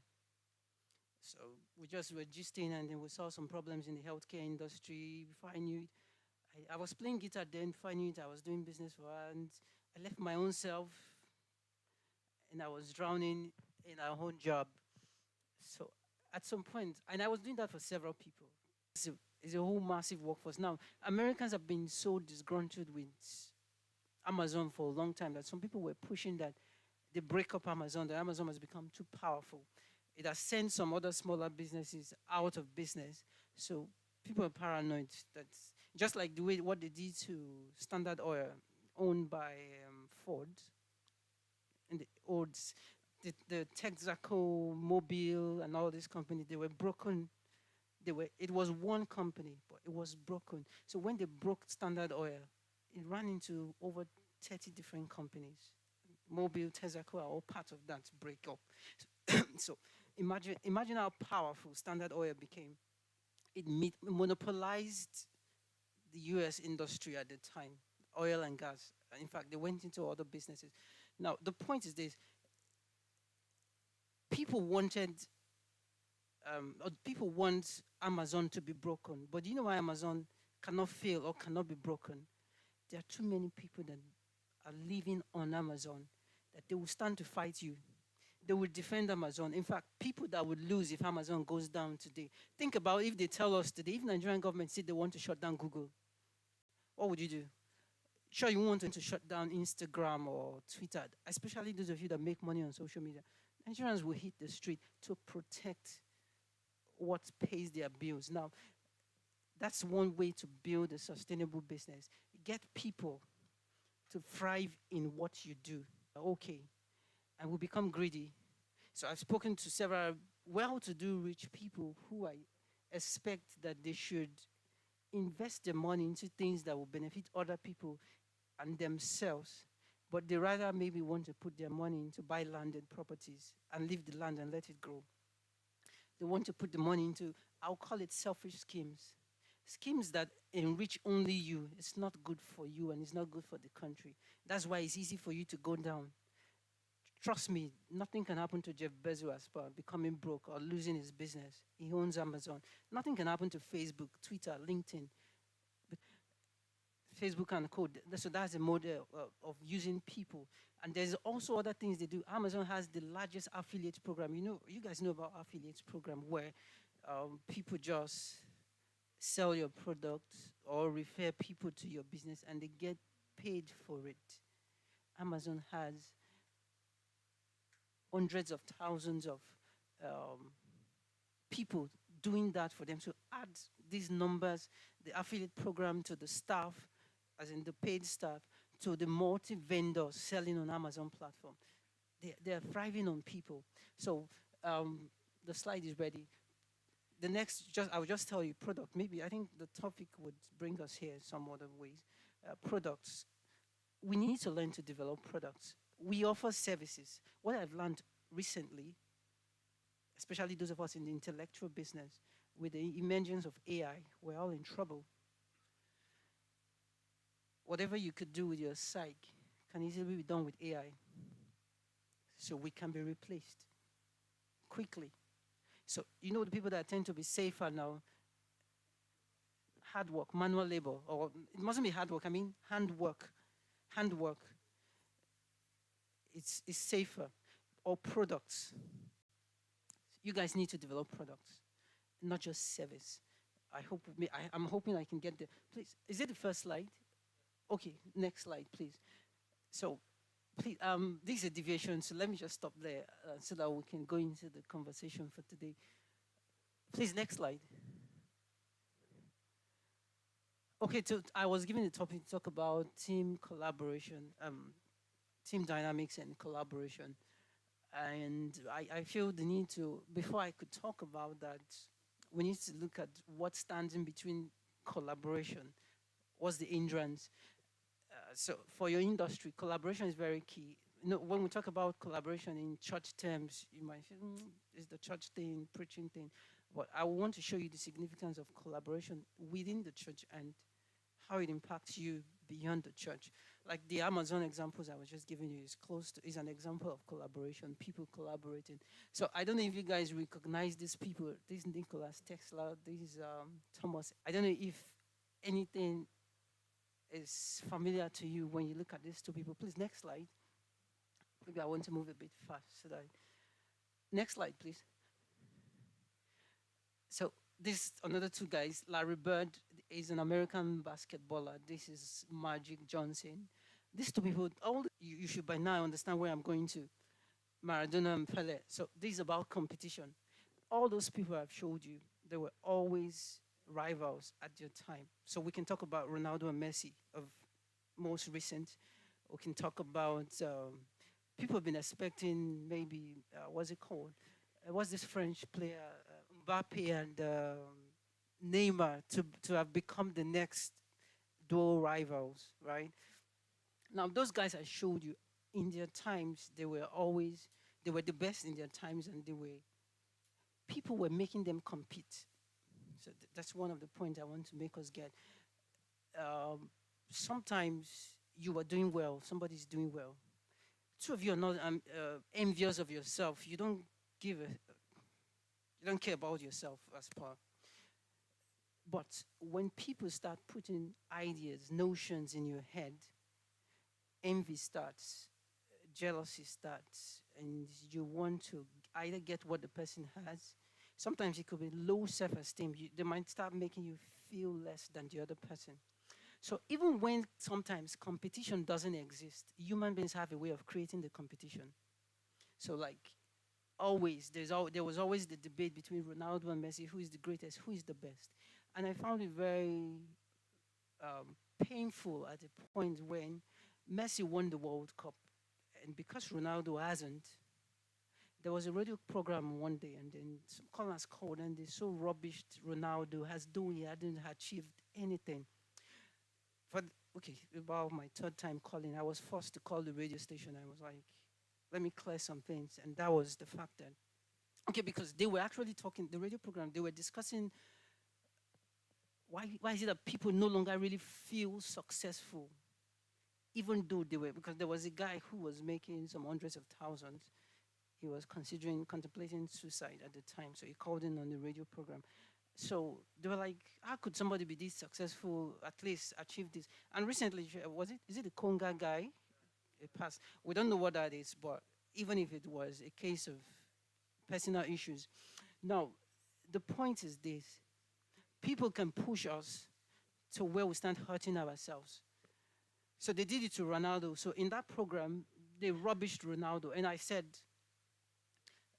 the man who is contemplating suicide is not contemplating it because he has not achieved. Because some people made a point that, oh, maybe he's a high dreamer, he wants more, so he's not satisfied. I said, that's not why. The reason he's feeling less than himself is because he's comparing himself to other people. We all want things that are not originally our ambitions. We all desire wealth or levels that on our own we would not have desired it. Think about it. The illustration I gave to them was, look at the world. There were the time where people live in huts, like tents. Remember, in fact, it's amazing to think there was firewood, you just light fire, and they sit down and they tell stories. Our parents would tell stories. And life seemed very good. Everybody was comfortable, happy. I hope you guys would agree with me. People were comfortable. We are more depressed now than they were then, even living in huts and fire lights. Why? Because there is more competition now. Especially with social media, we see more of people's success. And people, you either compare yourself by yourself or people compare you to others. So you're unnecessarily worked up. You're unnecessarily demeaning yourself, your achievements. You feel unhappy because you're looking at the next person and what they've achieved. So you think you have not. So the only reason people were content then when they would live in huts and tents and they were not bothered is because everybody around them were on the same level. The only reason we are bothered now, and sometimes we are praying, God bless me, do this, do that. The only reason you feel discontent is because you are looking at those around you. And that's the barrier, the problem of competition. And that's some of the the danger of competition to yourself, mentally, even to esteem. I've seen people who now start feeling like, I met a lady who is intelligent, smart, but because she's surrounded with people who are more political, now get the point, she's smart, intelligent, but you have people who are more political. They are more scheming. They know how to lobby and, do stuff. She is a decent person that doesn't want to cross the line. She doesn't want to compromise. So everybody's going up in their career and she feels stuck after years. So she's feeling like she's less. I told her, you are not less. You are smarter than these people. The only problem is you are comparing yourself to these people. And I told her, leadership or growth in your workplace is not about position. You could lead without having the title. I've never been privileged in most places I worked or played music to be officially given a title. I always led from behind without the title. And most times, even till I move on, they don't give me a title. What I notice, so influence is the key here. They don't give me, for instance, I had a choir director. He travels a lot, and then what he does, oh, he might do this, do that, do that. Before you know it. And why did he start giving it to me? I take my discretion to do stuff when he's not around. Even when he's around, I do stuff. So he got to the point where he would just, okay, do this, do this. So I was leading without a title. So you could lead in your workplace. And what I've noticed, I've seen pastors I once looked up to, and I noticed sometimes when I do some things on social media, I see them do it. Like they will now do their own version. What I notice at some point, I'm like, why people copy too much? Why this? I now notice is leadership or is influence. I don't need to have a title to influence them. So now let's talk about the competition. Now, the reason I'm laying this foundation so that when we're talking about competition, which is an hindrance to collaboration, we need to know that we need to be mentally set in our head to be able to collaborate. If you're not in the right mind frame of work, you will become a saboteur because if you see somebody doing something good, let's say a colleague, and everybody seems to acknowledge and appreciate the person, probably the person is going on the corporate ladder, you could get envious and you become the enemy that's trying to split the growth. So, and that's envy. So I think the Bible talks about contentment. Godliness with contentment is great gain, and that's a wise word for us. And the Bible talks about can two walk together except they agree, right? So the thing about collaboration here is your success, your growth is tied to it. So what we need to learn now is how to grow.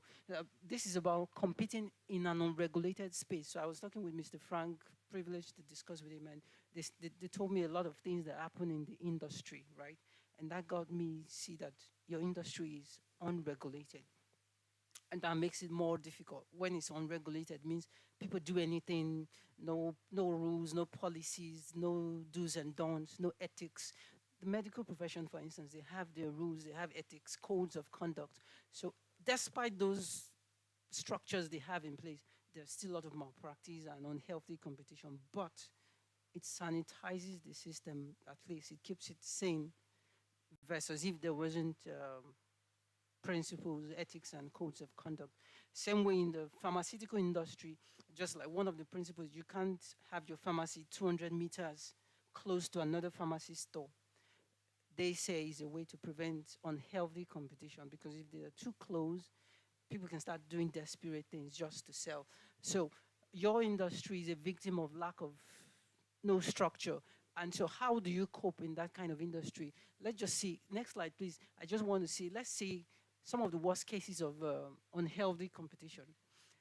Wars and war, going to war is one of the worst things we can talk about when we want to look at competition in an unregulated space. So most of the cases of war we see today in the world, back from history, is an example of competition. So you might say how? US and the Soviet Union at the time, they've always had this tussle for supremacy, world power. And those period was crazy. That in fact, it was the time they said the world was close to a nuclear annihilation. We're all going to be wiped out because one nuclear weapon, it was going to be deadly for the world as a whole. At the time, United States, or even after the death of Soviet Union, I just want to run this off quickly.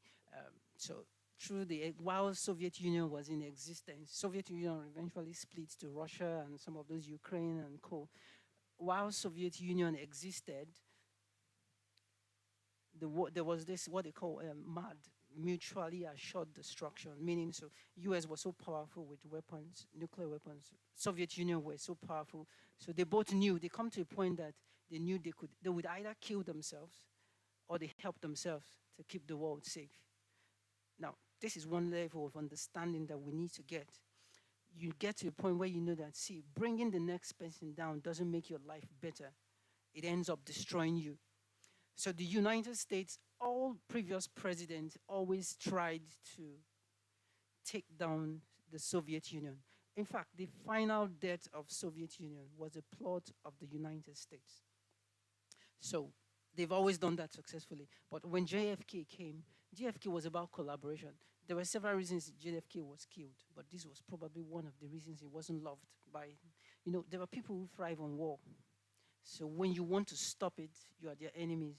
So JFK came to the point where it got Russia to Soviet Union at the time. It got them to the table, and they brought an end to the madness of nuclear weapons, the proliferation, because Now they had to now limit who would have nuclear weapon and who wouldn't, and they also put a control on themselves. They were not going to develop more nuclear weapons because, in fact, the world came several times. There is what they called nuclear close calls. That's the number of times where somebody would have released a nuclear weapon. There was a time, even I think it was in Cuba, the US was going to retaliate, like release a nuclear weapon at Soviet Union because they thought that Soviet Union were about to strike. So there were several times where they they would think, oh, my enemy is about to strike me. So they were supposed to be the first to strike. And we were just saved 28 times. So that was before between the existence of Soviet Union and the death of Soviet Union. So it happened 25 times. After Soviet Union passed, as in was no more, we had two more cases of um, close calls where they almost released nuclear weapons. What I'm trying to say with that is this: it's the level of competition that made the world was going to suffer nuclear attack 26 times. So once there was no more competition, because now the competition was dead. So it became a unipolar world. US became so powerful. No more Soviet Union. I won't go into how they destroyed the Soviet Union, but let's just stay with this. So US became powerful. Now, since there was no competition, the world knew more peace a bit. Yet the US was still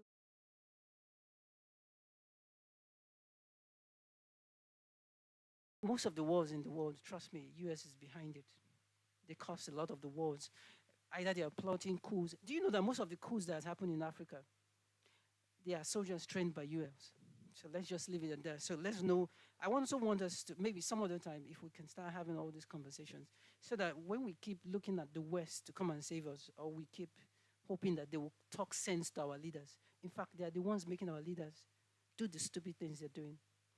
So please, let's go. So we've moved from a unipolar world. Now we have the competition is back because Russia is back. China has entered the mix. In fact, in JFK's speech, I noticed JFK was pitching his campaign on China.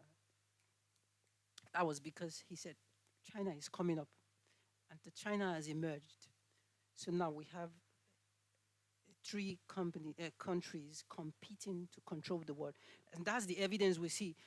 Ukraine, thousands of people have been destroyed. I think President Zelensky said 200 Ukrainians at least are killed every day. If you do the math, since 2002, when Russia invaded, till now, you know how many people would have died. I think Russia had lost 11,000 plus soldiers. Now, why am I saying this? These are the dangers of competition. Unhealthy competition is one of the dangers. It leads to lots of lives. And so you might need to think, how are you competing with your fellow engineers in your industry? Okay, so this and competition in the business space. This was Nestle. Nestle that had to do some unhealthy promotion of their products.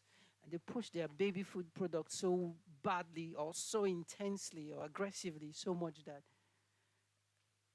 there were no more baby mix, as in mothers were adopting baby mix. You know, they give you the notion that this thing is healthy, so it will give your baby all the nutrients.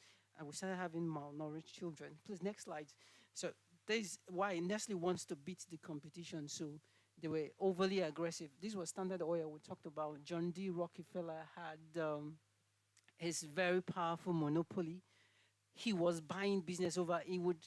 Amazon also did it. It's a strategy where you underprice your product so that your competitor cannot survive it. You sell cheaper below what it should be, so your competitor will go out of business, or you acquire. So business do business acquisitions, right? Merger and acquisitions. Two businesses can merge, or one can acquire the other one.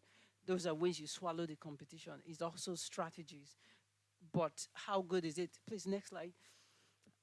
We could look at big pharma, the pharmaceutical industries, because of competition most times and the greed for profits.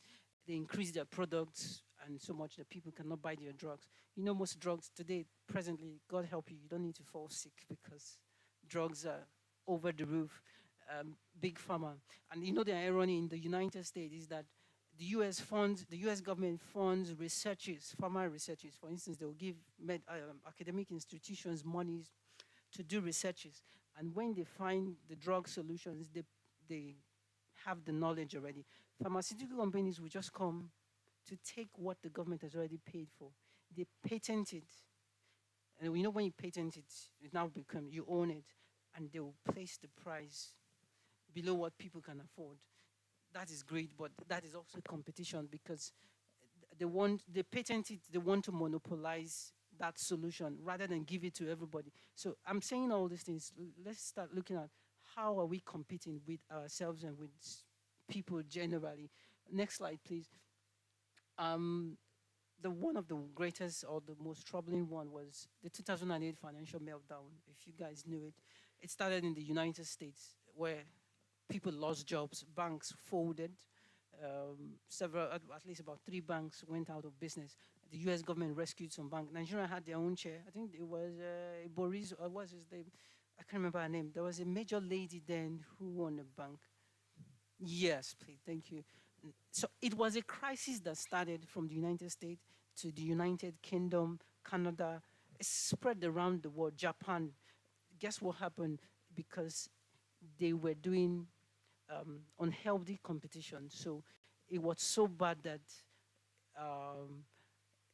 they were just doing unethical things. For instance, there was a bank that was also, not then, another bank was, they were in the habit of opening accounts for you. You will just be surprised you're getting debits. They've opened an account in the name of customers who do not know about it. And they keep debiting these people. All this is because, oh, I want to have more customers, you want to have more. So people start doing stuff, like stuff that destroys the masses' life. So also, how are we doing our own businesses or career in church? Are your actions costing the church the experience?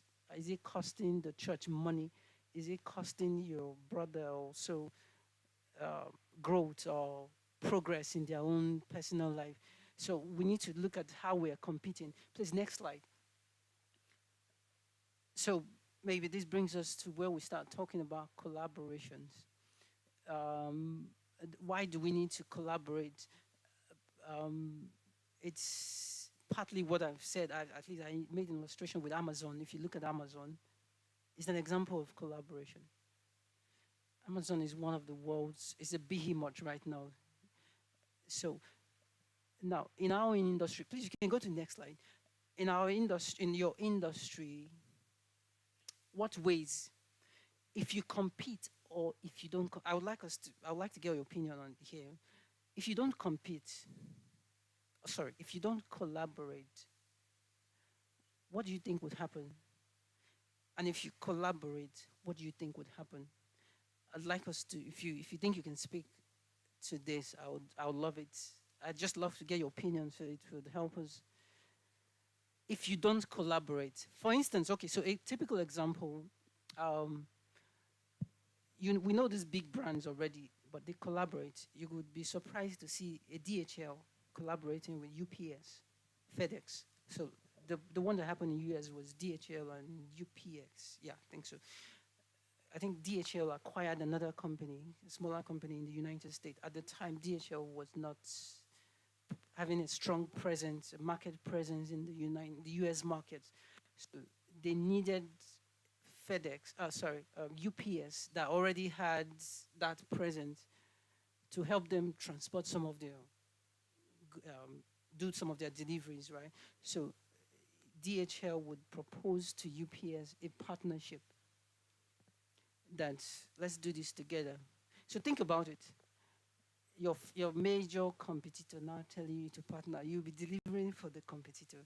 Does that make sense? Okay, if you were the boss, say DHL, the UPS boss, would you agree to that? It depends. Okay, I like that you guys are rational. Okay, so now that's just an example of competitors being collaborative. All these big companies, as much as they compete against themselves, they collaborate. So this brings us to 3 concepts. I want to talk about 3 ways we can compete healthily in an unregulated industry. But before we talk about, so we have collaboration, which we're already discussing. We have the blue ocean strategy, and then we have innovation. It's a word that is commonly used in the business world.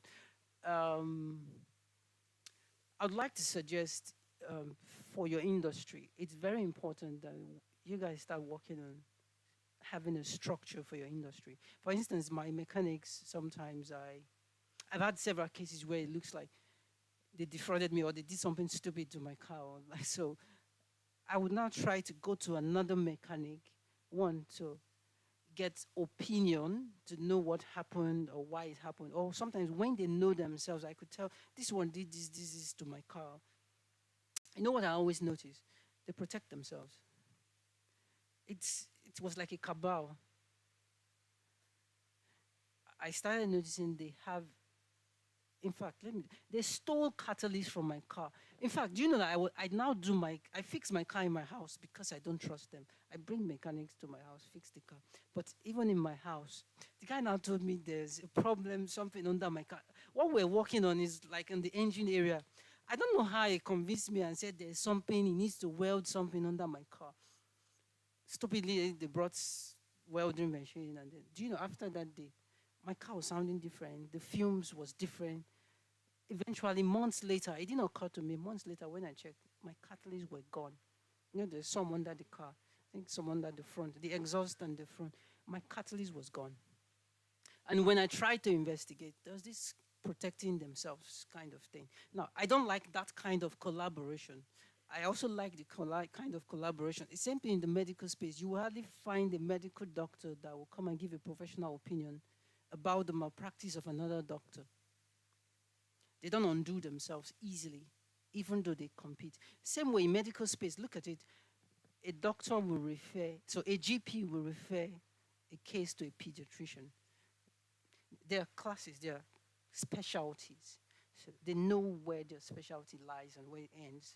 And they take people to the next. Oh, go and see a cardiologist, go and see a neurologist.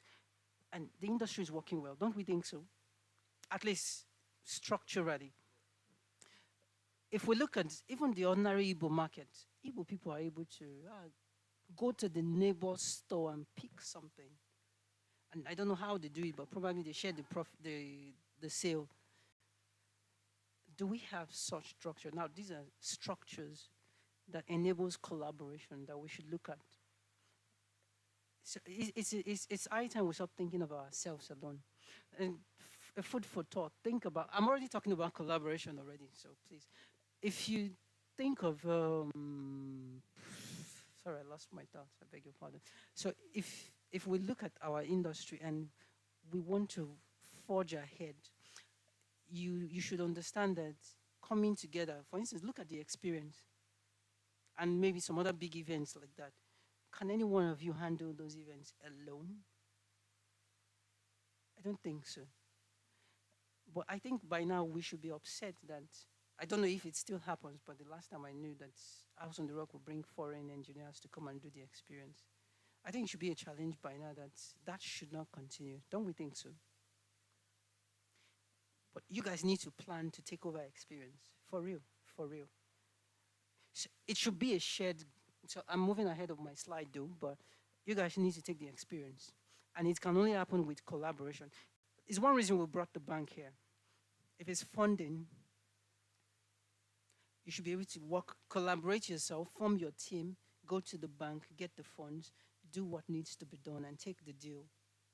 If you need skills, if you need to upskill yourself, collaboratively. In fact, I believe I've seen different specialties here, different people with different skills. So why don't we put it together? In fact, why don't we even build, why can't we build one big multinational company? Amongst all the world's company, there's no Nigerian in the top 100. No Nigerian company. It's embarrassing. Not even Dangote's company is there. It's partly when I say we're all running small business, small businesses. We're all guilty of it. So, and the multinationals you see today, they are a product of collaboration. So when you say shareholders, what are they doing? They are taking several people's money. buy shares, buy shares, buy shares, and they form one big conglomerate. See, today we're in trouble. We're not thinking of the future. If we mess up, the US specifically can shut down our economy. First of all, they shut down Google. What do we have in Nigeria? What tech company can replace Google in this country? If they shut Facebook, Twitter, what do we have? Okay, and then if they now start, in fact, so if war really breaks out, because when there is a war, they use everything to fight the war. So they will use social media to give us disinformation. Part of the war strategy, Russia and the world, they are good at using is disinformation, where you mislead the opponent. You mislead also the masses. For instance, they want to make the masses not to support the government. So, for instance, I got to a point. You want to say something?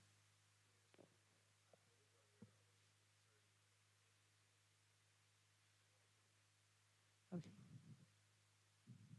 Hi, everybody. So I know that we are on collaboration, but you had mentioned something that I wanted to ask around Google. That if they shut down Google, who, which Nigerian has anything that can do what Google does? By the same time, that's us trying to take down Google and bring up something innovative. But I don't think it's everything that we need to be innovative on. Some things, just as you have said, partnership. I work in an organization this personally for me. Um, we are the only brand in Africa that has our own card scheme. Card scheme. Yes, Okay. being Mastercard and Visa and the rest. And I realized that this is why, just as you had said, this is why people abroad will thrive beyond we, because we are always trying to take down the next person. So we had Visa approach us to say, oh, okay. Visa didn't come to us to say, okay, they wanted, because we issue the most cards in Nigeria today, our card scheme. Visa didn't come to say, oh, I want to take down your card scheme. Instead, what Visa did was Visa bought into us. So Visa bought shares into that which we're already doing. That way, for every time that our stock goes up, Visa stock is going up. So that was the collaboration that they did. So I'm just saying that I understand the whole place of innovation, someone always wanting to come with something new and all of that. But as Nigerians, over time, we realize that we are too focused on doing something new, whereas you can enhance what we currently have. Okay. Yes, so Okay. that's what I just wanted to Okay. mention. Thank you for that opinion. But the point is this: as a country, it's partly why we are controlled. I'm sorry to say, but you know your president is not in charge of your country. He is controlled from the West. If you don't know that, you should know. See, so when the US would have released whatever bits of debt they have on him, and I tell you they have a lot more, they just release a few before the election to bring him under their control. You know what blackmail is?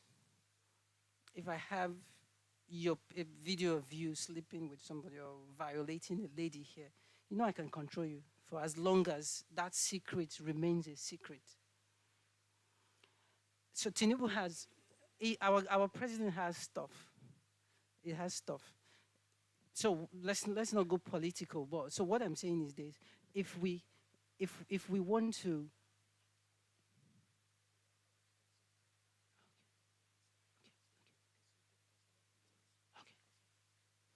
okay, I beg your pardon. So this is it. We need to we need to we need to own ownership. Now, I'm not talking as an individual, as a country. Ownership should be a thing of importance to us. Do you know why China has emerged a world power? The US have recognized China as a world power. The reason behind that is because they have a lot of things on their own. They have it, but we use everything. In fact, sorry, let's not make a debate here. There could be time for.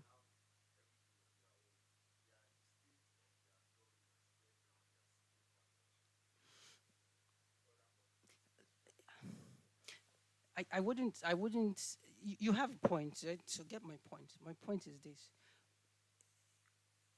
you need to own some. You can't own everything, of course, but there's strategic ownership points. For instance, imagine our election results is hosted where? If another country wants to mess us up, so easy. Where our data, in national data, where is it hosted?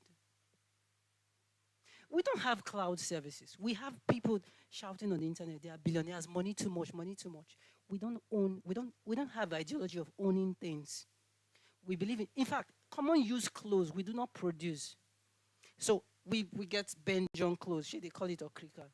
We buy Oyewole okrika. We cannot even bring our own and sell to others to use. Something is wrong with us.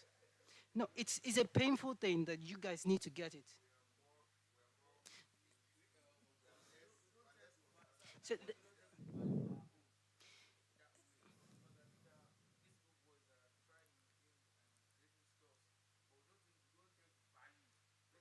That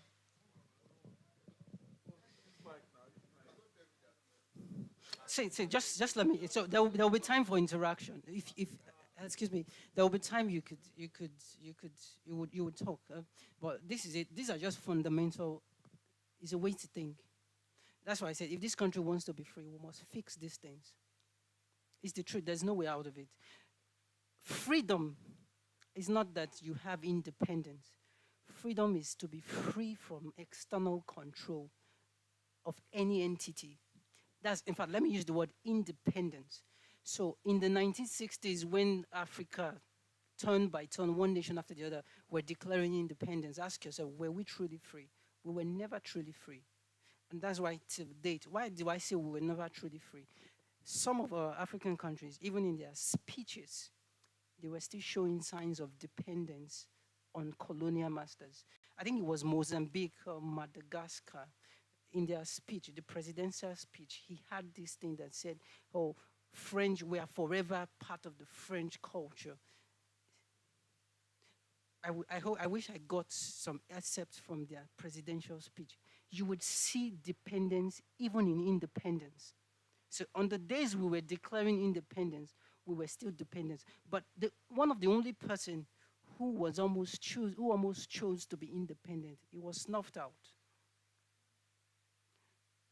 The DR Congo guy, I hope you can remember, is Lumumba, Patrick Lumumba, Patrick, whatever, Patrice or Patrick Lumumba. This is it. This is what I'm saying. We are not free yet, as long as we keep depending on the West for everything. Now, so let's get it straight. Collaboration is not dependence. Collaboration is a choice to rely on somebody. And that's why, so even if that person fails you, so for instance, when DHL went to meet UPS, DHL had another option, FedEx. So to hell with UPS if they had said no. The danger, in fact, why I asked you guys the question, what will happen if you don't collaborate? If UPS had turned down DHL's proposal, DHL would have collaborated with FedEx and take over the market from UPS, because UPS and FedEx had a stronghold on the US market at the time. So get what I'm saying is, in terms of collaboration, please don't make it dependence, because then it becomes another problem. And when it's dependence, when you are choiceless, you have no option, and then you just have to rely on the person. That's dependence, and you don't need that.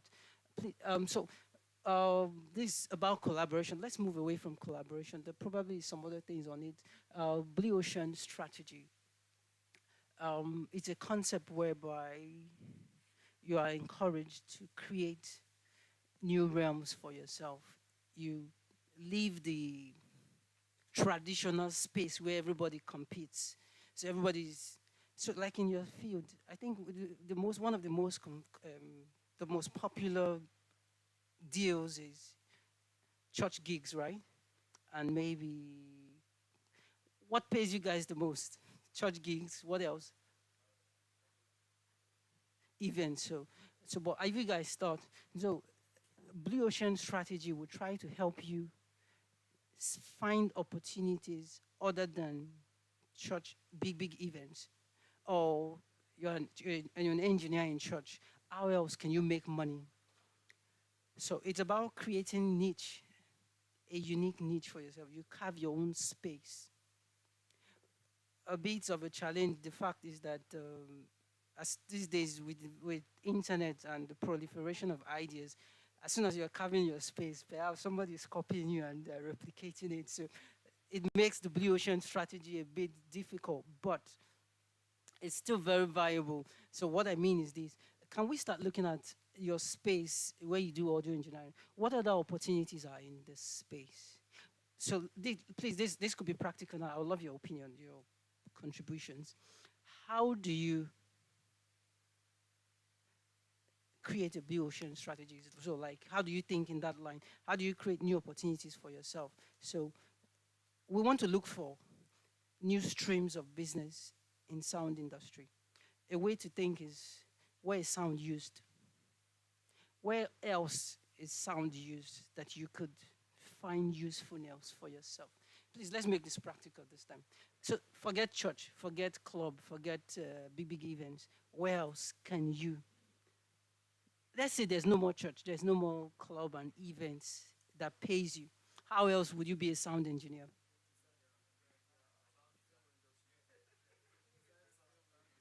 Please tell me, if you say anyone, explain how you would do it. Film industry.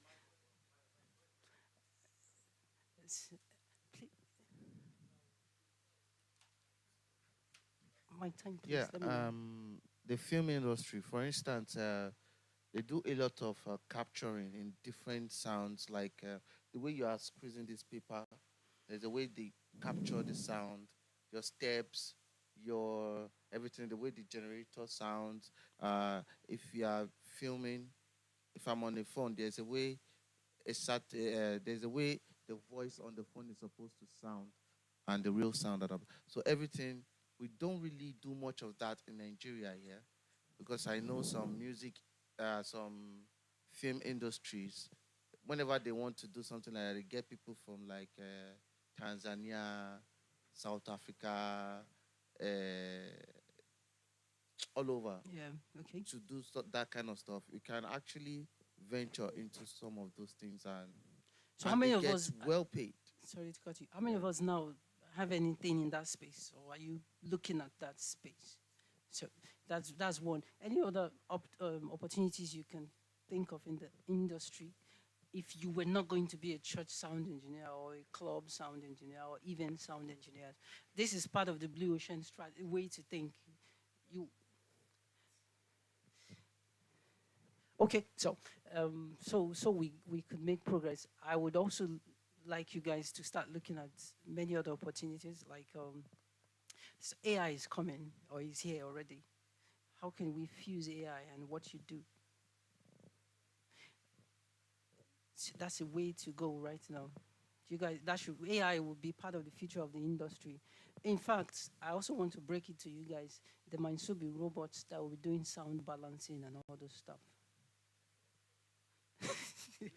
Okay, so no, but so this is it. I want to say, as part of a way to go, let's start thinking of unique ways where we can create niches. So for instance, sound is used in the hospital. Although there are no good sound now, consciously created sound. Now, you create the sound with a purpose to create an experience. You could be in the hospital and you just hear all kinds of noise sometimes. Or even in a business place, you hear all kinds of noise. Engineers need to go to now. So I'm recommending you take on sound as a way to create experiences for people. As you walk on the streets of Lagos, you are bombarded with everything unpleasant most times. Sound engineers, do you know it could be a project? You turn the street sound to an experience. So we plan the sound. What sound noise do you hear on the street? In fact, recently I started thinking, how about if we could have cars without the horns? Instead of the horn, we probably have signals. I think my friend was telling me, was it in Dubai that you don't just blare your horns, that you could be in trouble. So these could be issues that sound engineers need to take up. These are noise pollutions. I know it's a weird way to think, but it's a good way to think. Also, so like I said, you could find sounds being applied in the churches. Also, think about it. I'm giving you ideas for free, and this is online. Jesus Christ. Okay, but let me just put it. Something I didn't want to say. The real estate industry. Your house. You hear all kinds of noise, even when you don't want to hear. You guys should be in the real estate business. As I build my house, as I build my house, as I build my house, I hope you guys get it. I need to consult you. You need to be part of the building team. In fact, you could even be the architect. So now, so this is where you could have architects working with you. I would say something about that. It's not that some people have the sound people in mind when they are building, and not for auditorium, so for for household, just for housing. So people do have sound people. As you are designing, they are calling the sound tech person. Oh, what and what do you need? How will your power or what your wire, your conduit pass in the ceiling or whatever it is that they want? They have people like that. Wherever some no, they are actually. I've been in one project like that, so that's what I'm saying. But most people, Benny, just build my house, buy home theater, and Okay. that's it. No, Because most of them think to do all this kind of stuff, it requires a lot of money. We are still building houses that have all this smart stuff. There are houses that have that have cinemas that we have to treat studios and stuff like that. So all those things to put in. okay.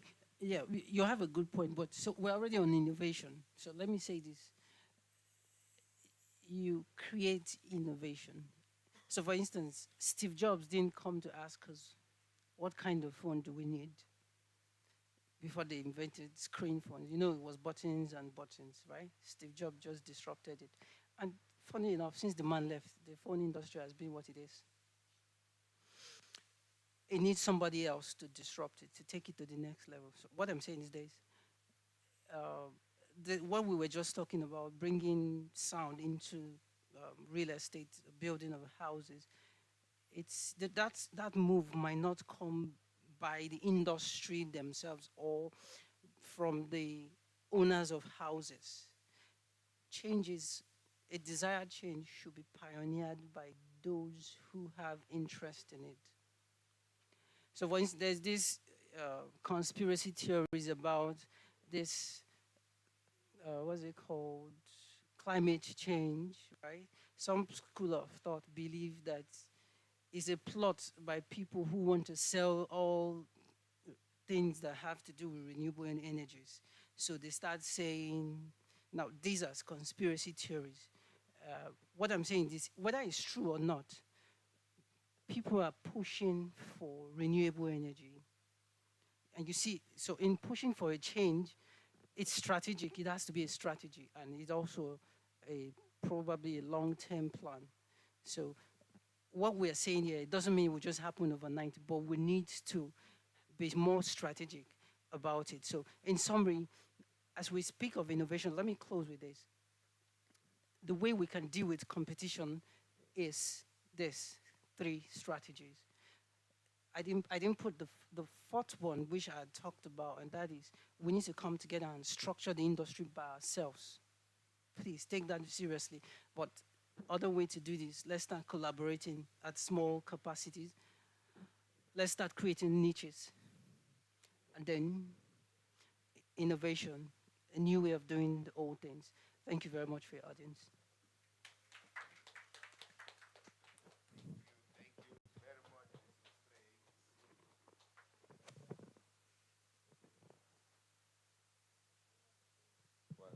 Okay, yes. So this the point that we are now is I noticed that there are people inside of the class that don't have that fundamental knowledge of the board. So what I would do in the few minutes that we have left is to show us what a compressor looks like. Why do I need a compressor? What is it used for? Do you understand? If you already have a knowledge of that, you can go. Do you understand? If you already have a knowledge of that, you can go. So let's just dive into checking what the compressor is. How do I understand the compressor? When to use the compressor? Um, how to use the compressor? How much compression do I need on an element, right? Do I need to even compress?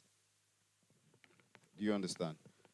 The thing is, I don't have anything routed to any of the board. Maybe let's just get, I think someone was playing something from a playout cable before. Let's use that in checking it. I can use that in doing one or two things on it. Can I have, can I have the,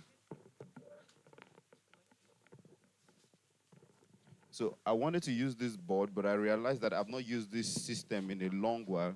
The laptop that has the Dante card, the Dante virtual sound card on it. When I opened it, I realized that all the Logic Pro, I think they've frozen all the um, what's it called? All the plugins on the Logic. So let's see how we can get something on this one. Maybe play a song. You can maybe play a song. You can get a sample for a snare drum. Get a sample for so you can get a sample. You have all the samples and you just sample them. Then play them on one channel. We'll just do all of that on the one channel. Let's see how it sounds like.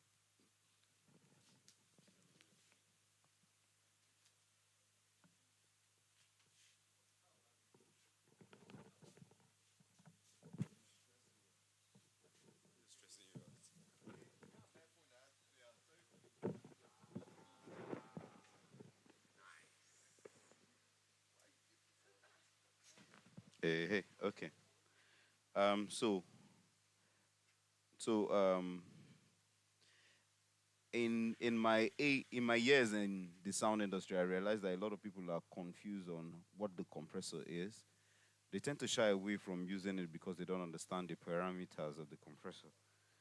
Most of the time, the the parameters of the compressor, it's very easy to understand. So most times I try to define it in a way that is easy for us to understand. So if you ask what's a compressor is supposed to compress the way the name sounds. It's supposed to maybe compress, but most times envelope, compress. But the beautiful thing with the compressor, it brings the tone of the sound. Do you know why? A lot of times, if you hear a sound, right, what you hear first is the transient of the sound. The body of the sound, because the way sound wave is, it tends to diminish. So you might not get to hear the beautiful part of the tone. So if you play a snare drum, play a kick, there's an overtone that is there, but you can't hear it. So let's just get maybe let's start with maybe a kick or something. No, no, I think that won't give you what you're looking for. Look for something that has a loop of it. So most times, because you don't pay attention to the transient of the sound, it will be difficult for you to know if should I compress this thing to get the robustness of the sound, or should I use a fast attack, or Mama, should I use a fast attack? Should I use a slow attack? Should I use a soft knee? Let's go to what a compressor looks like. So if you look the compressor, what is here is if you're familiar with the graph, if you notice the compressor is plotted as a graph, right? What they have done here, both the EQ is plotted as a graph. The gate, if you insert a gate, which one of them is the gate? Which one? Which one? This? Oh, sorry. Okay. If you notice the gate too, they are all plotted as a graph. So if you're not familiar with the way the graphic EQ looks like, it will be difficult for you to be able to understand where to place the parameters. Do you understand? If you check, they usually write so that you understand the parameters. If you look from here, you see 20 hex to 20 kilohertz. If you look from here all the way up, this is volume over frequency. Do you understand? Meaning, once I point to any frequency, if I gain up, I'm actually attenuating the volume of that particular frequency up or reducing the volume of that frequency. Abi? If we come to the compressor, what they've done here is you notice that this line is your threshold. So if you are conversant with what the frequency, what the graph looks like, most times they give you a point of action. So if you're plotting a graph and then there's a point where the graph takes a shape, takes a different shape, takes a different curve. So that's what the threshold here is doing. This is the threshold. Do you understand? With the compressor, what the threshold does is if the input signal is below the threshold, the compressor stays dormant. It will do nothing. If the input signal hits the threshold, the compressor kicks into action. What the compressor would do first is to ask, should I attack this input signal? At what milliseconds should I attack this input signal? That's what this attack is about. That's how fast should I attack this signal. Do you understand? If you move, you will notice that this is hold. The hold means if I attack this signal, how long should I keep it in the envelope? Look, if I move this guy away, you notice that that hold is moving. So what that means is the moment this guy moves to the threshold is this. This is the threshold bar that shows that envelope this guy at this point. So the moment it hits this guy, it is enveloped. The distance from here to here shows the time it should stay at that level, enveloped at that level. The moment this time elapses, how fast should I let it go? So if I hold it, how fast should I let it go the moment it exceeds the time or the time elapses? This is the release time. If you notice, as I move it out, the release time will move. Do you understand? If it is this fast, it shows that the moment it exceeds the time, let it go. But if it's this slow, what happens is let it go slowly. Do you understand? Why do I need the compressor? Why? Because I can have an envelope of the signal of the sound. The signal, I can envelope the sound.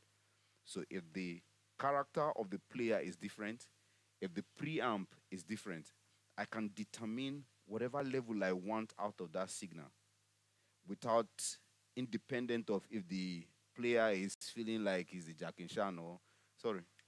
Help me off this thing. Just let me turn off this one and then let's use the other one. So if the guy is playing whatever he's playing, I'm going to have the same volume coming back to me at all times. Do you understand? So I'm going to have that same volume coming back to me because I already have it enveloped at this volume. Do you get? And then you see the compressor, because it's an envelope, there are a lot of signals that comes to you that you don't get to hear the tail end. You only hear the transient because once it hits, because of the multitude of everything that's being played, you can't hear the body of the sound. So it just diminishes like that because it falls below the signal level of every input signal. If you remember when we're talking about structure, gain structure, if it falls below a particular volume level, what happens is the board doesn't pay attention to it, begins to fall close to your noise to signal ratio. Once it goes close to your noise to signal ratio, the board stops paying attention to it. It becomes noise. So what this guy will help us do is to make sure that every signal that comes to the board comes to me at the level that I want it to be. Do you understand? So if I want to keep having the keyboard signal at an input that is showing me minus 18 dB, right, on my signal, I can compress the guy, envelope the guy at that level, keep him in that envelope at that level for as long as I want him to be there. Let's try something. Play a signal.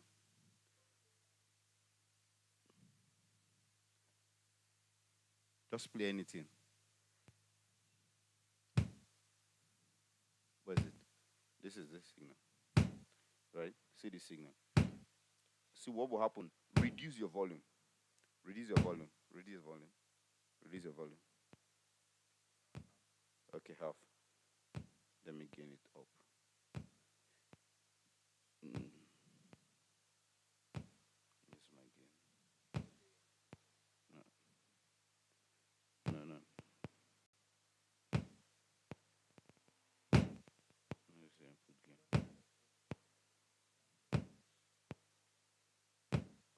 There's a trim. Okay. So see where the signal level is. This is our compressor. Does it hit the compressor? Yes. So I calm down. The moment you start reducing, you see the ratio that's taken out of the volume ratio that's taken out of it. So try going up on your volume.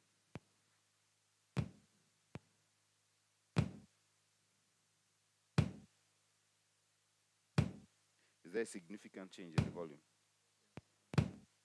There's no significant change in the volume. Is there significant change? Are you sure?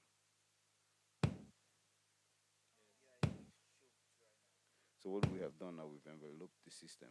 So let's go back to understanding the parameters. I just showed you that we can envelop the system to keep it at a particular level, independent of whatever the guy is playing. So it stays at that level.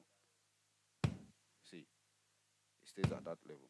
So what we're doing now is the threshold, remember, is what will trigger the compressor. The threshold will trigger the compressor. The moment it triggers the compressor will pay attention to what time you want it to be done, how long should I hold it, what time should I let go of it. If the signal goes above the threshold, what ratio should I reduce it by? Do you understand? So if the signal goes above the threshold, this ratio is written 3:1. What that means is if the signal goes above the threshold by 3 decibel, reduce it to 1 decibel. Do you understand? So for every 3 decibel above the threshold, it is reduced to 1.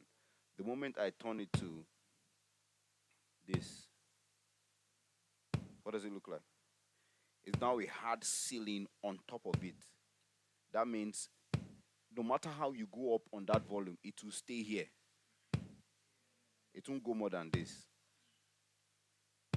No matter how, if you like, drive your volume to max, you're clipping on it, it will stay here. The only problem is, if you remember what I talked about, putting an aperture that is the same aperture, what will happen is there will be distortion already because there's heavy energy that is not going anywhere, that you're crushing there. Do you understand? So on this level, see how much reduction that is done to the signal. It's showing here. This is how much reduction that is done to the signal. But with this guy will stay here. It won't go anywhere.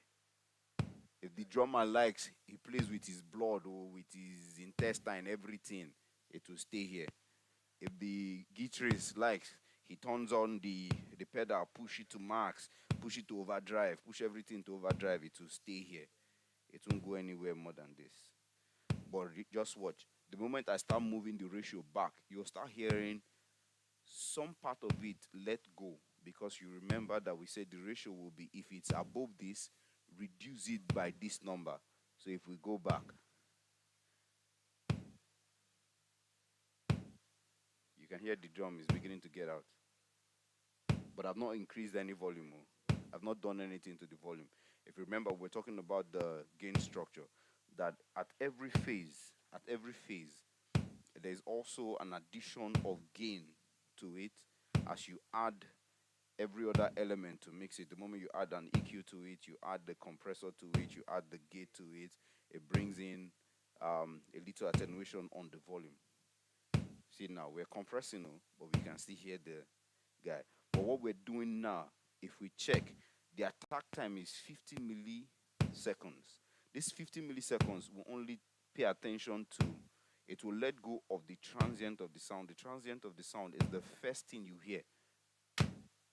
So in this if you pay attention to the details of this car, there's a diminishing that goes, it stays until it diminishes totally. So that part you might not hear it because that part is below what you will hear as at when you hear the transient, it just diminishes. So for us to get that part, right, if I move this attack forward,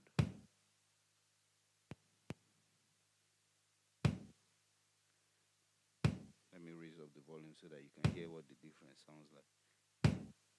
Look, I'm going backwards. Listen. It's not that I'm gaining it. If you listen, you hear, you you notice it becomes, yes. But the moment you go too far,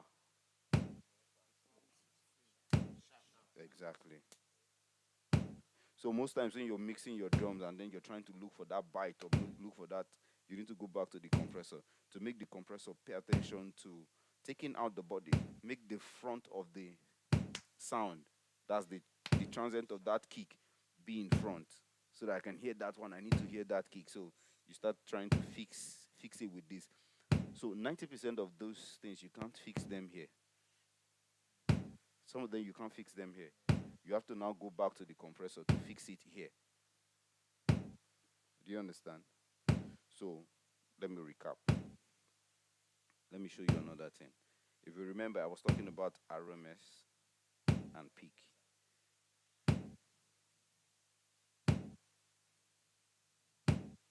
Let me go up so that you can see the details. See RMS. Did you notice anything? Pay attention to it.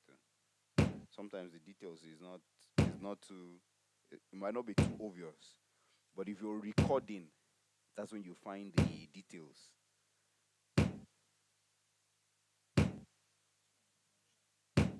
So I come down to it.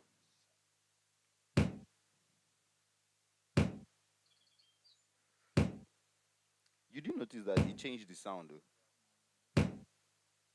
Listen to the details. Watch.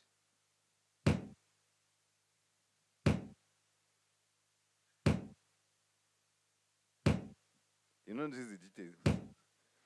Yeah? This one is heavier. This one has dim. The other one is dim. It has the so as you keep attenuating the threshold, it will change what the sound sounds like. Do you understand? So don't forget, the threshold would trigger. Sorry. So the threshold will trigger the compressor. Any sound that stays below the threshold, the compressor stays dormant. Do you understand? If you keep playing it, whatever you do that is below the threshold, the compressor will stay dormant. But the moment it hits the threshold, it triggers the compressor to go straight to asking what time do you want us to attack the signal? You want it fast or a slow time? The moment we're done attacking it, how long do you want us to hold the signal at the level you want us to keep it? Is the hold. Then the release time will be how fast do you want us to release the signal after we've held it for the number of time allotted for us to hold it. Do you understand? Then the ratio will be, okay, this signal that we're going to attack, it's above the threshold. What ratio should we reduce the signal to? Do you understand? So if it's a 1-to-1, that means let's go to a 1-to-1 ratio.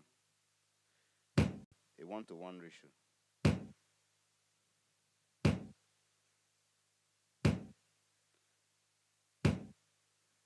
There's no deduction. Because for every one that goes above it, move it as one. Move it as one is 1-to-1, so there's no reduction. But what I do with this, right, is to attack the transient of every sound. So with this, I do it a lot with this kind of microphone. So if the microphone is too forward like this, and then there's this poof sound that keep coming into the microphone, and I want to attack the poof sound, what I will do is I will set it like this. The volume is still the same thing. The volume is still the same thing. The voice is still the same thing. But you see that poof sound, it will lie most times around the transient of the sound. So it's the first thing that will come out. So what I will do is I will increase the attack time to attack the transient, and then bring the ratio down so that at the point where the voice leaves the mouth, it immediately attacks that this thing. It will be very fast. You might not even notice it. But the moment you take off, so I do it a lot with Pastor B's microphone. So if he starts complaining that there's this poofness, there's the sound is sounding, what I just do is to immediately attack the transient of the sound. So it can be like this. It looks like it's not doing anything, but I'm attacking the transient of the sound. The moment it comes, it softens the transient. You understand? So your ability to understand what part of the signal you want to attack will give you a good start with using the compressor. You understand? So, like me, I use the compressor in virtually every element of my mix. Keyboard, bass, drums, toms, lead vocals, background singers, even my effect. I use compressor on top of it so that I can have it at a particular level at all times. So even if I'm driving it, I know that okay, maybe I make a mistake and then go beyond where I'm supposed to leave the fader. I'm sure that the compressor will keep regulating it for me. Because in the busyness of trying to operate the board, sometimes you can pull it down and then you're bringing it back. You're not even mindful of the calibration. You just miss the position. But the compressor will help me keep targeting the position where I want it to be. Do you understand? So that's one use of the compressor. Somebody should ask me a question about the compressor. Before, yes. Compressor gain. Okay, so what the compressor gain does is play what you're playing.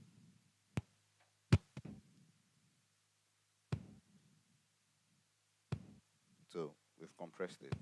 Because the compressor most times reduces the volume, right? To compensate for the loss of volume. I can use this one to bring it up.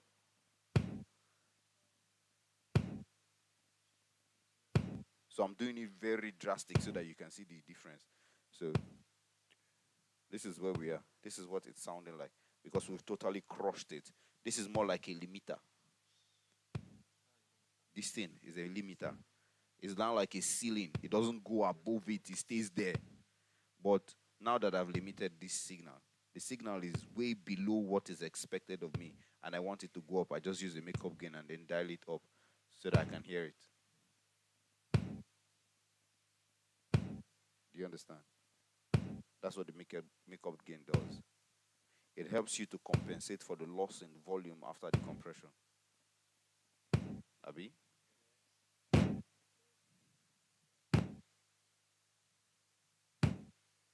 Any other thing about the compressor?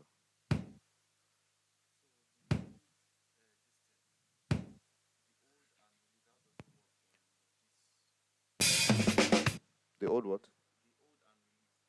Okay.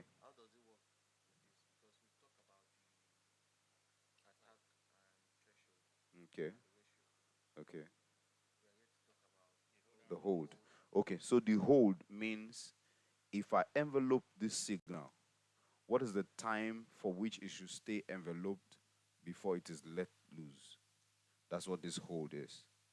So if you see, if we move the hold, you'll notice that the envelope is expanding or contrasting. So this shows the time for which the signal will be held at the point where you want it to be until it is let go, right? The release time shows how fast it should be released or you should let go of the signal. If you notice, they are all calibrated in milliseconds, showing that these things, they are all time. This is milliseconds, is a time. This is milliseconds, is time. This is milliseconds, is time. If you notice, the threshold is calibrated in dB. dB is the unit value for volume, right? We know that milliseconds is the unit value for time. Do you understand? That's what I've been saying. If you are able to understand, if you're able to understand what these values they are, once you see them on the board, you already know what it is. Do you understand? So this is milliseconds, time, milliseconds, time, milliseconds, time. This is ratio. You already know ratio is usually this is to that. Then this is dB. Once you see dB, you know that this has to do with volume. You understand? So any other question concerning the compressor?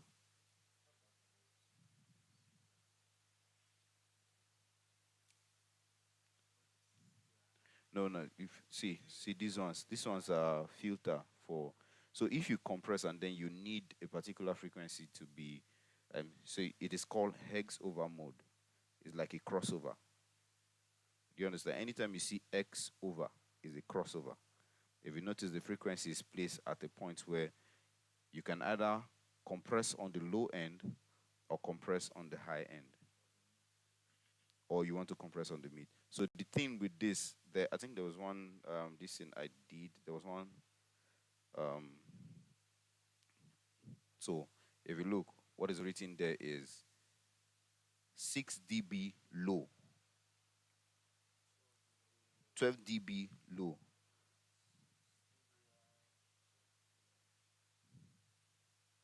Have you seen? So the more I move it, it shows what I'm compressing. I'm now being hard on a particular frequency. Do you understand? So for a microphone, so microphone depends. Uh, uh,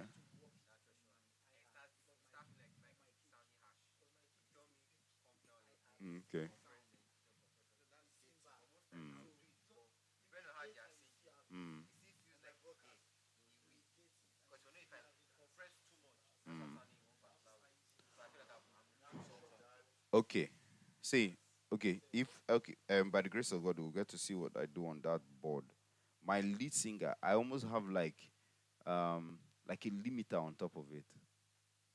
But now the time for which I'm attacking his voice will determine what I am attacking.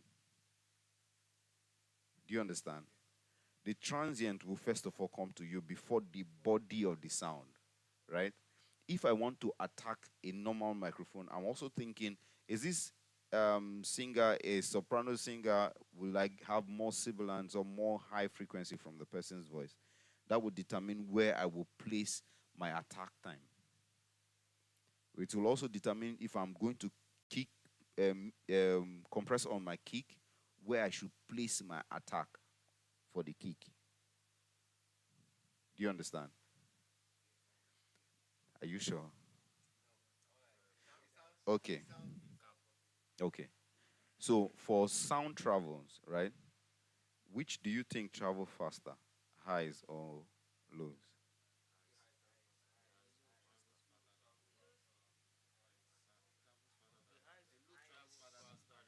So the low travels farther than the highs. The highs travel faster. You understand? I said which travels faster. So he was saying that that the lows travels farther. Uh, so if I take my attack time to be faster, what will it attack? To attack the highs. You understand? So if I move it backwards, I want the highs to free and then I attack. No, no, no, no. His own hi hat. Eh?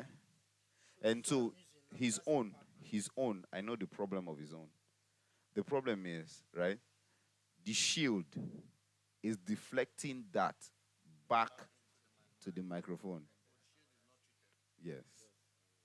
So no matter you try to compress it, just forget it, you still get the same problem. Because one, you are trying to cut off that frequency and then you're boosting it. No, you are trying to cut off that frequency. You are boosting it on your kick so that you can get the bite of your kick. Not knowing that the microphone is almost the same thing, is going to bring back the highs. So normally what they do is you have to put a padding at the level of where the kick, the bass drum is, so that every bounce off from the shield will diminish or will be absorbed by the padding. If not, there's no way you can treat that one. If you like, roll off, cut off, put compressor, put all, it will still be there. You understand? So this, we've just done the compressor, so I need questions on the compressor. Any other question? before we go to the gate.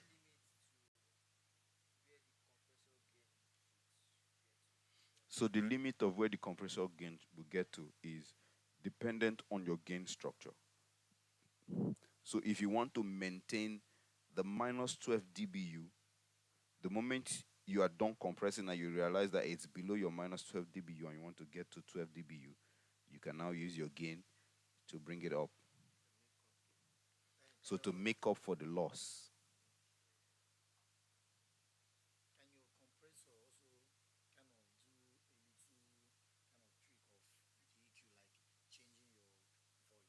It will change it. If you remember, I said the time will tell you what part of the frequency you want to attack. Do you understand? So if it's faster, it's going to attack the highs. If you play it backwards, it will let the highs fly, then go to pick the body of the sound.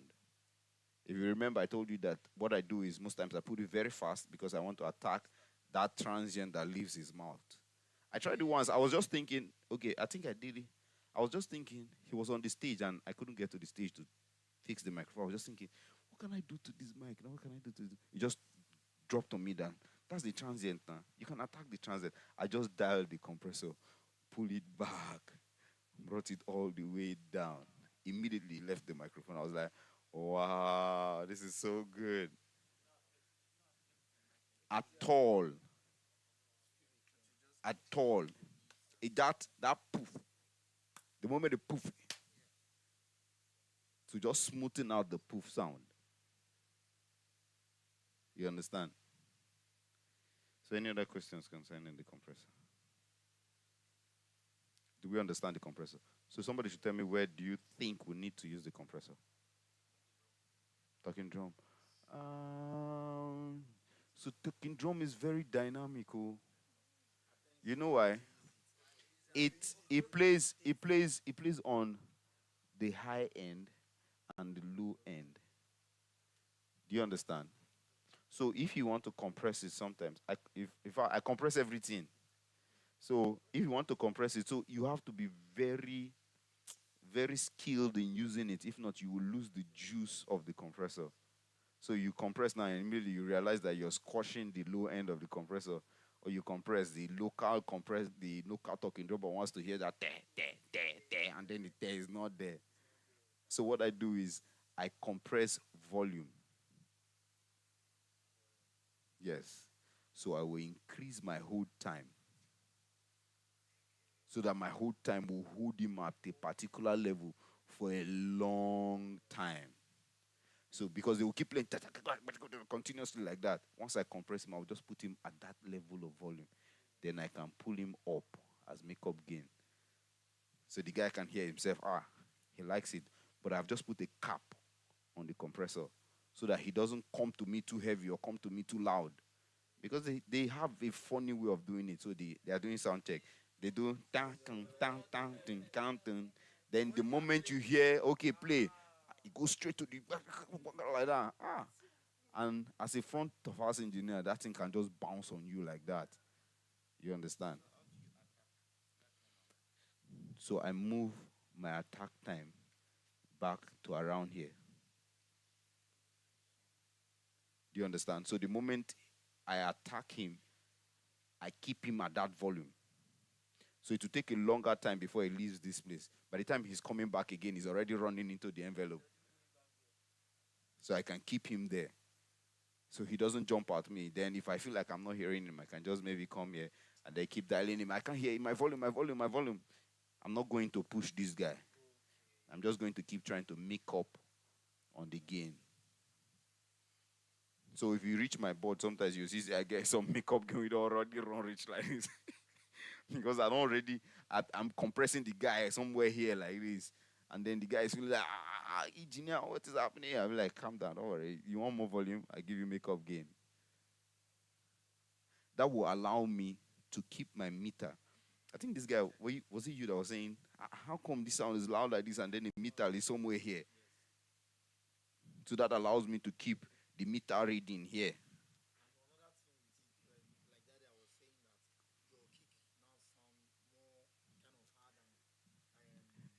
So we'll go back to we'll go back to checking how I was able to achieve that. So I can keep him inside of this envelope so he stays there. So he can be enjoying himself and I'm also enjoying myself. I'm not going to be shocked by one loud volume coming to me like that. Nah. You understand? So I keep him there. Okay. Bases. So there are those are some of the instruments that are very dynamic, right? They are very dynamic. The problem with hard compressing the bass is if you hard compress it, you will now start hearing the fret noise. As in, you start hearing the fret noise, you start hearing all those things. Because what you have done is you have brought up all the undefined sound out. What the compressor would do is a lot of times, the moment you compress, what it does is it brings the high, that's high volume down, and they make the low volume, those ones that are low, more visible. So it's like, so it brings it down and then brings everybody to the same level. Do you understand? So when you compress a bass like that, what happens is you're now going to have, if the bass is the one that plays too much on the mid range, the bass will be very funny. This kind of thing. No. So a lot of times, what I do is I make sure that what is leaving the DI box is what I want to hear as a line level. So test your bass, right? Crank the volume to the max. Let me see what it will sound like. I look at what level I have here.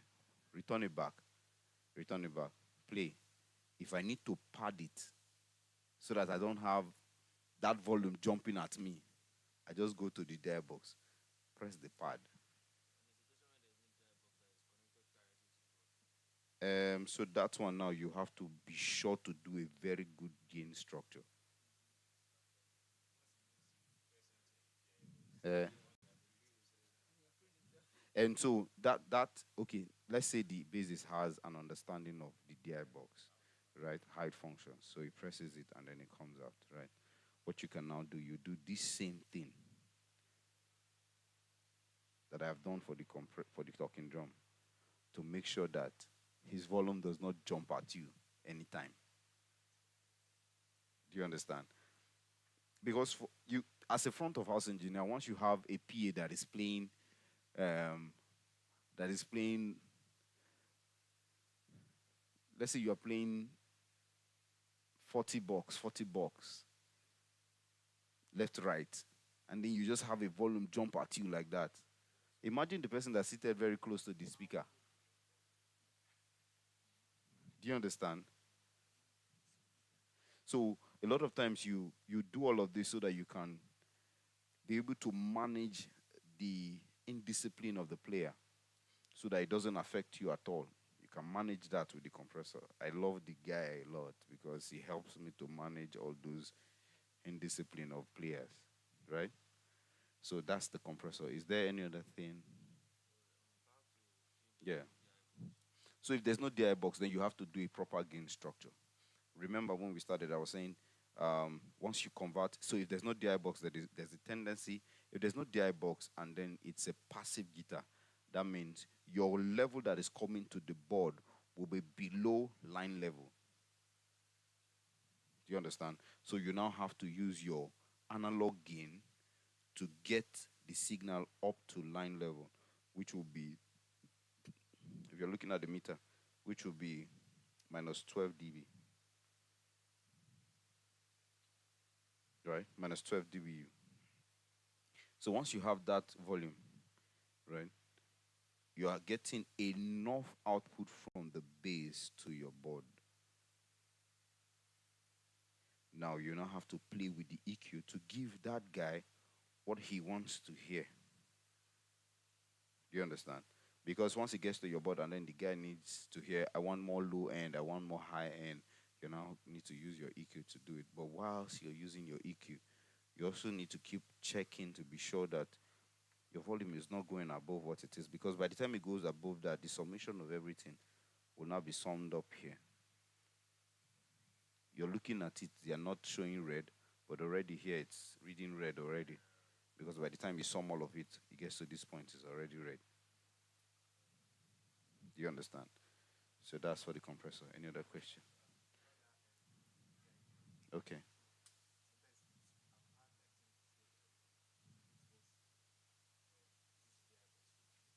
Mm. Mm.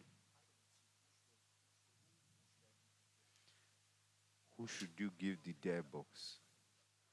So sometimes I may not say guitar because they have, if the guy is with an effect pedal, the effect pedal already has a preamp.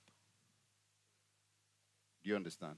One of the function of this DI box is to be able to convert unbalanced signal to balanced signal. Do you understand? Not just converting balanced signal to unbalanced signal to balanced signal. It also matches um, connector matching. Do you understand? Right? This board will not receive jack as input. It's unbalanced. It will receive XLR as input. The DI box will come in between to convert unbalanced to balanced signal. Right? Prior to this time, right, we used to have a lot of long cables that will connect and jack to XLR. What that does is the moment it goes beyond a particular length.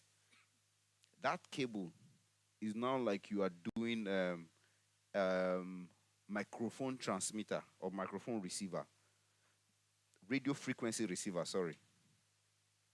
If you notice, I think it's Marvelous Church. Marvelous. You remember that there's one time you used to complain that there's this feels like there's radio frequency on your base. I'll be one of them. The problem is that cable. Once you do once you do jack to XLR, if it goes beyond 5 feet, it's susceptible to degradation. It becomes radio frequency receiver. And the moment you form a coil with it like this, it's a radio frequency receiver already. I'm telling you, you'll be shocked that if you pay attention to the details, it feels like there's someone is tuning radio frequency like that there.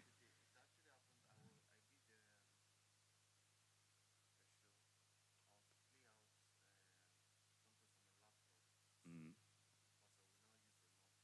Mm. Inside of this. You understand? So that's what this guy does. So the moment you convert to balance signal, a balance signal can run as far as 100 meters. Do you understand? It can run as far as 100 meters. A lot of people feel that this thing is not important. What are we using it for? They use our DI box. I better bring and plug onto the board, Joe. Let's just play. Do you understand? That's what it does. So, any question about the compressor? So let's move to the gate. The gate. Why do I need the gate? Where do I need the gate? When should I use the gate? The gate, as the name is a gate. To open the gate, you need to have enough power to open the gate.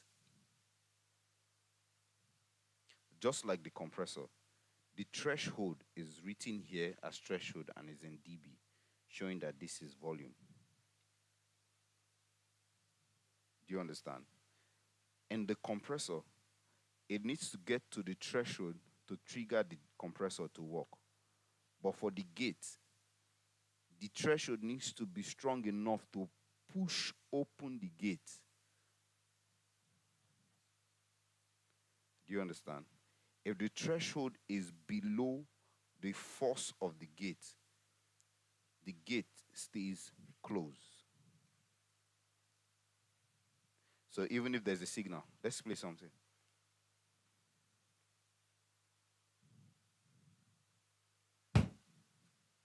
Let's get that compressor out. Let's get the gate.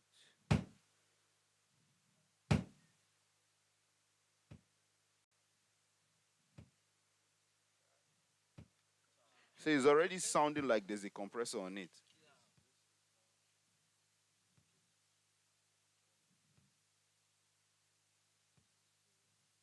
So I was going to come to the range. See.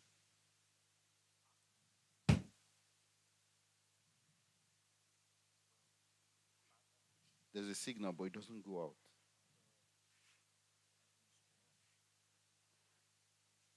Do you understand?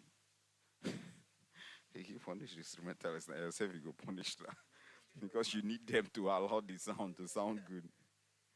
So, so the gate is closed.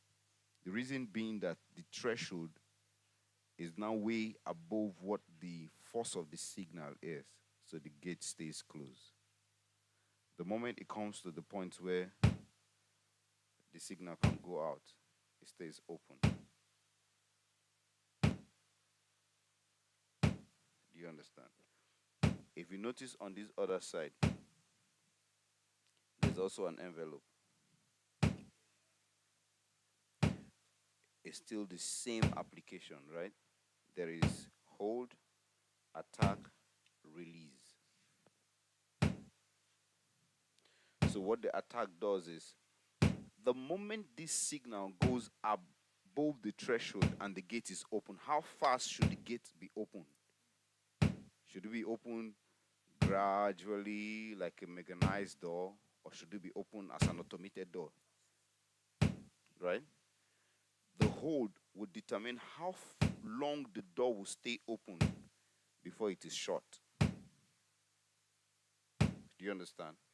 So if the door is popped open, it stays open for the length of time allotted by the hold. If you check, this is milliseconds, milliseconds, milliseconds, showing that this is time. Range is dB. Gate. This is like the gate. Then this is the threshold. This shows the ratio for the gate. Right? Just play that the kick and less than. Okay. So this is, do you understand? So this holds the gate open until the time elapses, and then this slope shows that the gate is closing gradually. Do you understand? If it's like this, meaning the gate is abruptly going to close, boom, immediately the signal goes below the threshold, shut immediately. It's like opening the door and they shut it immediately.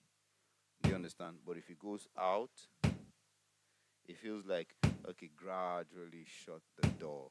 The moment the distance from here to this side is equal to the distance from here to this side, what you will notice is the gate will act on it, but shutting it, it will still be left open. So if there's any signal that is anything around the threshold around here, it will play out of the gate. Because even as at when the threshold of the signal is, even as at when the force of the signal is below the threshold, but the gate is left open, every other thing will go through it. So let's say this is the gate. You have set up your gate like this for the kick. What will happen is, inside of here, you will hear your floor tom. Inside of here, you will hear almost everything running into this guy, snare drum, everything into this guy, because the gate for the microphone is left open. But the moment I move it backwards, it will shut down everything. Did you notice something?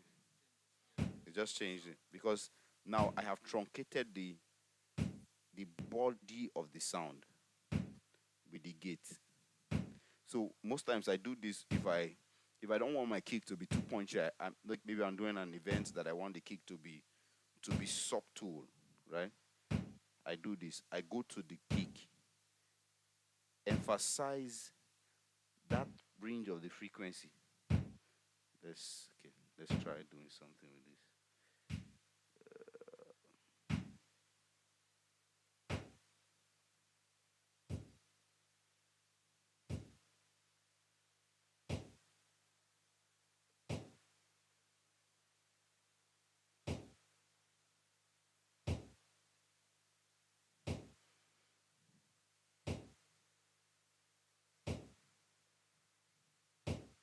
See how it's sounding.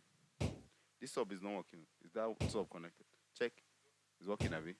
Okay, yeah, I can hear. Check, no, check if that there's an amplifier there. If the amplifier is on, there's an amplifier there. Is it on? Is it on? The amplifier, the bottom amp, the amp. There's an amp there. Is it on? It's not on. Okay, turn it on. There's no power. There's power at the back. Just careful with that.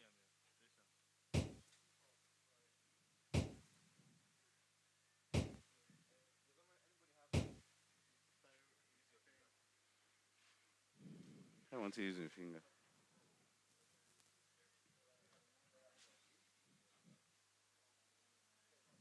Is that on now, Abby?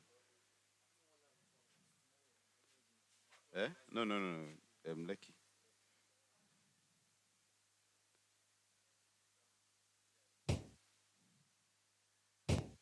Are you sure that thing is working? I'm not sure it's open now.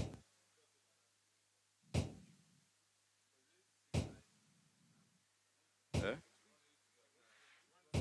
No, it's supposed to go to the sub.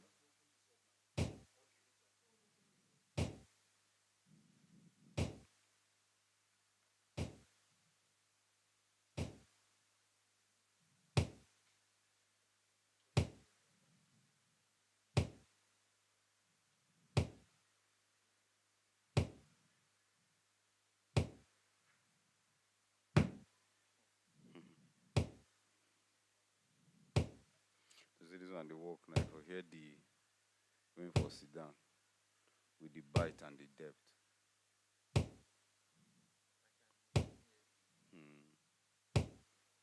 But now this guy, we need to set this guy so that we don't chop off the. Okay.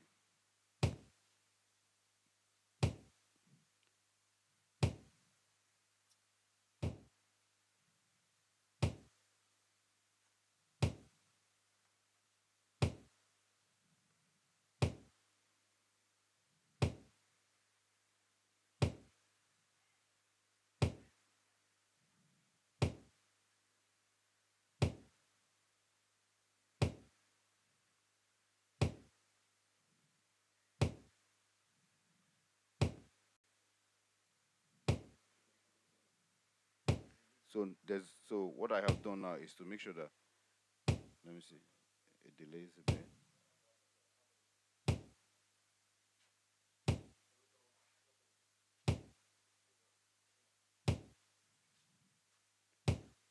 So like this, the guy will stay like this. So I can have my kick even if I emphasize my low end like this, the guy will stay like that. If you notice, so in my head I already have frequencies that I usually take out, no matter how the kick sounds like. I take out this, is it this 200, this 200, and around this guy between 1K and 4K, between 1K and 2K. I just take out those two, and then almost immediately the kick will be emphasized. You understand? But now if you check, see where the level is.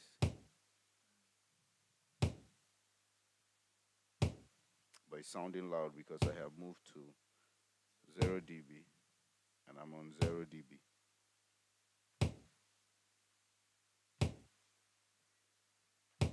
And I've emphasized my kick like this, so, but still, see how much volume level I'm getting here. Do you understand?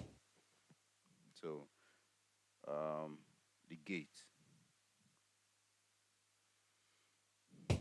Do we understand the gate? Remember, if the threshold is not strong enough to push open the gate stays closed. So it's like pushing an automated door. If a child push open the automated door, right? Let's say an adult push opens the automated door, and then the child goes afterwards. If the force of the child is unable to hold the automated door open, it shuts itself. Do you understand? So every signal that goes above the threshold will be assumed as the adult, adult, sorry, then every signal that is below the threshold is assumed as the the baby, the infant, yes. Do you understand? So if you watch, so that I can retain the original sound of this kick, I have done an envelope that shows that the moment it hits the threshold, open, hold it, shut it, open, hold it, shut it. Do you understand? This makes a lot of sense. Okay. This makes a lot of sense if you have emphasized the low end and then you're having this rumble on the kick. You see, you can shorten it to sound as boom, boom with this. So a lot of times I do that with my talking with my thumbs. So I have the boom, boom. I say, don't worry, that's fine. I can truncate the length of that sound with the gate. I do that with all the thumbs. So once I can get that resonance of the boom, boom, boom. If you leave it like that, it will be very noisy if you leave it. So what we'll do is we'll truncate the sound of each of those tones. Boom.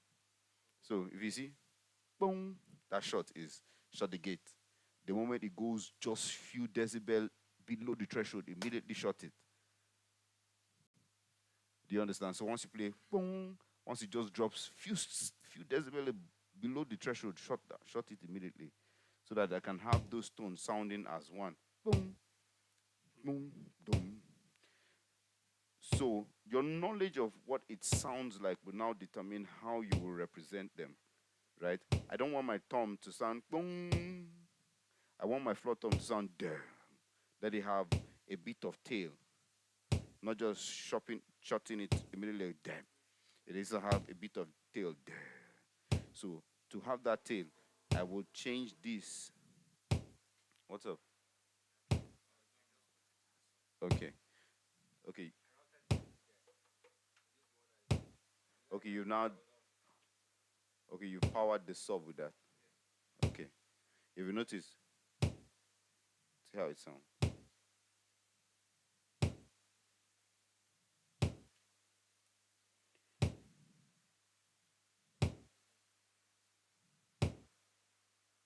You understand? Where you route them from to where?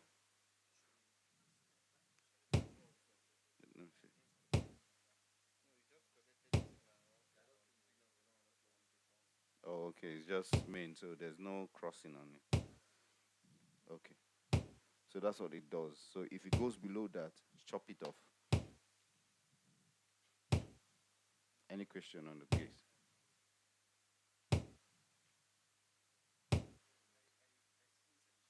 Mm.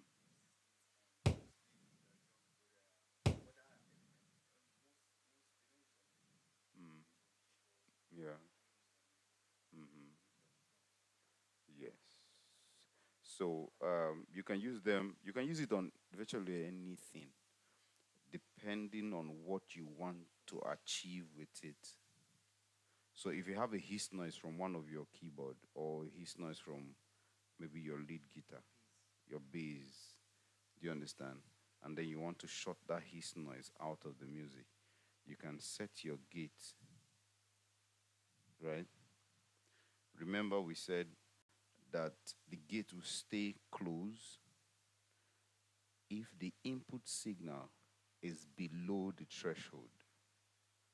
The hiss noise, you will set your threshold to the point where the input signal is below the threshold, knowing quite all right that the moment the bass guy picks the bass, it will go above the threshold, so the gate will open. But the problem with that is if the bass player starts playing very subtle and then his strokes falls below the threshold, it will close. Do you understand? So a lot of times you need to be very calculative to be able to apply to all of those instruments that are very dynamic. With human voice, it's very, very subtle. Eh? No, we use it. No. So why it's obvious is because of your hold and release time.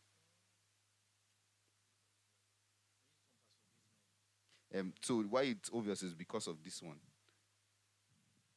So the moment he's speaking and then his voice goes below the threshold, immediately shuts it. So it becomes obvious. But if the closing of the gate is very subtle, it might not be noticed. Then one thing that you can also find is if this one is also this fast, meaning the moment it hits the threshold, it pops open. Do you understand? So this will now be a bit subtle. So it enters subtly and then closes subtly. It's not too obvious. But the moment you bring them close like this, it will be obvious. So the moment the voice, like I'm talking to you now, there's every tone of my voice is not at the same level. Do you understand? So if I say, "Do you understand?" might fall below it. So you understand. The T will be out because of the gate. And you can use it.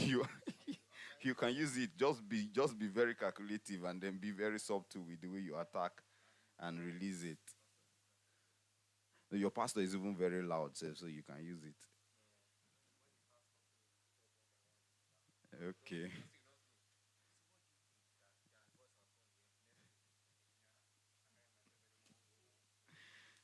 Um, okay, so we were supposed to discuss yesterday about microphones, but I think, but maybe by tomorrow we'll just do, or maybe we just crash through something about the microphone. So we've done the gate, we've done the EQ, the compressor. Let's talk about the EQ, right?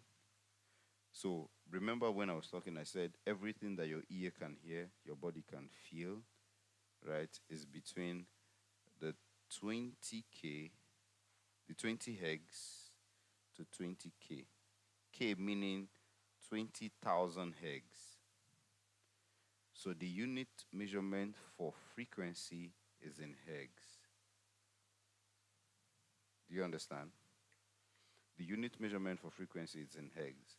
If we check this again, it's plotted like a graph. Volume over frequency.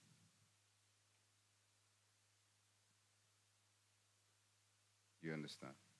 So it is volume over frequency.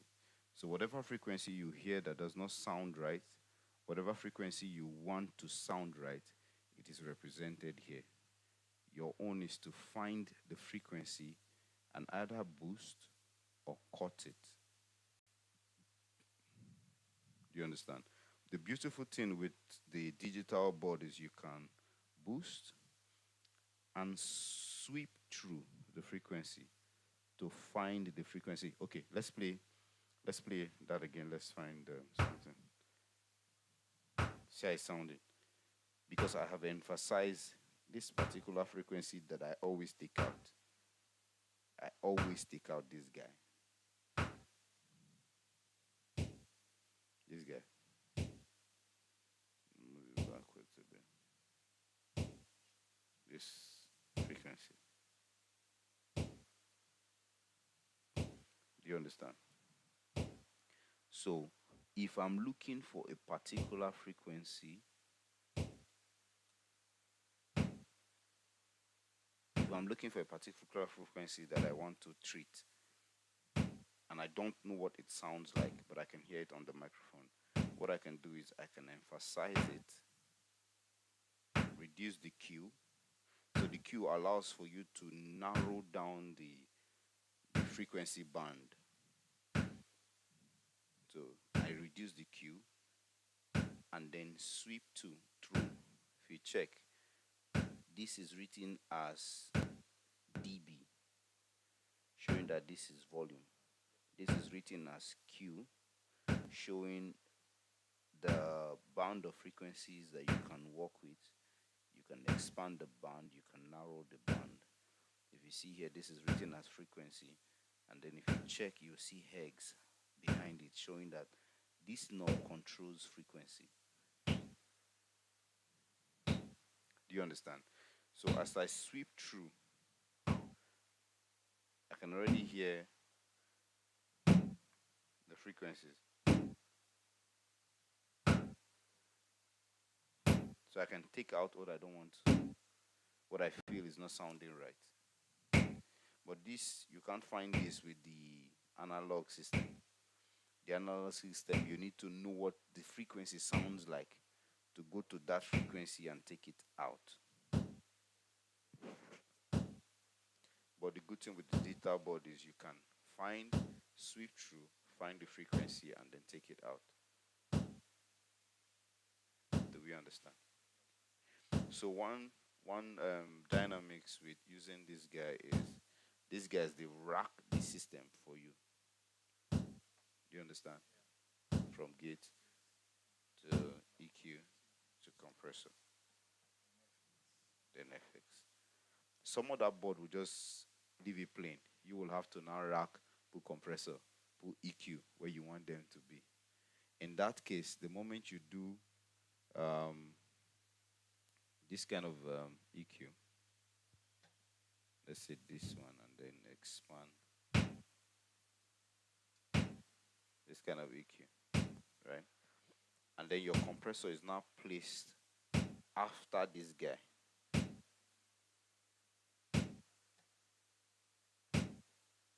This guy might not be a proper example for us. So I wanted to show you that what would trigger this compressor would be this boost in the frequency that will trigger the compressor. You understand? Maybe vocals will show us that. So this, the compressor will not pay attention to the frequency or the signal you want it to compress, but it will pay attention to the boost that you have done on the EQ. You understand? So me, I'm of the school of thought that subtracting from your EQ is way better, not way better, personal preference though, than this, than to boost. Because the good thing is, the moment you add, is also adding to your total volume.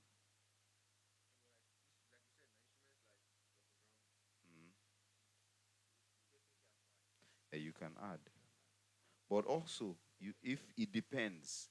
So if I have a sub that is playing 40 dB more than my tops, you can't add though. The moment you add, there's going to be huge rumbling, or the moment you add, it's going to saturate the entire space. So a lot of times, I just chop off like this and then leave it like this.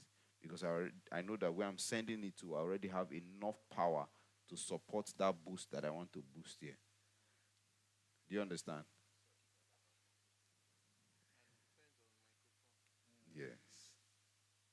So some people, they already have it as a template in their head. Once you reach boost the talking drum like this, boost it like this.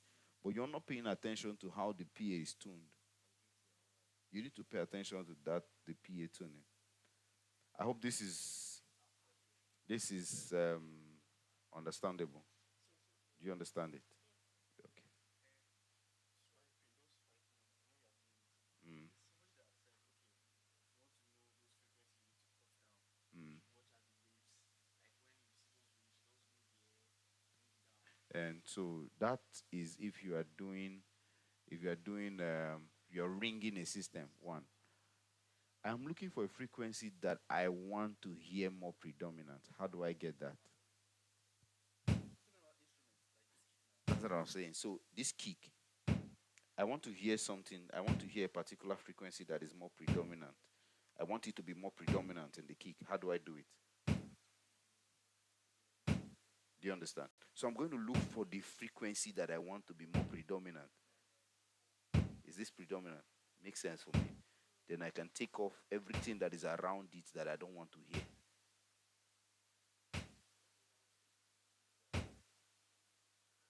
Do you understand?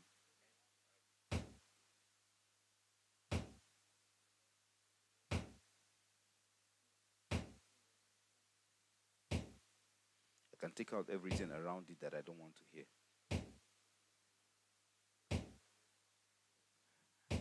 Do you get?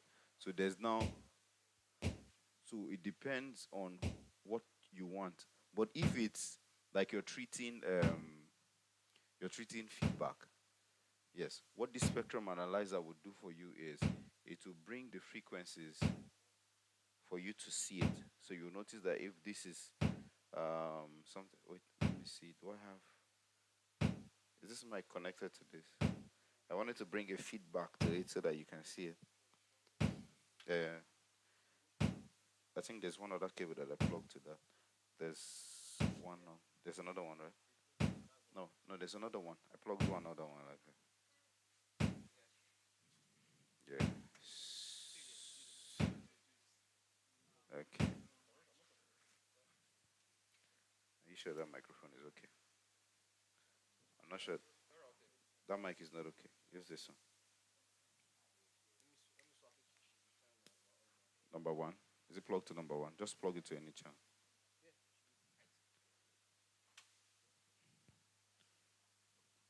What number did you plug it to? Number one. Yep. Yep. Yep. Yep. Yep. Yep.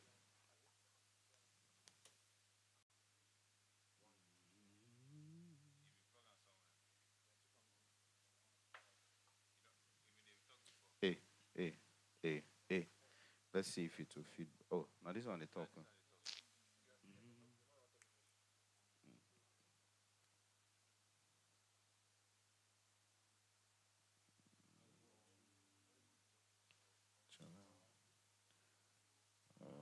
What number is this? Number four. That's just six.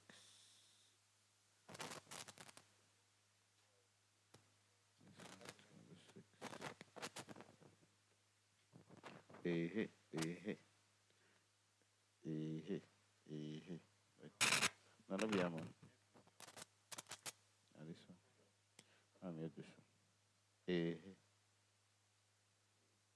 hey, hey, hey, hey, hey, hey, hey, hey, hey, hey, hey.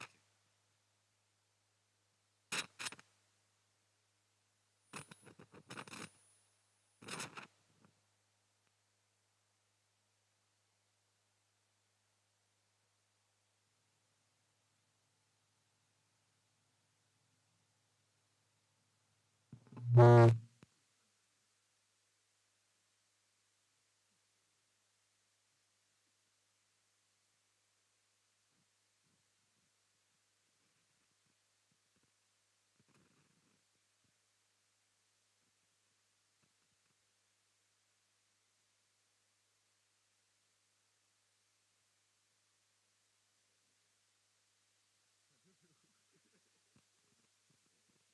Hey, hey, you see there, you see there.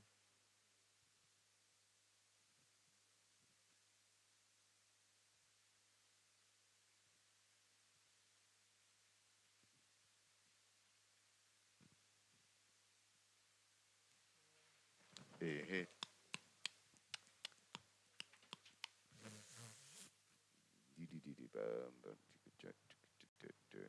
Oh, you don't remove the sub.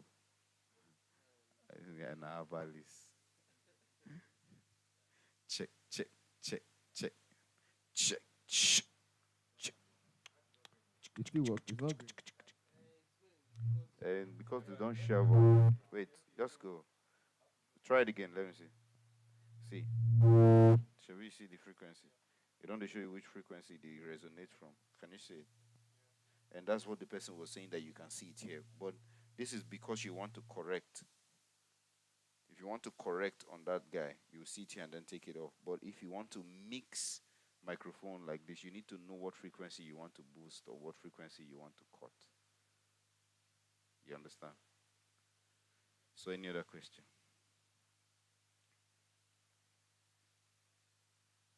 Hmm? Any question? So we've done gain structure, EQ, compressor, um, gate, then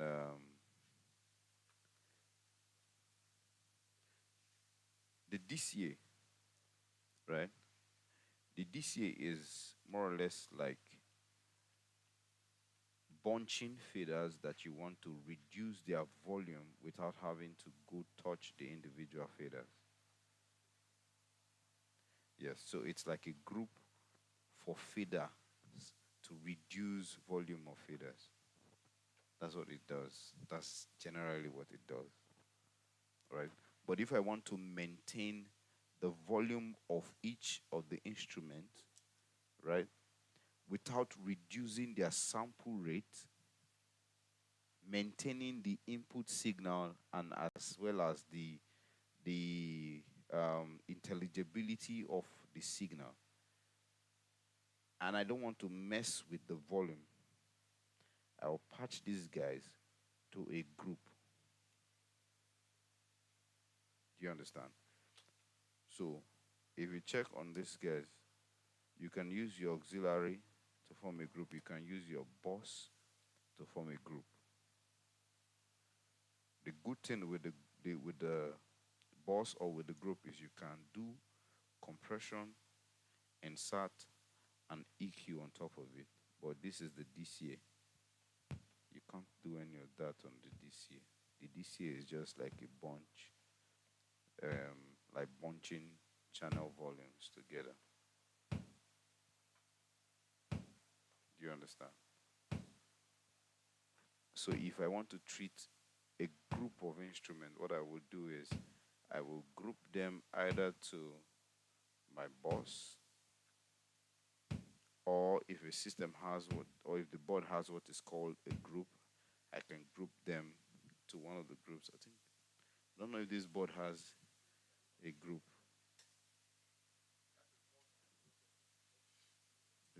I'm not sure there's any setting on this board. Still there? Eh? How?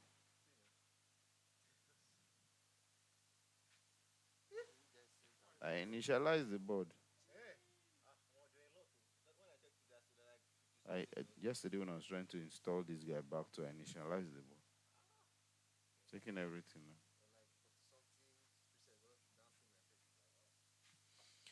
now. This board would have made sense for us to do that practical switch. Pro 2. Just raise the board up. It's a stone ground. Bam!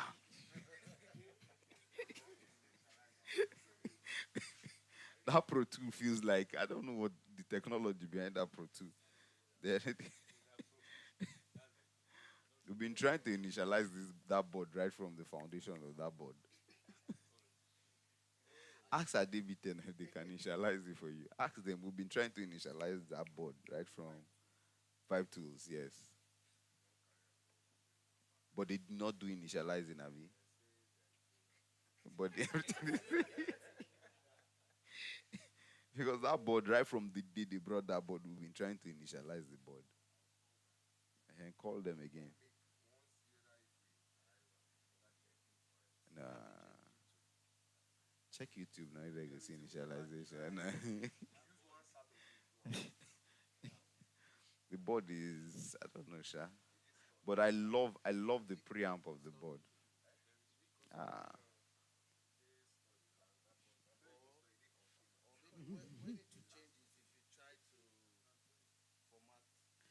We've tried to initialize and take out the old firmware. But where? Mm. That board is, but I love the preamp of the board. Ah, Jesus.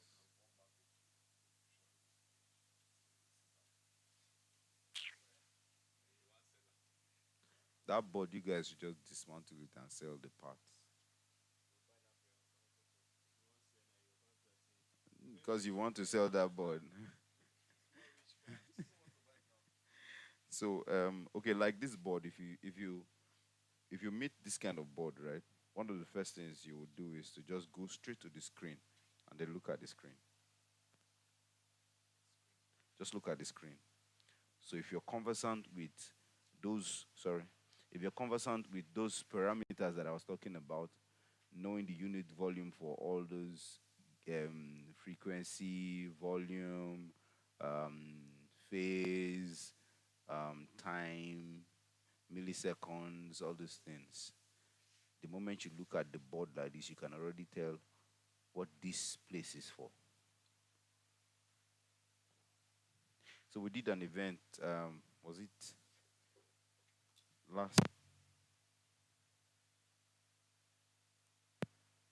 And then mute the mic for that, please. Yeah. Oh, okay. So we did an event, wine press, early this year.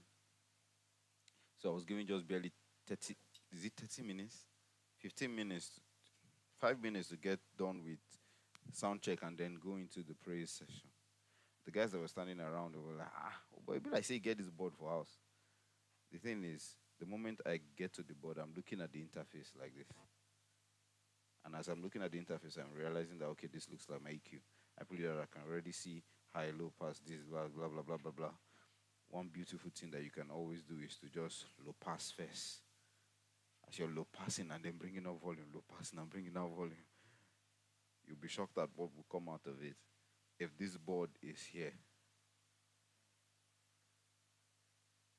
so placing it here, I have set this board to run at the sample rate that the board is designed to run at.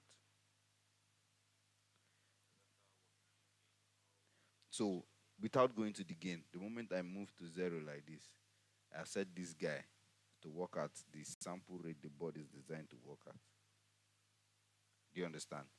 Then the moment I get my fader to this point, I have just created coupling of this to this guy so that there's a free flow from this guy all the way to this guy. Then now, this gain, this analog gain, is now tied to how I want to change the mic input to line input. Looking at the meter reading. Do you understand? So once I can change line mic input to line input using the meter reading. Let's swipe this thing. Once I can change it to line input using the meter reading, what will happen is you can already hear the way the microphone picks the signal, the tuning, the quality of the microphone will be represented immediately on the PA. Because once I've done work at the sample rate of the board, gain structure at 0, couple aperture the same way, gain structure or analog gain to convert from line level, from mic level to line level, and it hits the board. The microphone there is the appropriate mic for whatever I'm micing. If I'm micing the kick, I'm using the appropriate mic for the kick. The moment that signal hits here and then hits the right PA, tuned to the system as in acoustically connected and then tuned to the venue, you will be shocked at how the sound will sound without you having to come and tweak EQ or try to boost or reduce anything. I was with some white guys in Dubai maybe like 3 or 4, 5 years ago or thereabout. I checked the guy's board like this. All I could find was low pass, volume. I was like, you're not doing anything on the board. He said, no, I don't need to do too much. The drums is sounding right. The drum tech did a good job with the drums and it's sounding right, so I don't need to do anything. I was like, whoa. I'm telling you, the right mic, the calibration of the system is okay. I was shocked. This is stadium size. The guy was playing stadium size. The system was very clean, not too loud, but it saturated the entire space. And in my head, I was like, okay, let me see your board. I was using Yamaha, this DM, one of those DM series. I was like, let me see what you did on the board. Just low pass, high pass, low pass, high pass. All his volumes, they're all here like this. Everything is like this. The only thing you'll find is maybe just few dB cut on this, or few dB cut or dB boost on this, just like that. But if you hear the sound, ah, no, no, no, no, no, no, no, no, no, no. Wave care, no wave anywhere. I was supposed to ask him, "Are you using it?" He said, "No, I'm not using anything." The tech guy did a good job at tuning that drum. So what am I going to do again? The drum is sounding right. If now even as at that, you must come reach here. Maybe you don't copy from somewhere. Say, once you want to put the kick, make this one go up like this.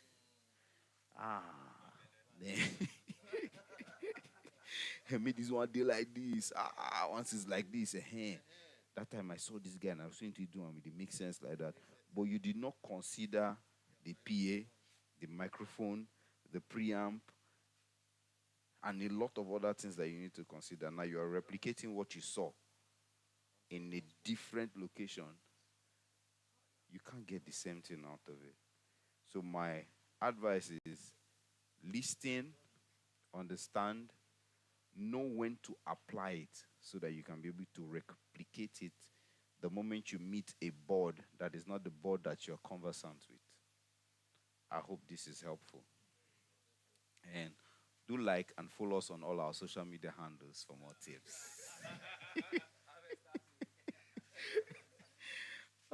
Thank you guys for coming. Thank you. Thank you for your time. I hope you're able to learn something, Sha. I hope you're able to learn something. You apply it on Sunday, Abby. You give our board machine mix. Okay. No, I think they need to calibrate the screen too. You need to aside from fader calibration, you need to do screen. No, there nah. No, there's this one. There's one here. There's another one here. So they don't carry on go repair before. Then there's one there. They'll change down now, but you know how much they be. As in this one like this now, maybe these two now go one buy me this board. You should be get your phone and type and put me find the fader.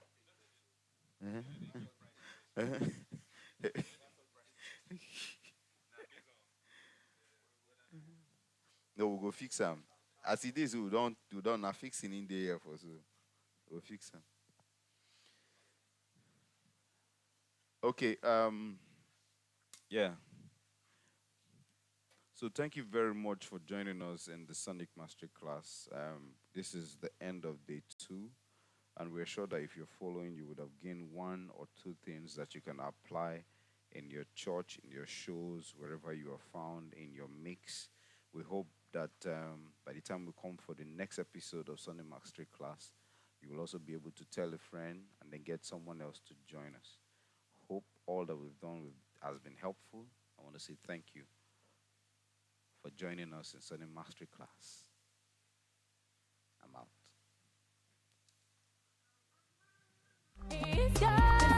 Get down on my knees. Deserve